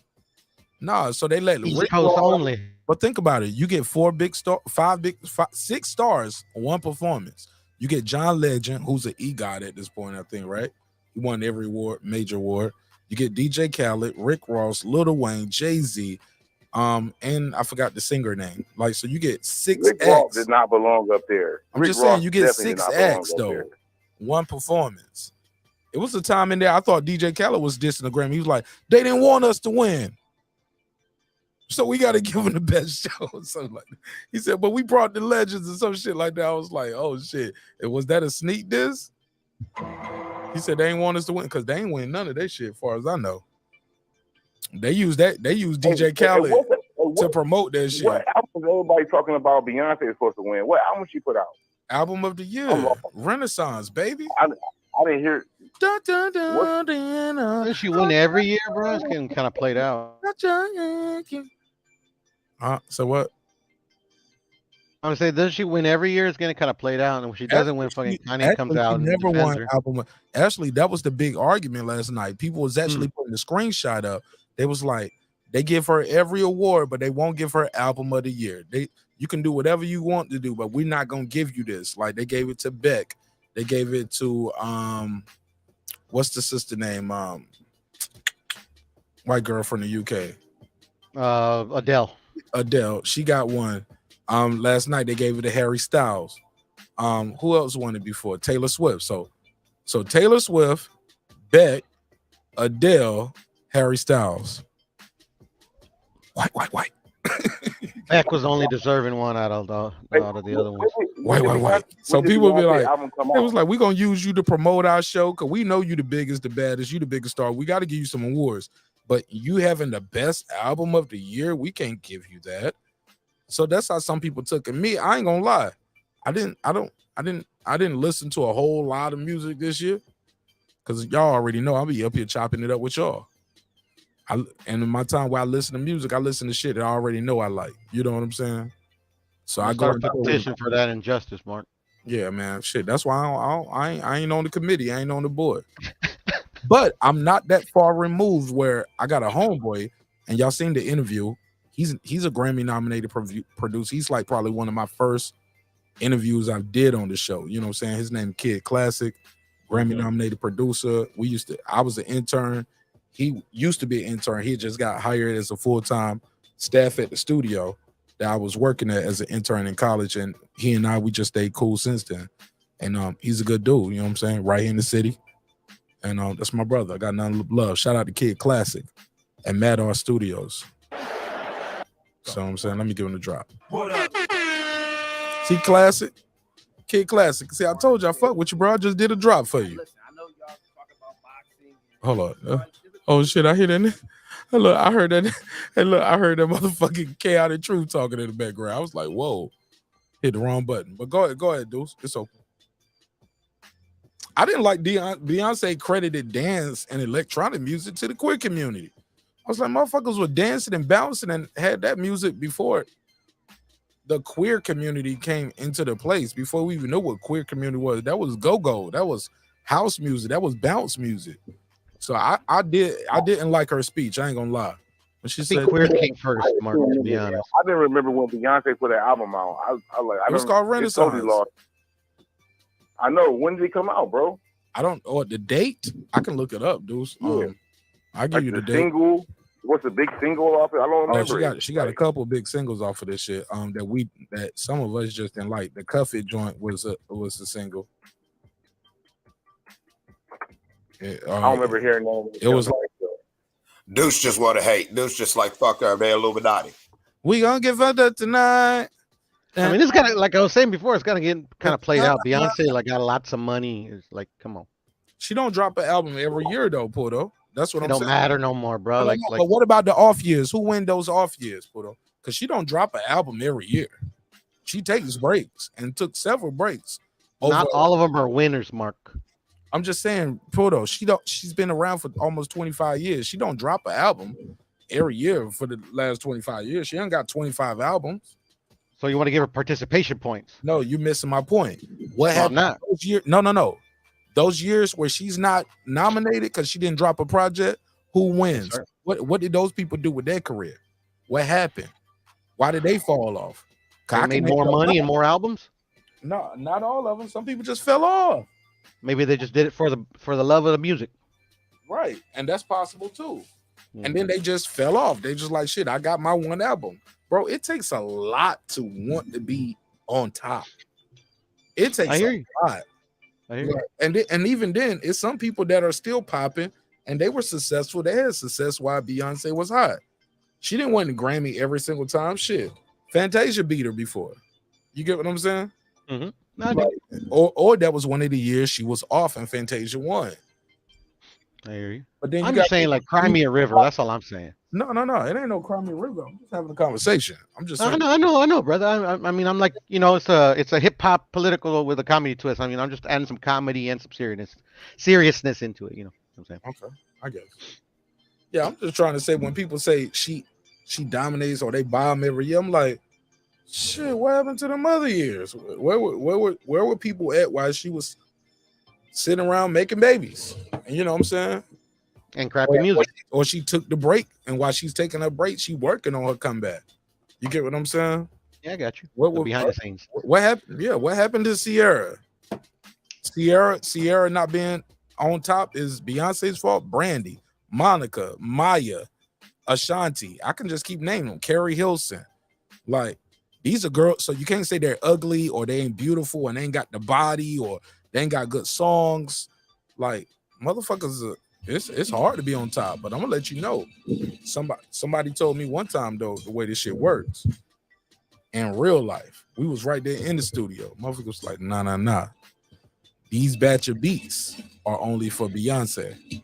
Like, she I think get the Cube beat. said it best, Mark. Yeah, I'm gonna send you my shit first. Cause I know you gonna pop. And so how did Kendrick Lamar win Album of the Year? Bro. Man, Because that Mr. Morale and Big Steppers was, it may not be your jam, but that was like universally, that was a different album. Everyone loves Kendrick, and he went a different direction at a time that people were ready to receive that direction. I don't even know who this is talking. Who is this guy? I never heard that guy. Who is that guy right there? Never met him. Never met him. Never heard of him. Who is that guy right there? Introduce yourself to the audience, fam. For the people who are new to the show and already don't know how we build. Go ahead, introduce yourself, bro. Man, what's going on, neighbors? This is the one and only that guy, Eclipse.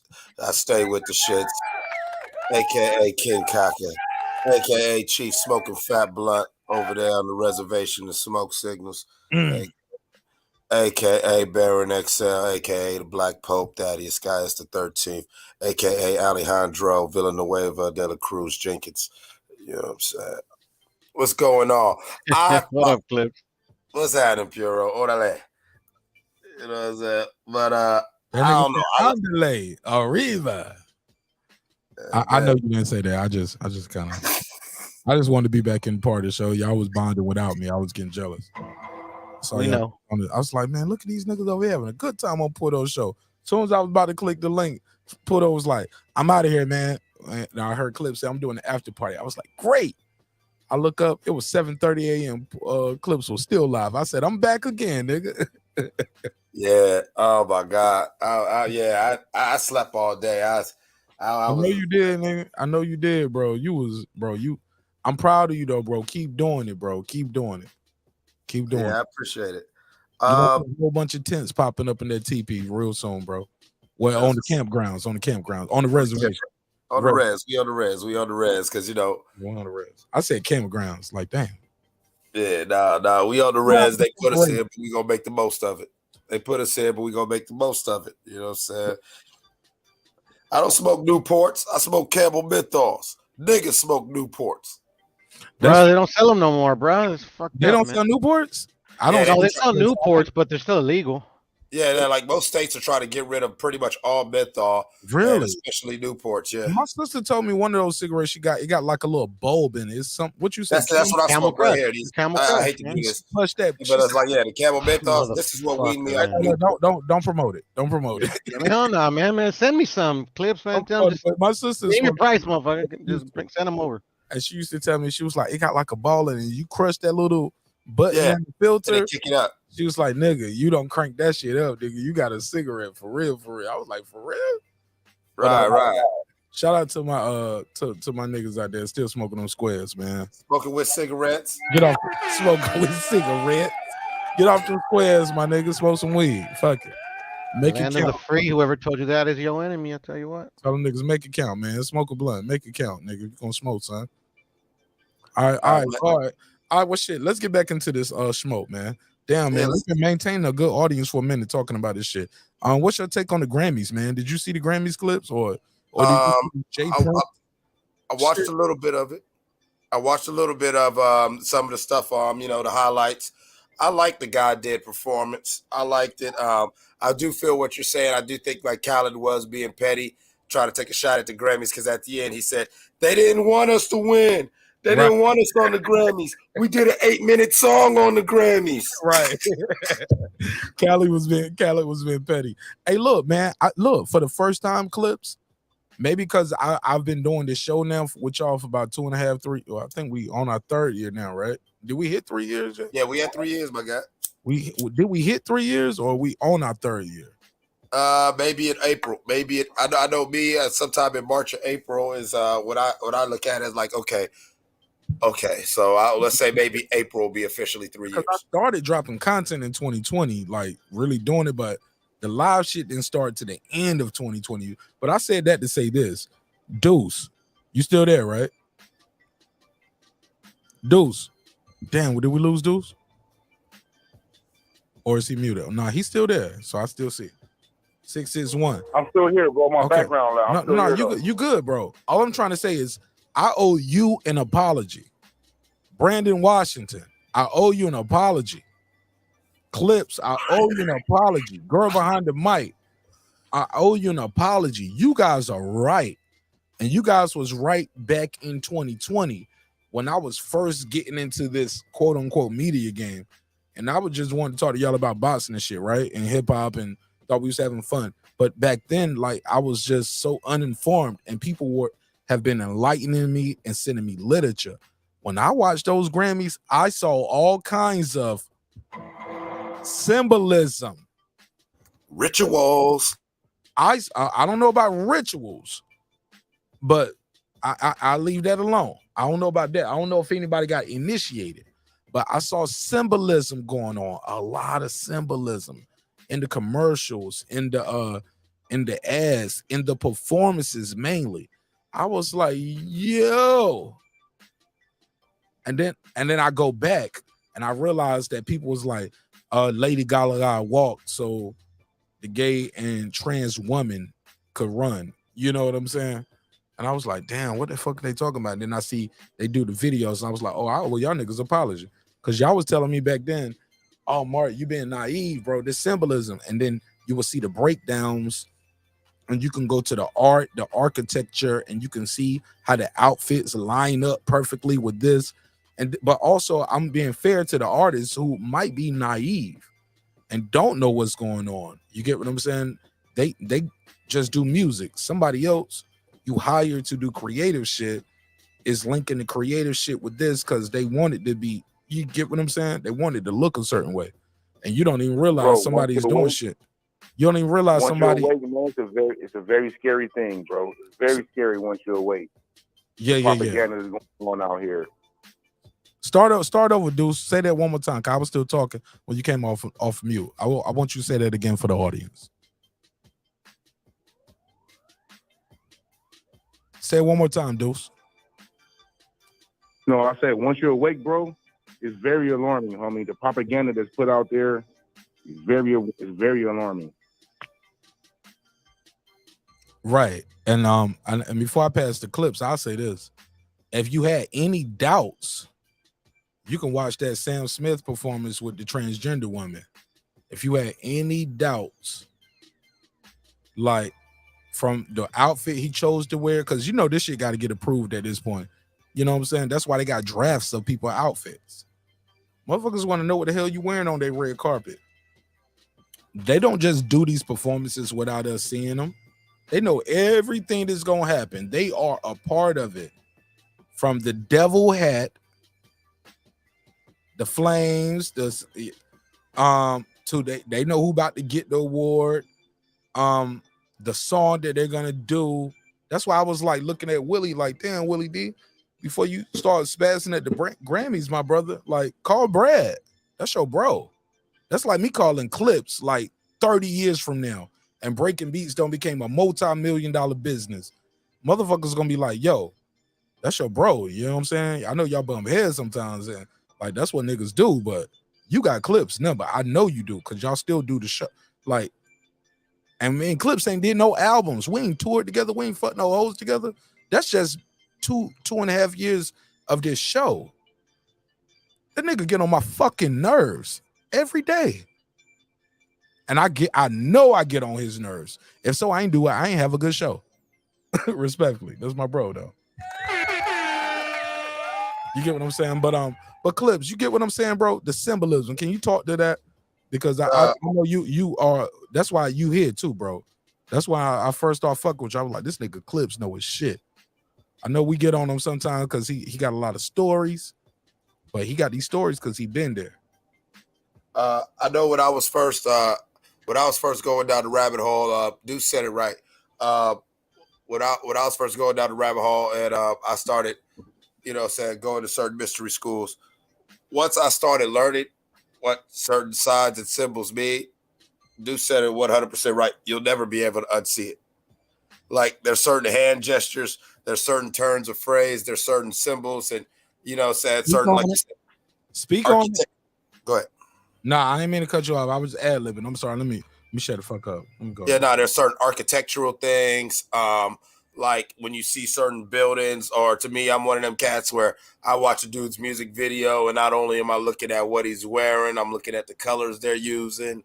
I'm looking at what the locations and what's being shown in those locations, because like the people you alluded to it earlier, Mark. People often say, "Oh, well, the artists are just artists. Those are the managers. Those are the set designers, and those are whatever."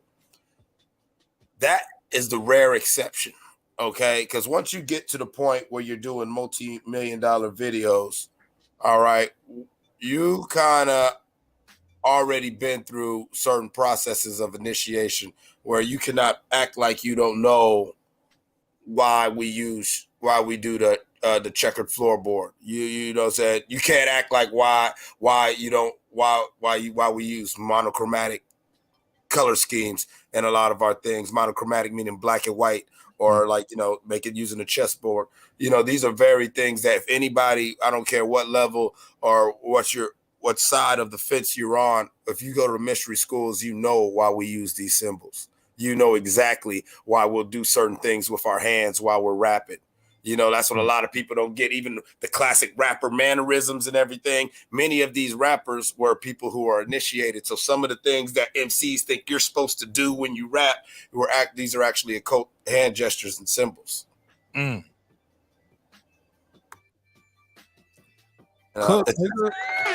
It's just one of those things where it's like, I agree with you, Mark, and I want to commend you. No, preach, young minister. Keep going. Let's go, young minister. I love it. Well, no, I want to commend you, because most people, when they're not familiar with this and they get exposed to this shit, they be like, "Ah, man, this crazy nigga rhetoric, blah blah blah blah blah blah blah." But no, shout out to you for just. I ran towards that flame because I always knew it was something else there. I just didn't know what it was. I didn't know how to explain it. I didn't know how to articulate it. I've heard stories. You get what I'm saying? I've seen things, but to hear you get up here, bro, and like I said, I always give you your flowers, bro. Like, bro, when you be on your shit, my nigga, you on your shit. You know what I'm saying? Like, and you can sit there and be like, well, Ashley, it was the Nefertiti Tutu in 1978. She came over. Let me do my Clips impersonation, y'all. Here we go. So technically, you know what I'm saying? It was Nefertiti. She came over in 1742 with the ocean blue, and it wasn't Columbus, ladies and gentlemen. It wasn't Columbus. It was a motherfucker that came through. Blah, blah, blah. Like, I was like, God damn, this nigga's he's the most interesting nigga ever. You know what I'm saying? So, like, bro, I always give you flowers, but I'll be like, what the fuck is going on, bro? Clips is a time traveler for real. Yeah, I mean, let me give it a bit screen. Go ahead, Clips. Because like, Mark, I be talking too much. Well, sometimes it's just all just with the work. And fortunately and unfortunately for me, I was put in a position where I had to do that work, and I was exposed to that shit. And once again, shout out to you for somebody who is not exposed to say so a neophyte is a term that you would use for somebody like you. You're newbie. You're newbie. Yeah, exactly. So for a neophyte to process the information. And even though, like you said, you ain't got it all, but you can say, wait a minute, this is what they were talking about. Like, wait a minute, there's no fucking reason why. It's not a coincidence why all these dancers are doing this one movement. Bro, the 5%ers told me it was pork in my jello. I looked at them like they was crazy as I was a kid, yo. Right, but were they lying? They was like, yo, stop drinking anything with food coloring. Red 40, yellow 5. Clips. I looked at them like they was insane. They was like, well, shit, drink a Sprite, my nigga, but don't be drinking all this Kool-Aid and these jungle juices and all. Like, why is it called jungle juice, my nigga? I was like, bro, you too deep, my nigga. I laughed at them until YouTube came out, and I can see how they make red dye and yellow, and I can see how they make gummy bears, and I'm like, oh, That's how y'all make gelatin? Yeah. Yeah, man. And if you don't want that shit in your gelatin, you gotta buy a special pack. If not, this is the industry standard. This is how we make it. And then a lot of people who have gelatin issues, they're going to freak out because actually the best and healthiest non-pork gelatin is the one that's made from like locusts. To where if you really told somebody what the non-pork gelatin's made of, they probably wouldn't want to eat that. You mean to tell me this is a whole bunch of ground up bugs? Yep. Come on, Cliff. Yeah, bro. It tastes good though, don't it? Clips, we got to do that episode, man. I got to do that episode with you. It's gonna be a once a month, once a week, maybe once every 2 weeks thing. But it's gonna be a short one though. I'm telling you, Clips, I got an idea. It's gonna be a dope segment for the show, but it's also gonna help grow your channel. You just gotta trust me on this one thing. Oh, I'm game. You know me, I'm down, man. I'm down like 4 flats on a dump truck. But back to the Grammy. They going crazy in the chat. They were like, this nigga Clips dropping the knowledge. I told y'all a long time ago, man. Like, it's all elite over here, man. We disagree on certain shit, but you got to give motherfuckers flowers when like everything ain't got to be no argument where it's trying to get a win. Sometimes you got to be like, yo, you know more about this topic than me. This is what you know. You know what I'm saying? Yeah, and that's that. I mean, in the true Black Panther spirit of each one teach one, that's how, you know what I'm saying? That's how the new community of the Lost Tribe is supposed to work. You know what I'm saying? Like, you know, you go out there and you learn all you can about blacksmithing. I go out there and learn all I can about being a car mechanic. You know, this brother go, you know what I'm saying? And because we're brothers, we can come to the table and do things in fellowship in with brotherly love. And we understand that when it's time to talk about blacksmithing, everybody listen to Mark. And it's not about, ooh, Mark's the man. Ooh, Eclipse is the man. It's like, no, this nigga actually knows what he's talking about.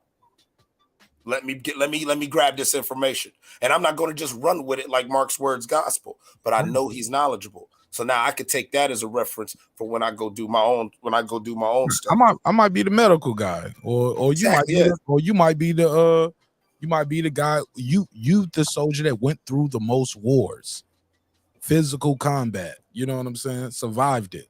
Got shot. Great military analogy. Yes, you know great military analogy. Or you might have been the guy that knows how to break the horses and teach these horses not to be jumping and running and going crazy when they hear a cannon. But like, you know, like everybody has a role in everything that we do. So I think that's super dope that you mentioned that, man. I'm sorry. I like the military. I like how you brought it back to the military, because growing up military, that's why I always think that, because that's how a unit truly works. No, we all now might be best friends in this platoon, but you know what? When our boots are on the ground, I know that when I need XYZ, I go see Jackson. Yes, sir. Fuck everything else. Jackson's the guy for that. Right. And that's how that's sometimes maybe we should move more like that behind the scenes as people, you know, as groups, you know what I'm saying? As Brandon always talks about, building the community. Because sometimes that guy and his specialty and his trade might put him in a different tax bracket or different favoritism amongst the monarchy. However, if we want to keep it on those times, however you wanted to go. That's very deep. Hold on, real quick. I just want to make sure Deuce still, guy. I think Deuce is still on the line. I just don't want to alienate him from the conversation. Deuce, you still there? Yeah, I see you still there. Oh, no, he good. All right, he already stepped off. Yeah, I just, you know what I'm saying, I'm trying to facilitate. Oh no, I know you got 1,000 things going on, 1,000 things. And just me and you now. I'm gonna just talk like it's just me and you right now, my brother. It's all up. But that was really awesome, is what you were just saying, alluding to what talking about what Brandon was pushing for. That is the whole spirit of the spook behind the door. You know what I'm saying? That's the whole spirit of it. You know, like when the great Prince Hall got his dispensation from the King of England, that was the whole point. We as black men got ourselves in a position where we're in the room. And you got to talk to us, and we're going to play, but at the same time, we're also going to go back and we're going to be like, hey, y'all, you know what the fuck they was talking about?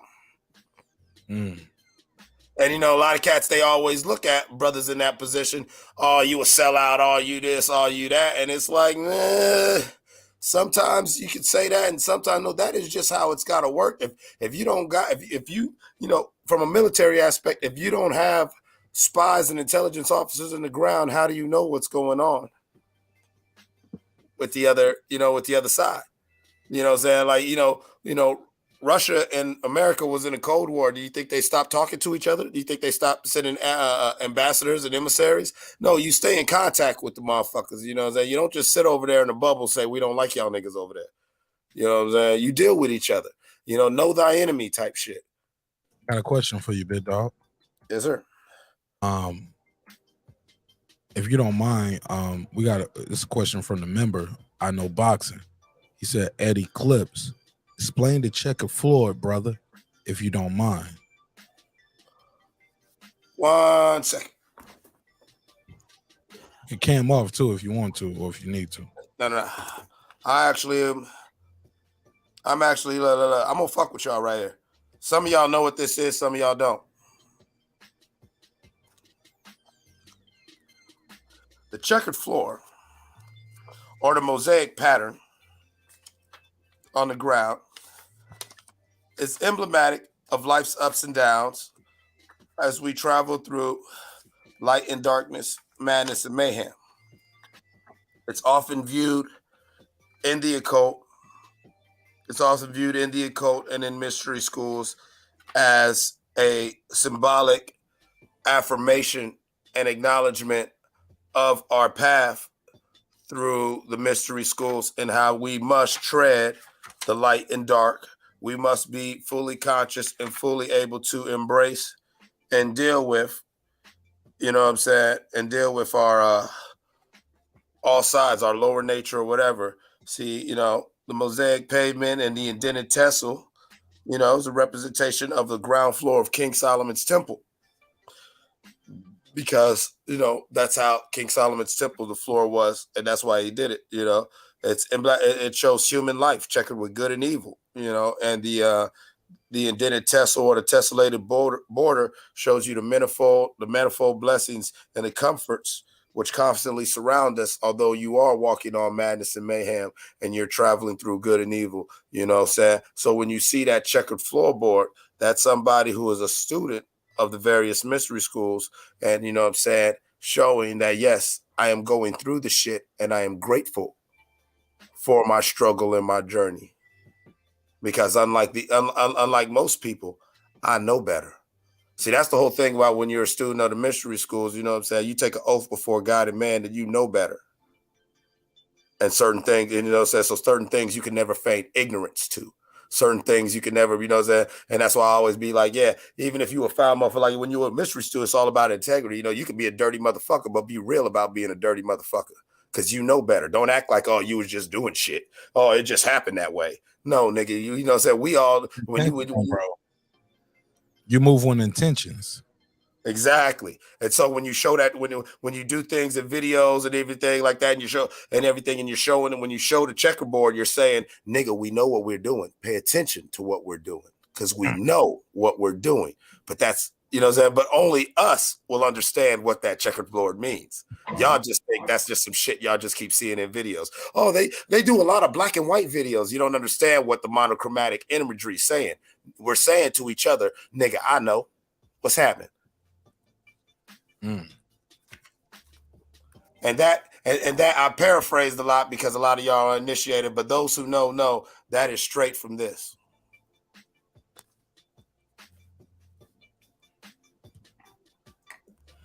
That answer your question? I know boxing. What up, gangsta? You know what it is. You back in the lab with your man Mark Nash. Phone lines are open, man. I'll take a couple more calls. 404-692-1766. You'll be in the lab. I'll put you in the mix with your man Mark Nash and that guy Eclipse, live from 3:30 early. You know how you do it. Mean and dirty. He gonna give it to you raw and uncut because he don't give a fuck. And my voice, and you know, and by the way, I'm getting over being sick, and I'm still trying to get over. Y'all go quit making fun of my voice. I know I sound like old transvestite truck driver right now, right? But it's crazy. Never heard of it. Never heard it. Nobody said that. Never heard of it. I know I got the butt. Nah, you was alfalfa though. You have been alfalfa with the raspy shit. You been Jadakiss lost cousin. Like, yeah, we had a lot of different names for you. They had you as the I thought this was the most disrespectful one. It was the they said Clips does the overdubs for the throat cancer patients. They'd be like, hello. Oh man. I'm like, no. Nah, we're not gonna do that. We're not gonna do that. Nah, it's cool, man. It's cool. Like I like the jokes. It's not cool. It's not cool. Jokes are jokes, but that's a little too far. You know what I'm saying? But if you can laugh about it, we all can laugh about it. Real nigga shit. He said, nigga, I'm smoking the square now. I don't give a fuck about y'all bitch ass niggas. Hey. He said, nigga, I told y'all I'm popping, nigga. Cliff said I made cigarettes cool. Let's go. Hey, do I gotta put a checkered floor on the screen right now, nigga? I know better. No, I know what I'm doing. Yeah, put a checkerboard on that damn cigarette box right there. Like, I need to do something. This shit powerful. Man, But, I hear you, man. You gonna do an after party for this shit, man? Like, we still. I mean, I can. I'm up. I'm up now. We got 50 motherfuckers in. I'm about to end this shit, man. Like, I love y'all, man, but I'm gonna wrap this shit up, man. Let y'all niggas kick it, have a good time at the Smoke Signals podcast, man. Yeah, I tell you what. Hey, Brandon, I know boxing. If y'all want to come on over to Smoke Signals, we can do an in-depth talk about symbolism. And I want to hear that shit, Clips. I want to hear that shit, bro. Sometimes you got to be a fan. Sometimes you got to know when to hold them, when to fold them. I'm good tonight, bro. I just want you to give me your final thoughts on everything we talked about. I can land this plane, bro. I want to remix my intro with like some of the dope guests we had on. You know what I'm saying? I want to remix my intro. You good, bro? Yeah. He was like, let me mute my shit. That sound that bad? No. Nah, you good, bro. I just asked you all right. Yeah. This shit strong. Cam off then real quick. So everybody don't see it in real life. Cause we saw all of that shit. I was like, damn. Like, God damn, what's up with my good brother? All right. All right, so shit. I'm gonna end this motherfucker, man. I'm gonna let y'all hopefully I trust y'all, man. Like, man, I love y'all, man. I kind of wanted Pittsburgh T to pull up for this shit. I love Pittsburgh T. And Pittsburgh T, I ain't gonna lie, bro. I'm torn about this shit, man. Let me drop the link one more time. While Clips in the background, he's setting up the live clips. Don't click the live button yet, cause I want us to flood it real quick so YouTube will see a mass wave of it instead of just seeing it trickle in. When they see the mass wave, like, they'll start plugging it too. And I'm gonna copy and paste you something to put in your live stream. And let's see if it work, okay? So set your live up, but don't damn, man, I don't even know if Clip even know how they work these shits. Hey, Clips. Yeah. Matter of fact, I ain't even gonna tell you what to do. You just do whatever you want to do, bro. We'll just see how strong the neighborhood is, and we're gonna send them all over there. All right, man. I'm getting everything set up now. But don't click the live button yet, because I'm gonna end this shit. And as soon as I click live, I'm gonna pop up on the screen. We're gonna move the panel over there, and we're gonna see how strong the community is, how strong the topic is. And it's a test for you, it's a test for me, but we're gonna support each other out here, bro, dog. You know what I'm saying? There we go. What's up, Pittsburgh? All right, so set up your live, but don't click the go live start yet. All right, What's up, fellas? What's up, fellas? What's up, my nigga? What's up, boy? Big dog. Let's put it on the record. Hey, on the record. Hey, I just want. Oh, Pittsburgh T. You know I got some smoke for you, right? What's that? No, not smoke for you. Like, I got smoke. No. Oh. I got the table set for you. Oh. Okay. Okay, I got you. Oh yeah. Okay. Bro, I got the table set for you because I got you. I know it's some PBC fanboys out there, and there's some PBC haters. This story right here, however you want it to go, let me give him the Young Thug face. Let me do my Young Thug drop. Look how Young Thug looking in the courtroom. Like, who the hell said that shit? You know what I'm saying? Like your grandmama at church.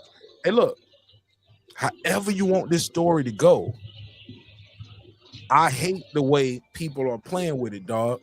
Between me and you, I ain't said this part yet on the show. Show been on for almost 4 hours though. I ain't said this yet because I always set the table. It's too much. It ain't too much. I tell you what I feel about it. I let y'all talk after that first hour, my nigga. I hate that people are like rejoicing that it's delays in this fight. Like, PBC, bro. And I hate that people are. I just hate the duality of it, where it's either like, oh, well, I told y'all Ron the big dog or Tank Davis is ducking and PBC scared. You get what I'm saying?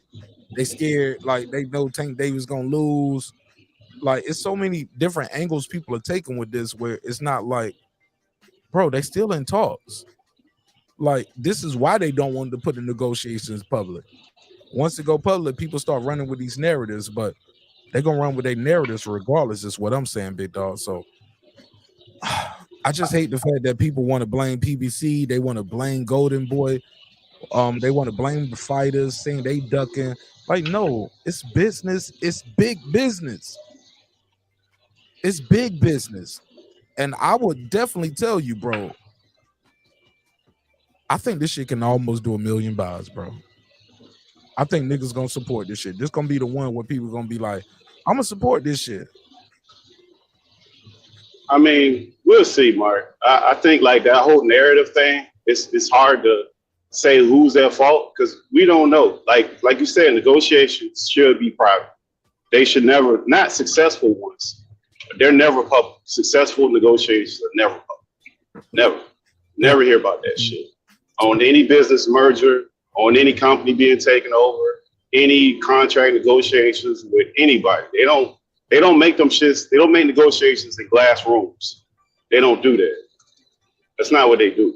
And as far as that PBC stuff being broke, I kind of came on with Reggie's show and we kind of chopped it up a little bit with that stuff. Like, all their basis is off of a fucking email, email from Showtime, and they're got these crazy narratives that they're running off of an email. And the weird part about it, Showtime is under Paramount. Paramount is a public company, and they do earnings 4 times a year. So that's every 3 months they do earnings. They just did earnings in November, and the CEO of Paramount told you everything that they're currently doing. He didn't lie about anything he did. He told you about the international, how they were going from Showtime, how they were going to make it a standalone app. He told you what they were going to do within the United States. He told you how many subscribers they have. He told you everything that's going to happen, that's currently happening. They told you that. So like a lot of this stuff that people are just making up off of an email is crazy. And I'm gonna say one other thing about that. I'm not gonna get too deep in it because we can go a whole different direction with this. But when they do at the end of the quarter, when they have a earning, they called a earnings call. The numbers for that quarter, whatever happened as far as subscribers, revenue, and whatever happened with that particular quarter, and they talk about future growth going forward. So they lay all this stuff out. And through that next quarter, this quarter ended, and they're going through the quarters, they might have projected that they're going to make, I don't know, let's say $1 billion. Through that quarter, they'll constantly be adjusting that. They might put 1 billion, or they might put 700 million, or they might go up to 1.5 billion. They're constantly updating this stuff through the quarter. And most of those CEOs are very guarded. They're guarded for a reason because they know that information is going to sway the stock. They don't want to be investigated by the SEC. So you see all of these people who are really in charge of some shit, you never really see them out front. Now, I say all that to say that tying into the Jay Prince thing, like we are used to clown shit so much that we don't know how real people who are really in charge, how they move. We don't understand how these people move in the shadows, and you never really see these people because they are very carefully guarded. Why?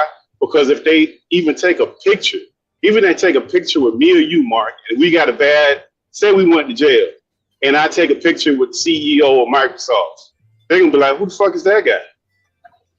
Then they're gonna start investigating. They're gonna investigate me. They're gonna investigate him. You ever notice, like when you watch some football games, when they show the box and somebody sitting up in the box, and they'll zoom in on the person sitting in the box, tell you who he is and all that shit. They got all that information. Like, so they very careful with who they sit around and who they guard. So this whole thing with Jay Prince and all these people, That's not how people really move that are really in charge. And I say all that to say this. They'll do stuff to let you know that they're in charge. Because it's like, look at Microsoft, right?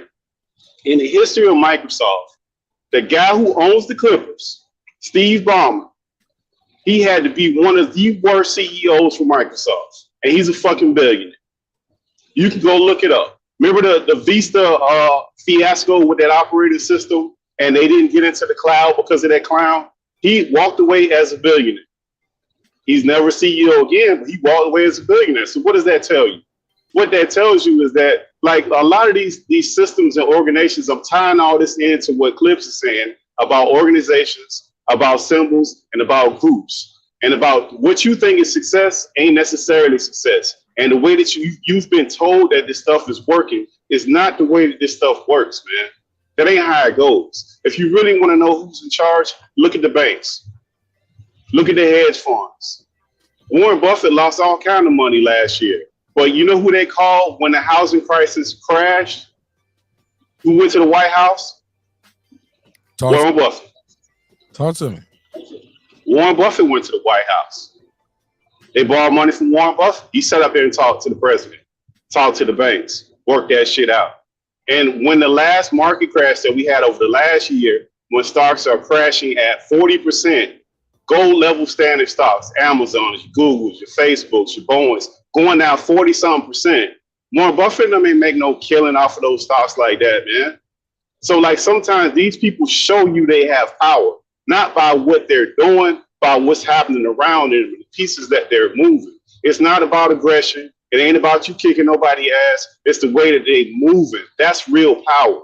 Like if you look at that again, Pittsburgh T. Say it again. It's not about, say that again. It's not about power or aggression. It's all about the way they moving. And if you're paying attention, certain people have a superhuman level of social mobility. Yep. And that's how they're showing you their power. I can go here. I can go right here. I could talk to this person. Oh yeah, you didn't know I know him? Yep. And I'll give you one more that you can build on this, Clips. Like Facebook, before they just did earnings last week, right? Before they did these earnings, they laid off like 10 or 11,000 people, right? These are high level paying jobs. They laid these people off, right? They laid these people off and they did earnings. And they did this last year, so we already knew this. They got this company that they're using to build out the metaverse, that they're putting 20% of their revenue into this company to build out metaverse for this entire year. So 20% of their revenue looks like $10 billion according to their last earnings call. $10 billion that they're not making any money off of and nobody has a problem with, but they just laid off 10,000 plus people. So like you're saying, like, and nobody has a problem with it. The stock jumped off of that. So what we think is success and what we think shit should move, it's not the way it is. And I'm gonna yield to you because I think what I'm saying is that the way that we are looking at things is wrong. We've been programmed completely wrong. The market will tell you what your eyes are seeing and the shit that's happening. It'll tell you that that's not the way it's in the market. Really, that shit built off of dollars. So they have every incentive to tell you the truth because it's a lot of money rolling around. They can lie to you about a lot of shit, but they don't want that information to a certain degree. It depends on where you're getting it from. And one other part of that is that, look, they're short sellers, right? So like if you look at Yahoo Finance doesn't really have reporters that are reporting shit, right? They have people writing articles from reputable hedge funds and different analysts. Some of those people short stocks. There's a well-known group, I think it's called the Hindenburg Group. What was the name of that blimp that crashed and burned and people was on top of that was in it? Lindbergh. Hindenburg. Hindenburg. Yeah, the one, the classic. Oh, the humanity. Yeah, the black and white. Hindenburg. Yeah, the Hindenburg. So there's a group called the Hindenburg where all they do is write articles that are negative as fuck to companies. And some of that shit is true. And you know what happens when they write those articles and they post them on Yahoo Finance? The fucking stock crash. But you know what they do before they write the article and before they submit it? They short the stock. And sometimes you'll go back and see that the stock got shorted and they had like the shit finna go out of business and it's up like some months later or maybe a year later, it's up 6%. Last year, or about a year and a half ago, they wrote a real big article on Luckin Coffee, was the Chinese coffee makers, saying that they were cooking the books, that they were lying about their financials, and they were under investigation by the Chinese corporation. They went from $20 all the way down to $2. Because a lot of that shit is your sentiment. They call it market sentiment, or your just the idea that you're believing it. Right now, this stock is $30, and people jumped off the board out the train at $2. So the influences have a lot to do with a lot of different things that we're just not aware of. And some of that stuff, like you said, like I'm saying, Clips, is they'll play with you and let you think you know something, and they'll put somebody in charge that has no business in charge, just to let you know that they can do that. Go ahead, Clips.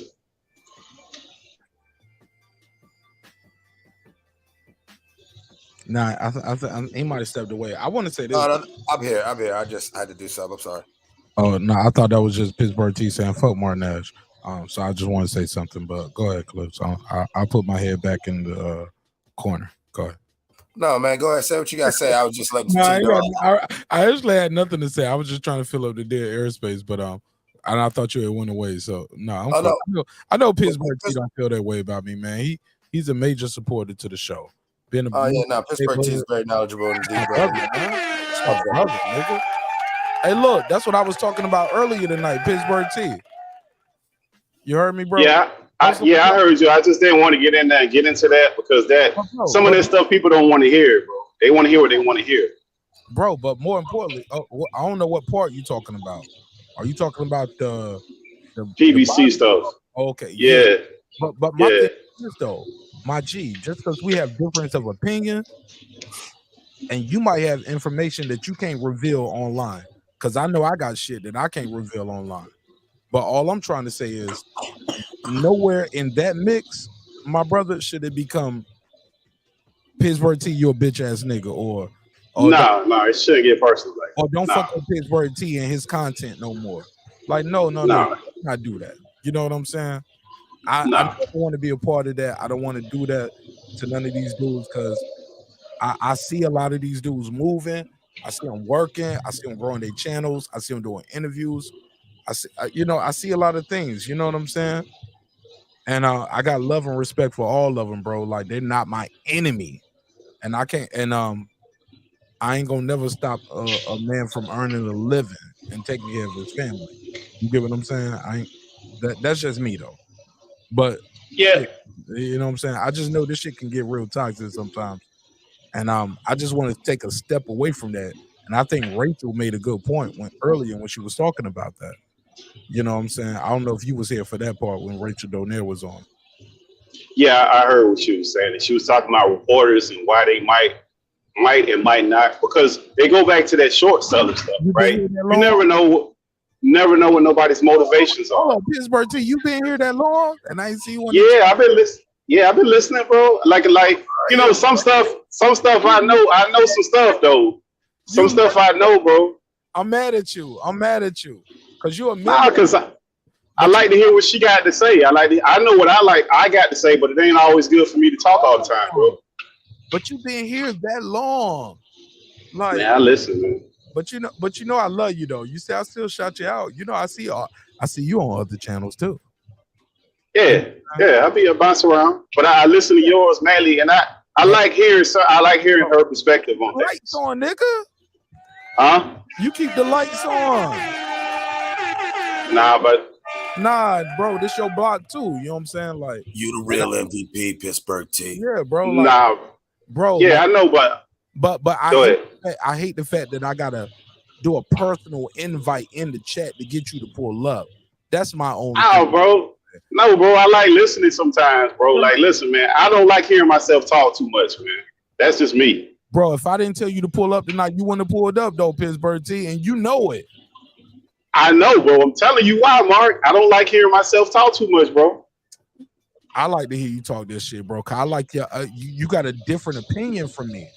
You get what I'm saying? But the way you deliver your information, I respect your point of view.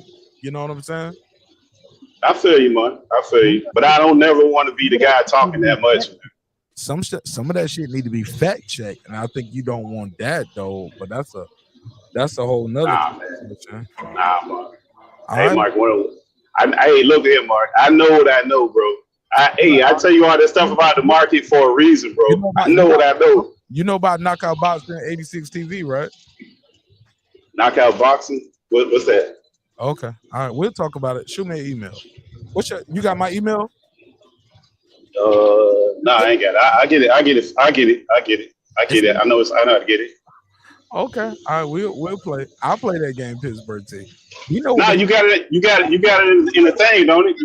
Everybody who knows what I meant when I said these things, nigga. And shout out to I don't know. Knockout watching. Or somebody who know him. Somebody know. The word to get out there. We'll talk about it. I don't know nothing about that, bro. I know. Listen, this particular situation, I just think it's appalling what we think is power, bro. I think it's bad and it's sad what we think is men is power, and it reflects in the younger men, because if these are like Jay, for instance, 70 years old, he talking like that, 60, 70 years old, acting like that, talking like that. Yeah. I understand. So, if he's talking like that, and then that's not nobody with no real like world moving power talking like that. Like we just been bamboozled, man. That's just not how shit move, man. Like we got these phrases that's just not true, bro. And some of this stuff is hard to, like, when people get these ideas in their head, like it becomes a religion, and it's hard to talk them out of it, man. It's almost impossible to talk some of these people out of some of the foolishness that they believe, man. Because when people are dealing with $1 trillion companies, those are world movers, where fucking secretaries of state, presidents come sit down and talk to them. That's who got some power. Not the dude in your little neighborhood. That ain't no. He might have some power in a couple blocks that he don't own, but that's not no real power, bro. And like if you look at people's Twitter feed, they don't even have Jamie Dimon on their Twitter feed, right? They don't have Warren Buffett on their Twitter feed. They don't have Kathy Woods on their Twitter feed. But I bet you they got all the rappers on there.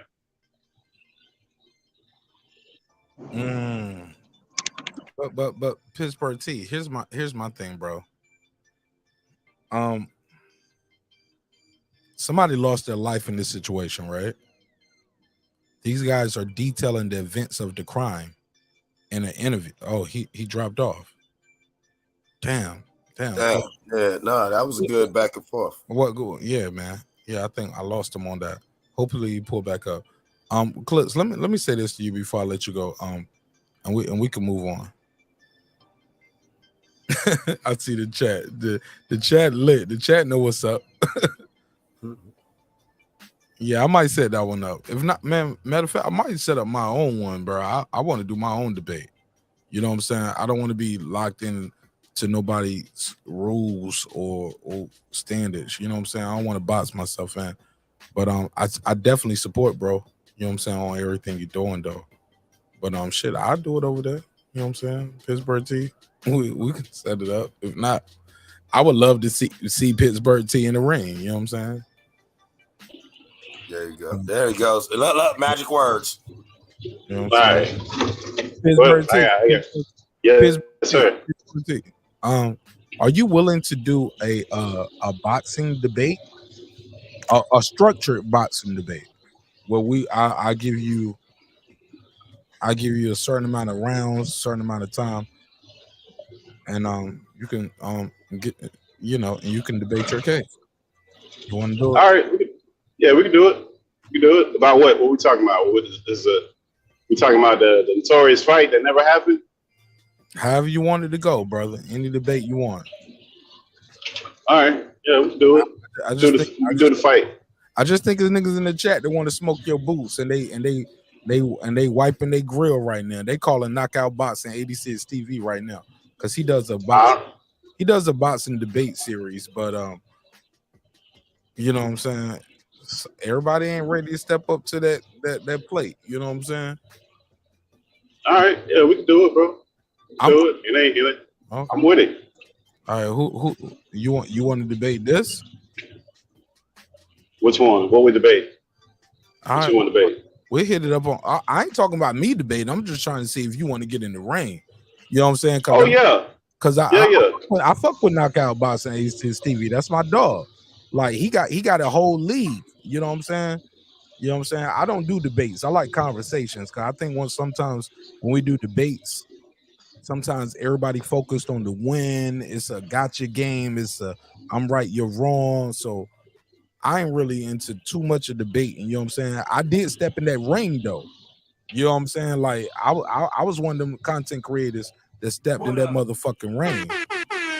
A lot of people scared to step in that ring. You know what I'm saying?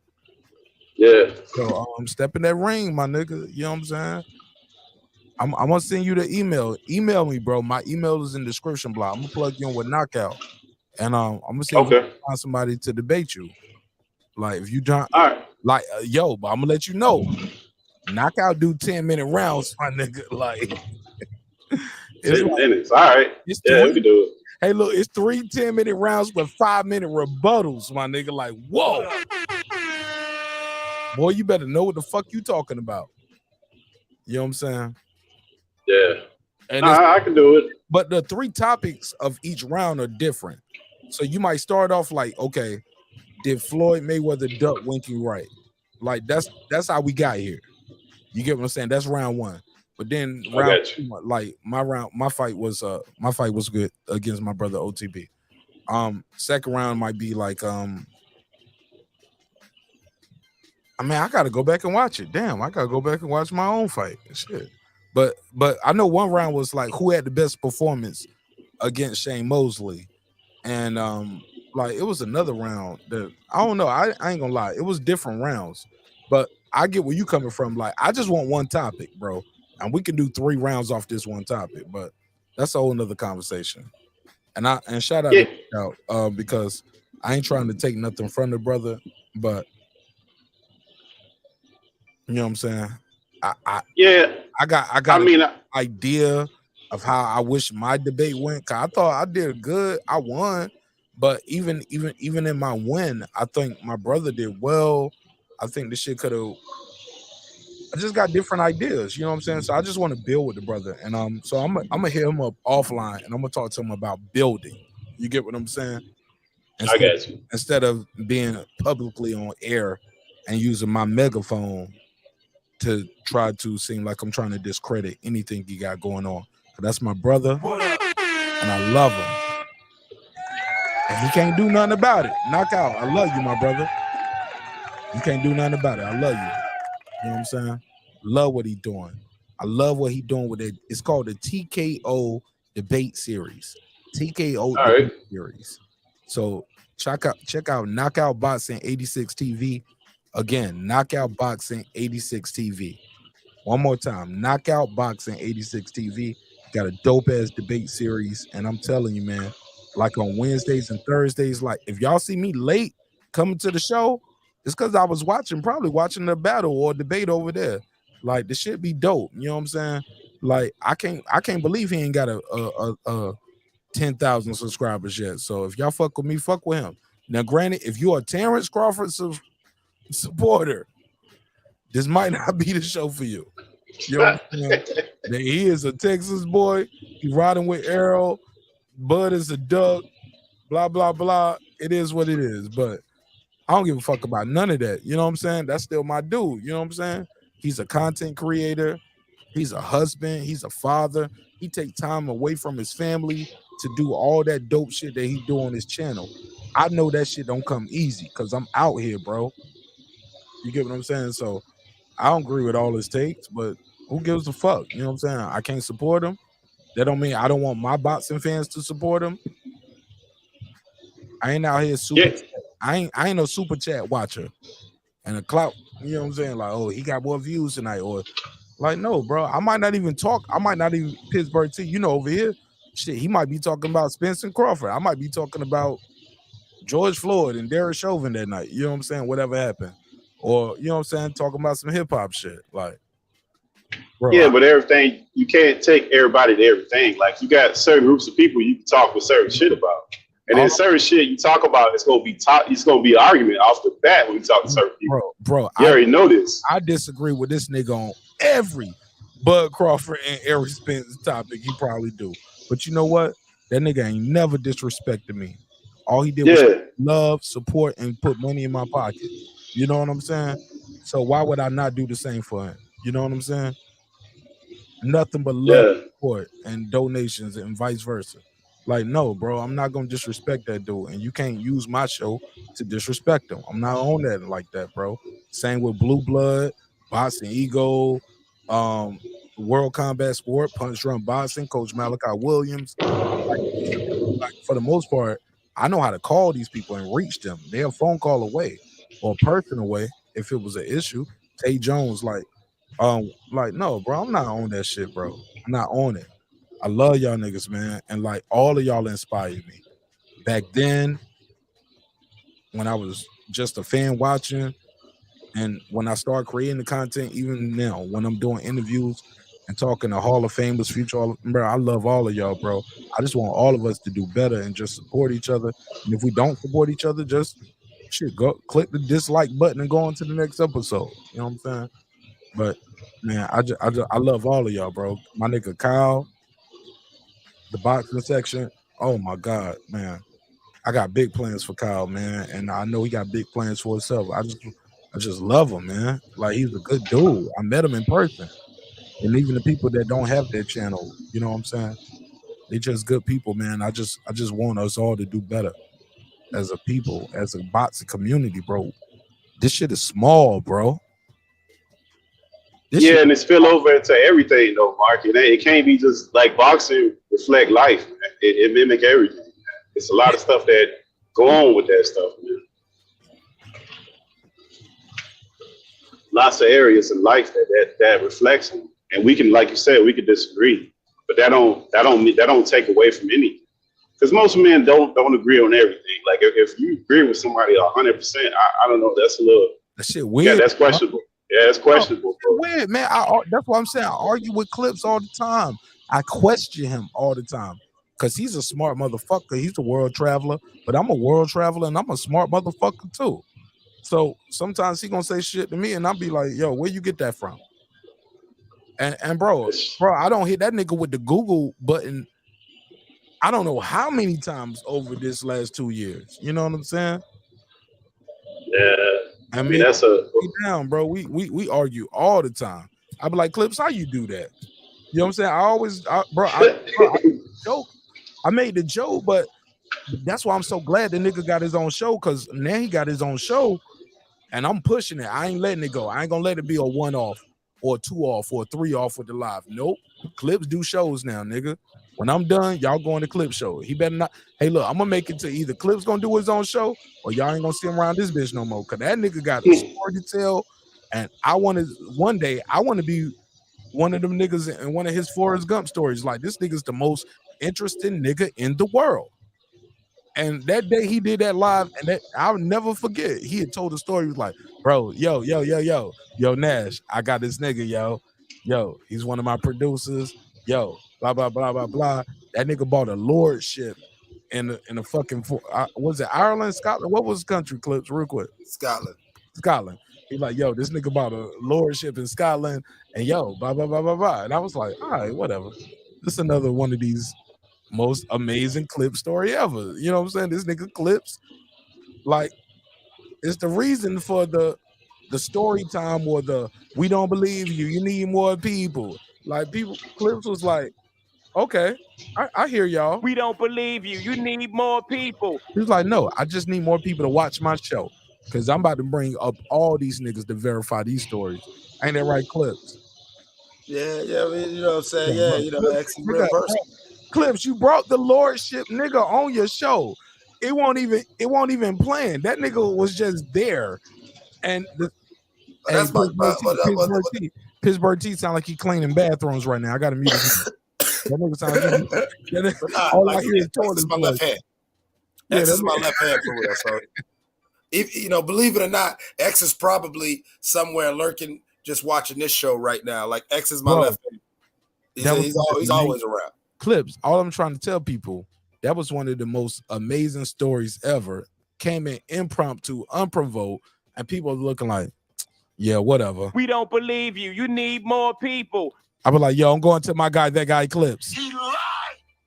Y'all niggas worship him. I was like, all right, it is what it is. But Clips, you had that nigga up there. He didn't even know he was about to tell that story, and it became a piece of content. And yo, shit, you can chop that up into a little clip, bro. And like, yo, what would happen if black people start buying this lordship that this nigga was talking about? Like, Clips, I need some of your content for my shit. So I'm gonna share your shit. Please don't flag me or strike me, but I'm gonna be chopping up pieces of the smoke signal. With that said, lead us over there, man. What we gonna be talking about tonight? Hey, yo, what's going on, man? Come on over to Smoke Signals. You know, I got the link in the private chat. We'll share it in the regular chat. But what we're going to do is we're going to talk about, we're going to be an open panel. We're going to talk about whatever the fuck we want to talk about, but I'm going to try to keep everything focused on symbolism and the rituals that we do daily. Yes. Yes, you do rituals. Yes. Yes, you talking about you ain't with the shits? Yes, you is. Yes, you is. You live in Western society, don't you? Oh, yeah. Yeah. Valentine's Day coming up. Yeah. Yeah. Uh-huh. Okay. Is the video set up so I can share it out to everybody? Hold on. Let me address Big Goofy number one, Veggie Owens. Let me address Veggie. What Veggie saying? Veggie said, these niggas want to heal the YouTube boxing world. Nah, try to be Reggie, positive, nigga. Nah, Reggie, don't do that. Reggie, I put a case on you. Reggie. Cause Reggie Owens would be the first nigga to say, I ain't trying to fight nobody. You get what I'm saying? You can't say that and at the same time say, I don't want to do a border wars. I ain't trying to box a nigga. Or if a nigga say something to me, it's just violence. Like, but at the same time, be the same person saying, we trying to heal the world. Nah, bro, you can't have it both ways, Reggie. Nah, Veggie Owens. Put a case on you. You know I love you. You my brother. Matter of fact, I'm gonna call this nigga, man. Let's see if he answer the phone. I ain't got that much time left, but let me see if he gonna answer the phone. I'm gonna call this nigga. He said we trying to heal the boxing world. Nah, man, we trying to show love and support to each other. What's wrong with that? If I got a problem with you, I got a real problem with you. World ass Nash. Goddamn. But I ain't got no problem with you if I ain't got no problem with you, Reggie. If I got a problem with you, I got a real problem with you. I ain't got no YouTube problem with you, right? Oh, I don't know what you got. I'm just saying the joke. Y'all trying to heal the world. What's wrong with that, Reggie? Why we can't heal the world? Why we can't, Reggie? Why we can't hold hands, camera together? You know what I'm saying? I take some good shots. You take some good shots. I do a good interview. You do a good interview. We chop each other clips up. We share and support each other out here. Because on the flip side, if you flag a nigga for using your content, they gonna call you a snitch. Even though ain't nobody went to jail, ain't nobody went to prison, you just can't make money off my content. But they gonna be like, oh, that nigga a snitch. They gonna use street terms, Reggie, for somebody doing business. Speak on that. That ain't nothing I speak on. I ain't got no concerns over that. Oh, okay. I just want you to take on that. I get enough strikes to don't even right. You don't right. Hey, look, right. If you play Dr. Dre music, are you mad at Interscope? Are you saying Dr. Dre's a snitch, Interscope's a snitch? No, I play Dr. Dre music. Dr. Dre got to get paid. No, I don't get flags for shit like that. But who knows? If people reported my shit, do I go searching for that? No, I don't give a fuck. Okay. I was like, these people beef and we need, man, cut that weak shit out, man. What part is the weak shit? People really serious. Like I'll be saying, I ain't about to fight nobody. When people on the internet say you should fight, if we ever come in contact with each other, people want to fight, we gonna fight. What you think? They're gonna turn and run? Like ain't nobody on this shit about to fight nobody. Are you asking for a fight though? When you specifically, man, this is a good conversation. I wish I had your logo on the screen so we can put a face on it. But Reggie, when you specifically target people, Reggie Owens, when you target people, you don't feel like they should hold any animosity for you when they see you in person in real life, bro? Of course. Why not? Who said I'm running from it? Nobody said you running from it, but are you asking for it when you do that? I got reasons why I do that. That shit just if y'all don't see why I do it, then it's over your head. Again, the question is, are you asking for confrontation? Mark, I'm a confrontational person, man. So if the confrontation comes, that's what comes. So you are inviting confrontation. That's it. Simple as that. No, it ain't simple as that. It's complex as that. That sounds pretty simple. Mark, I'm a confrontational person. I say confrontational shit. I know it's gonna make you mad when you see me, fight me, or shoot me, or kill me, or I want you to go to jail, nigga, like on some Charleston White shit. Because on the same side, you'll say, I don't want to do no organized set up fight with a nigga, like where we ain't gonna go to jail. It ain't gonna be on no drama shit. Like let's me and you box. You been on record of saying that as well with some of your contemporaries. Mark, I will fight anybody on YouTube. We ain't gotta do all that sign a contract shit. Small world we ever came across. The contract keep the police out involved of it, Reggie. That weak the shit contract out. means you can sit. That ain't weak shit. Y'all niggas is overboard with shit. You know Reggie, no, that's niggas who been in jail, bro. You are a good dude, Reggie. You won't be going to jail for fighting. But some niggas been in jail for assault and battery. Some niggas been on parole and papers. They cannot just see you. Hold on, Reggie. They cannot just see you and fight you and just be like, well, if y'all didn't think he wanted to fight me, go to Mark Nash episode February the 7th at 5:12 a.m. They're not gonna do that, bro. They need that paperwork. You agreed to this ass whipping. I don't know what world you come from, what kind of environment you come from. People don't go to jail all the time for fighting. I've been in a lot of fights. A lot of them. But Reggie, when it's not organized, your homies, my homies, everybody jump in. Just because of what color you have on. Reggie, you know, you've been in enough fights, and I know where you from. My nigga, you know niggas get in fights and that shit turns crazy when it's not organized. You cover boxing. If you got an issue with a nigga, why not square dance with him and just sign up and just make it official and get paid for it? If people got a problem with what I say, they can address me. People come to Vegas all the time, right? Yes, sir. Exactly. And if you want to instigate it, we can fight too, and we can still be cool. Like, it's nothing but a fight. You talking about me? Yeah. Instigate what? Like I say this for everybody when they hear me speak or something, or they hear me speak on a topic or somebody. Oh no! If I got a problem with you, Reggie, I got your number. I'll call you direct, and I wouldn't call you on live. I wouldn't call you on the live about it. Always talk this. Oh, fight it out. No. I ask you that, Reggie. No. Let me say this. Hold on, bro. Go ahead. With a lot of people on here. If y'all hear me making my videos, and I'm in cornballisms. Oh, cornballisms. And y'all hear me talking about people or clowning people. When those people got an issue, they can call it out. Not you niggas on the sideline talking about, oh, y'all should set it up. Facts. Sign the contract. Let them say that. Right. Not you niggas instigating on the side.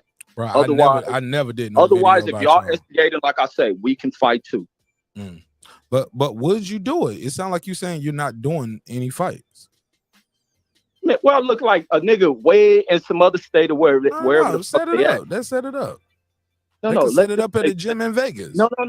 Let them say set it up.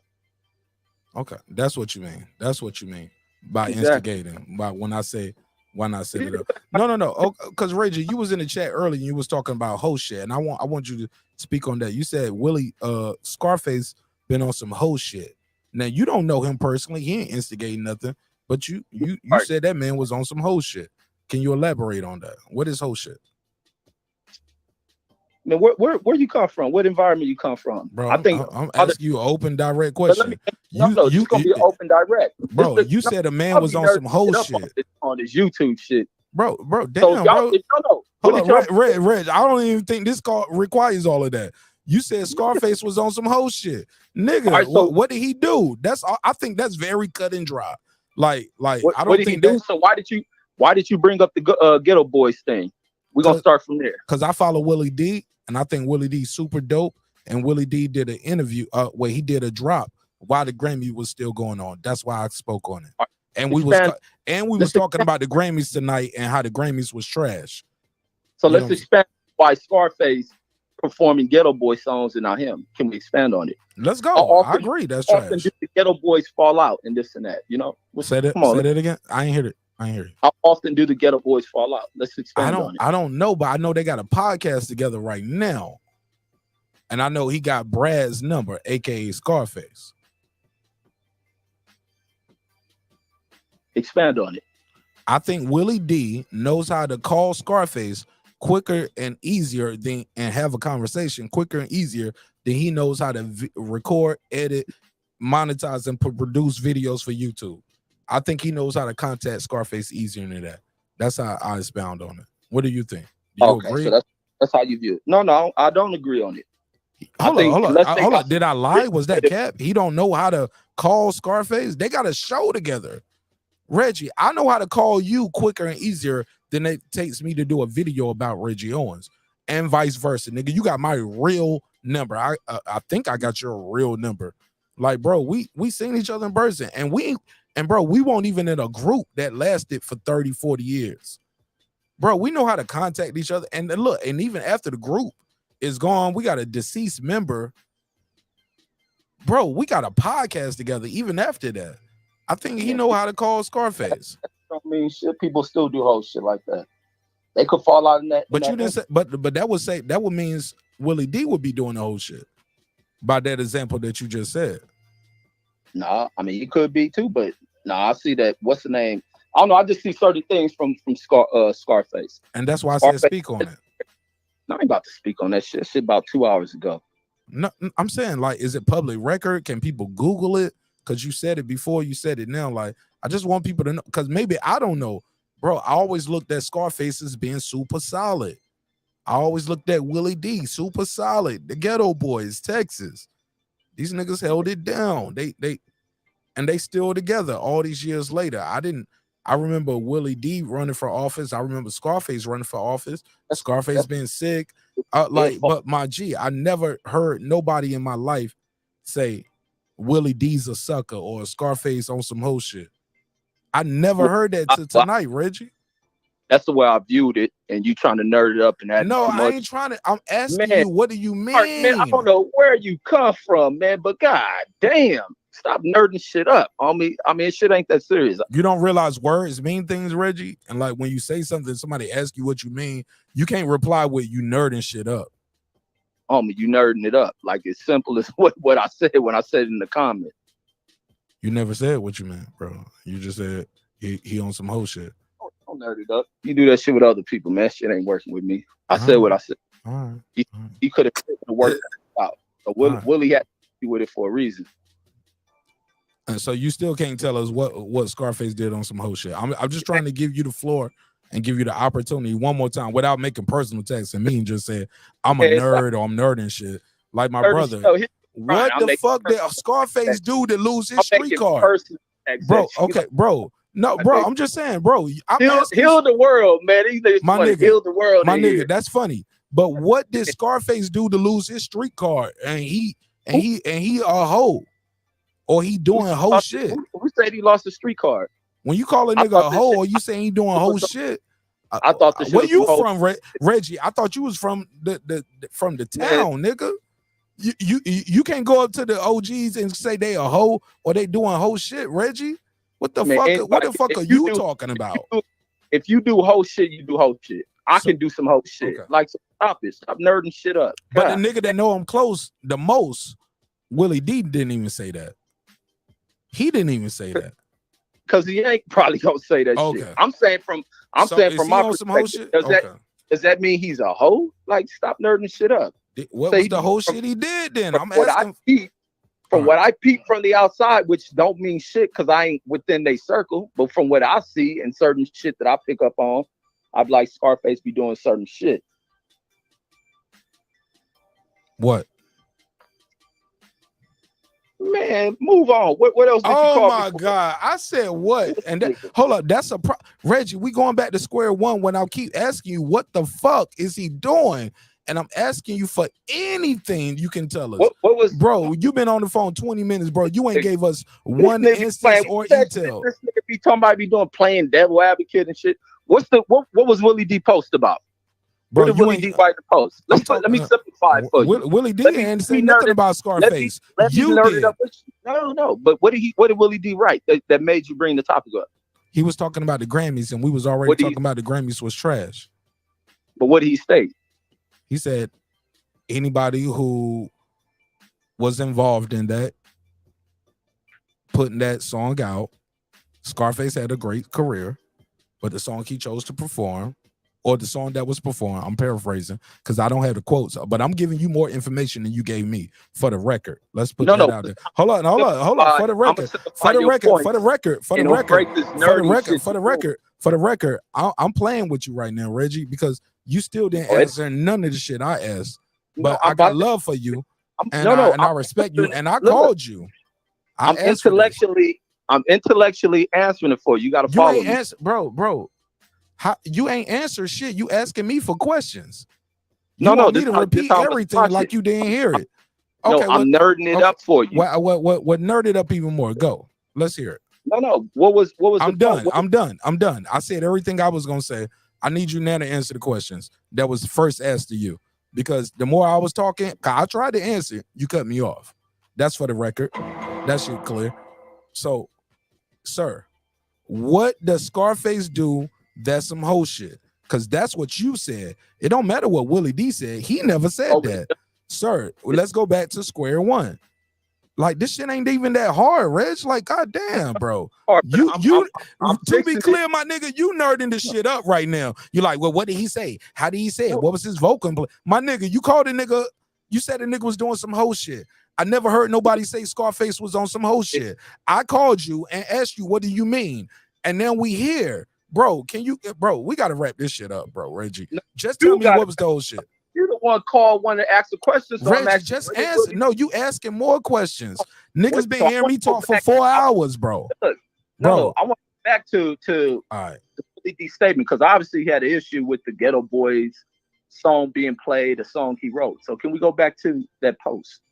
Because that's what you called me about. So let's go into it. What you want to say about it? Because I'm done answering questions. I called you to hear you talk. I've been talking for 5 hours. So we can simplify it through nerd talk. Let's go, big nerd. Let's go. What's the statement that he wrote? And you still asking me questions, sir. Are you gonna answer the question? What has Scarface did that was whole shit? Go. That Grammy shit. What did he do? Read the statement. Performing the song. He performed the song, right? The song they chose. Ain't that what Willie D wrote in the statement? That ain't whole shit.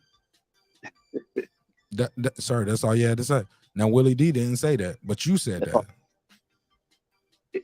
Didn't I tell you that when I called? That's what I stated. They ain't got to be what. That was whole shit. Okay, fair enough. That's all I was asking. Because you said Scarface been on some whole shit.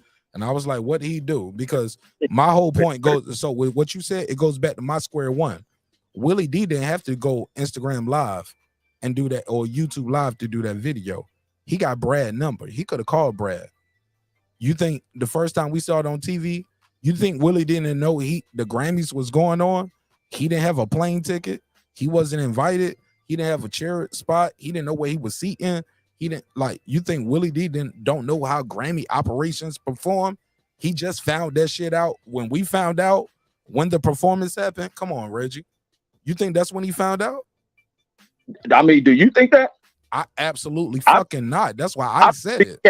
He you say Willie D made a live, right? About it. He did a video about it during the Grammys, right when that shit happened. That statement about the song, right? He said, yeah. Okay, then. Simple as that. Stop nerding shit up. No, he got his number, Reggie. Why not call the man? Circles are going to Reggie, why not call the man? You got his number. You got his number direct. That's your brother. Y'all got a business together. Y'all have made millions together. Why not call him direct? You was just with him 2 weeks ago. Hey, that part, I ain't got nothing to do with that. Fair enough. Case closed. All right, Clips. Stop nerding it up. Yeah. And you stop softening it up, nigga.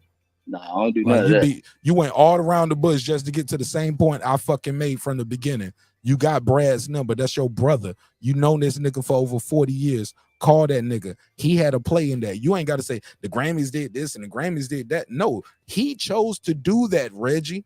Scarface could have said, no, I'm not doing it, or I'm not doing it without Willie. Or if I'm going to do it without Willie, I'm going to do it without him. But like all of that shit where what Willie D did, No, right. You put more onus on Scarface than Willie D did, is what my point was. And you just made my point. Welcome to Checkmate. Both of y'all sound like some I nerds. got you, Reg. Man, Checkmate, no, nigga. Reggie, never the replay, Reggie, call it nerding it up all you want to. Maybe you need to get off them Skittle packs, my nigga. But I'm telling you, checkmate, nigga. Reggie, you agree with me at the end. Reggie, you agree with me at the end that was wrong. I don't even know why he did that. Oh, that was wrong, or I ain't got no answer for that. Yeah, man, bro, the replay never lies. The replay never lies, Reggie. Man, homie, stay off the bottle, man, because I ain't agree with you on none of that shit. All Reggie, that white Reggie, shit, you literally just okay. So Clips drunk, the chat drunk, everybody drunk. Everybody who heard you just talk right then is drunk, bro. You agreed it's a better way to handle it. That was the whole point. I said I ain't got nothing to do with that. On whether he called him or do it, he decided to do it the way he did. I ain't got nothing to do with that. But you got enough to do with it to call the other nigga a hoe or say he doing some hoe shit. Peep on that. that topic, Peep the logic in that. Okay, Reggie, thank you for your time and energy, my brother. You have a good night. We're going to the clip show. Yeah, we're going to clips. Yeah. Don't call me with nerd shit. Yeah, I promise I'm gonna keep calling you with nerd shit. Fucking nerd. Hey, Reggie, I hate we. Eddie banged on you. He called you a nerd and banged. Like, this thing crazy. What's so disrespectful? Oh, man. What's going on, y'all? Hey. Yeah, we got everything going already on the smoke signals. I'm getting them good guys rolled up. You know what I'm saying? We get everything put where it need to be. Just gonna let Mark close this out. Got the link in the private chat. I'm waiting for the host permissions. You know what I'm All saying? right, let's do it. It's about that time. Look, stay right there, man. Let me shout everybody out. Let's see how much we can flood the line. All right. Clips, stay right there with me. Stay in the background. We're gonna do a members only roll call, and we're gonna close this shit out, man. Hey, look. Matter of fact, Clips, did you give me your final thoughts on everything we talked about? Cause Reggie, no, I did. I did not, but I can be very quick about it. Ryan Garcia, Tank Davis, come on now, don't shit the bed. This is gold. This is gold. This will be more disappointing than Errol Spence and Crawford in my mind, because this is something that we see both fighters really want to happen. If we're arguing over a rematch, listen, fuck that. Just go on and make it happen. You know what I'm saying? Because I think if these guys go in there and do it, people are going to probably demand a rubber match regardless. These guys are young and they're great. As far as the takeoff situation with Jay Prince and them doing the interview, maybe they felt maybe the Prince family felt like they need to get in front of it, and you know what I'm saying, you know, the media's doing all sorts of shit, but you know what I'm saying. But I really do think that this whole situation, if it was messy as hell like that, people need to get off of social media and get out of these cameras, and you know, and let that thing get handled in a proper way and do things according to protocol. And if anybody knows, if you're from the element, you know, protocol has nothing to do with cameras, and damn sure has nothing to do with social media. You feel what I'm saying? I think that was the two main topics. Was there anything else? Jay Prince. Oh, no, that's what I said. I said, like, yeah, I think that, you know, they want to get in front of the story. But what about Takeoff and Offset fighting? You heard about that? Yeah, I heard that they was allegedly getting into it in the back of the Grammys. Who knows? Maybe Quavo's probably saying to him. Maybe Quavo said something to him about this back and forth with Jay Prince on the thing. Like, listen, man, there's some shit going on, and you got to understand. Like, I don't want to say Offset's wrong or right, because that's his brother. You know what I'm saying? Like, God forbid if any, I would never wish that on anybody. Like, I've been in those situations, and sometimes when you lose somebody like that, you ain't trying to hear shit. You ain't trying to hear shit, and the more somebody tries to talk to you about it or somebody brings it up to you, you're just go. It's not going to go well. So, you know, I pray that there's healing, and I pray that there's closure. And once again, we pray for the soul of Takeoff. Long live Takeoff. All right, cool. All right, let me do this neighbors only roll call. Stay right there, backstage Clips, because as soon as I end this, you said neighbors only, right? Not niggers only. I didn't. I promise I didn't say that. I'll play it with you. But both are welcome. Both are welcome. Please. Y'all niggas breaking my back over here, man. We gotta fix these holes, man. But he gotta fix these holes. Yeah, we gotta fix these holes, man. Hey, Reggie said, he said, stop nerding up simple shit. I love you, Reggie. You my brother, man. You read the books, I interpret. Okay. All right. I read the book, I interpret, and I'm gonna interview the author. How about that? Respectfully, my brother. But he gotta fix these holes. Got a good show. You gotta fix them hoes though, man. You know what I'm saying? Stop all that hating, Reggie. Be the guy that we all fell in love with this show. Be unbiased, impartial. Like, just because you might have made a couple mistakes, own up to your mistakes, bro. It's all good. You was wrong on a couple things. And when you do those videos, like, people love you more for that. In my opinion. But you got it though, man. Whatever you're doing is working. And you know, I still gonna rock with you till the wheels fall off, bro. What up? We're gonna agree, we're gonna disagree. I'm gonna crack jokes on you, you're gonna crack jokes on me.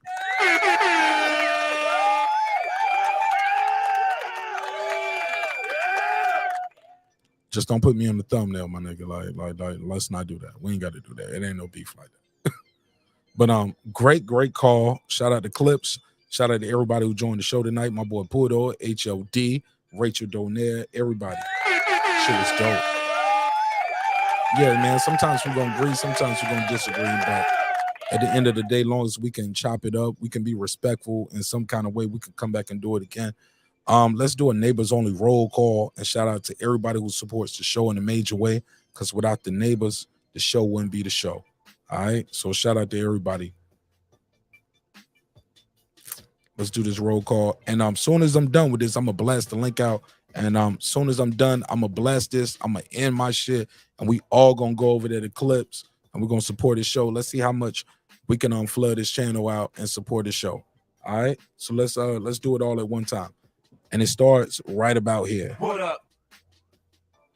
Beyond the ring with Nonito and Rachel Donaire. What up? What up, gangsta?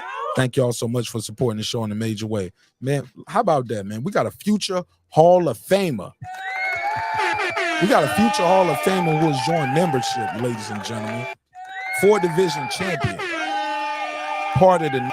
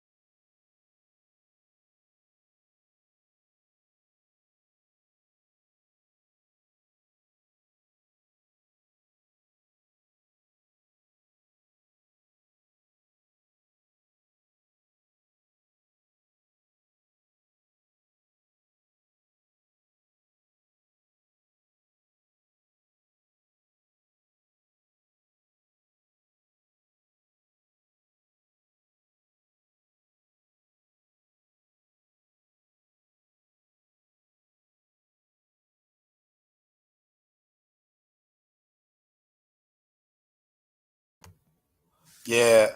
You know, while Mark's getting together, Mark's busy right now fixing these hoes. And as these hoes need fixing, because that's something that's very, very crucial. You know, we gotta fix hoes. You know what I'm saying? We can't have these unfixed hoes just lingering around out here in these YouTube streets. So while Mark Nash is doing the very essential work of fixing hoes, we are whoa, going. hold on. Can y'all hear me? Yeah, you Can back y'all hear now. me? Oh, Yep, you whoa, back. my shit went muted. I was like, damn, what happened? I was like, oh shit. Okay, I was like, damn, I thought you hit the live button. All right, boom, boom, boom. Let me go over here. Thanks, Clips. Did y'all hear anything? All right, beyond and above the ring with Nonito and Rachel Donaire. What up? Can y'all hear me? Yes, we hear you. All right, shit. Okay. Did you go live yet? Nah, I didn't hit the button yet. I was waiting for you to say something. Hold on. All right. Kansas City Mac. What up? That guy Clips 330. What up? True Media Today, USA Boxing. What up? Tar Heel Resin. What up? Pudo. What up? Stephen Bateman. What up? Food Revolution. What up? C. Jones 0224. What up? KP from KC5. What up? TJR. What up? Matt Wade. What up? DJ. What up? Karma Serene. What up? Ill Status Boxing. What up? Ace Retro. What up? Tank, the sweet science examiner, my brother. What up, gangsta? Beyond and Above Media. What up? Pittsburgh T, you killed it, bro. What up, gangsta? SF City Slicker. What up? I know Boxing. What up? Boxing Lounge. What up? It's Mex. What up? Mike from Boston. What up? Rider of the Storm. What up? Here to There. What up? Miss Queen Sun Kissed. What up? Taylor Bell. What up? Meta Yoel. What up? Cliff Bailey. What up? Con Shonery. What up? Lisa Bells. What up? Cooking with the Champ. What up? On the mic with Terrence Bailey Sr. What up? H.L. Deasy. What up? Cooking with Sir Senior. What up? Brandon Washington. What up? Lady Shan Dundam Season, all the way in the UK. What up, gangsta? D Bevel the Champ. What up? And of course, the big fish himself, Aerospin's biggest supporter, my good brother, Derek Lincoln. What up, gangsta? All right, man, look. Man, let's flood this link, man. Let's flood this link. Let's support this brother in a major way. Let's show YouTube and the algorithms how strong we are and how much we can move as a unit and support each other, man. Because a lot of times brothers don't support each other. They always say each other, man, salute to my good brother. Man, they do not support you. They don't share your link. They don't pass you the mic. You can't come sit on their panel. They damn sure don't send you a super chat or a cash app. They ain't sending you no merch. They ain't meeting you at no fights. Yeah, but everybody your brother though on YouTube. So let's go over here, everybody all at one time. Let's go over here and let's go over here and support my good brother, that guy Clips. Clips, click that button, man. Let's go live and send these people over there. Tell me when you're ready, bro. And I'm gonna end this shit now. We live. All right, boom. Let me end my music over here. Boom, boom, boom. And I'm gonna click the link and I'm gonna be right over there right now. So me doing that neighbors only roll call was the outro.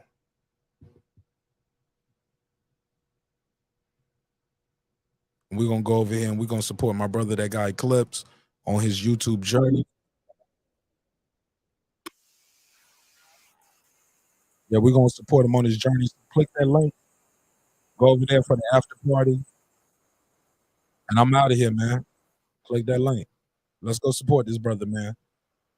Let's help him. Let's get to 500 subscribers tonight, man. Let's support him.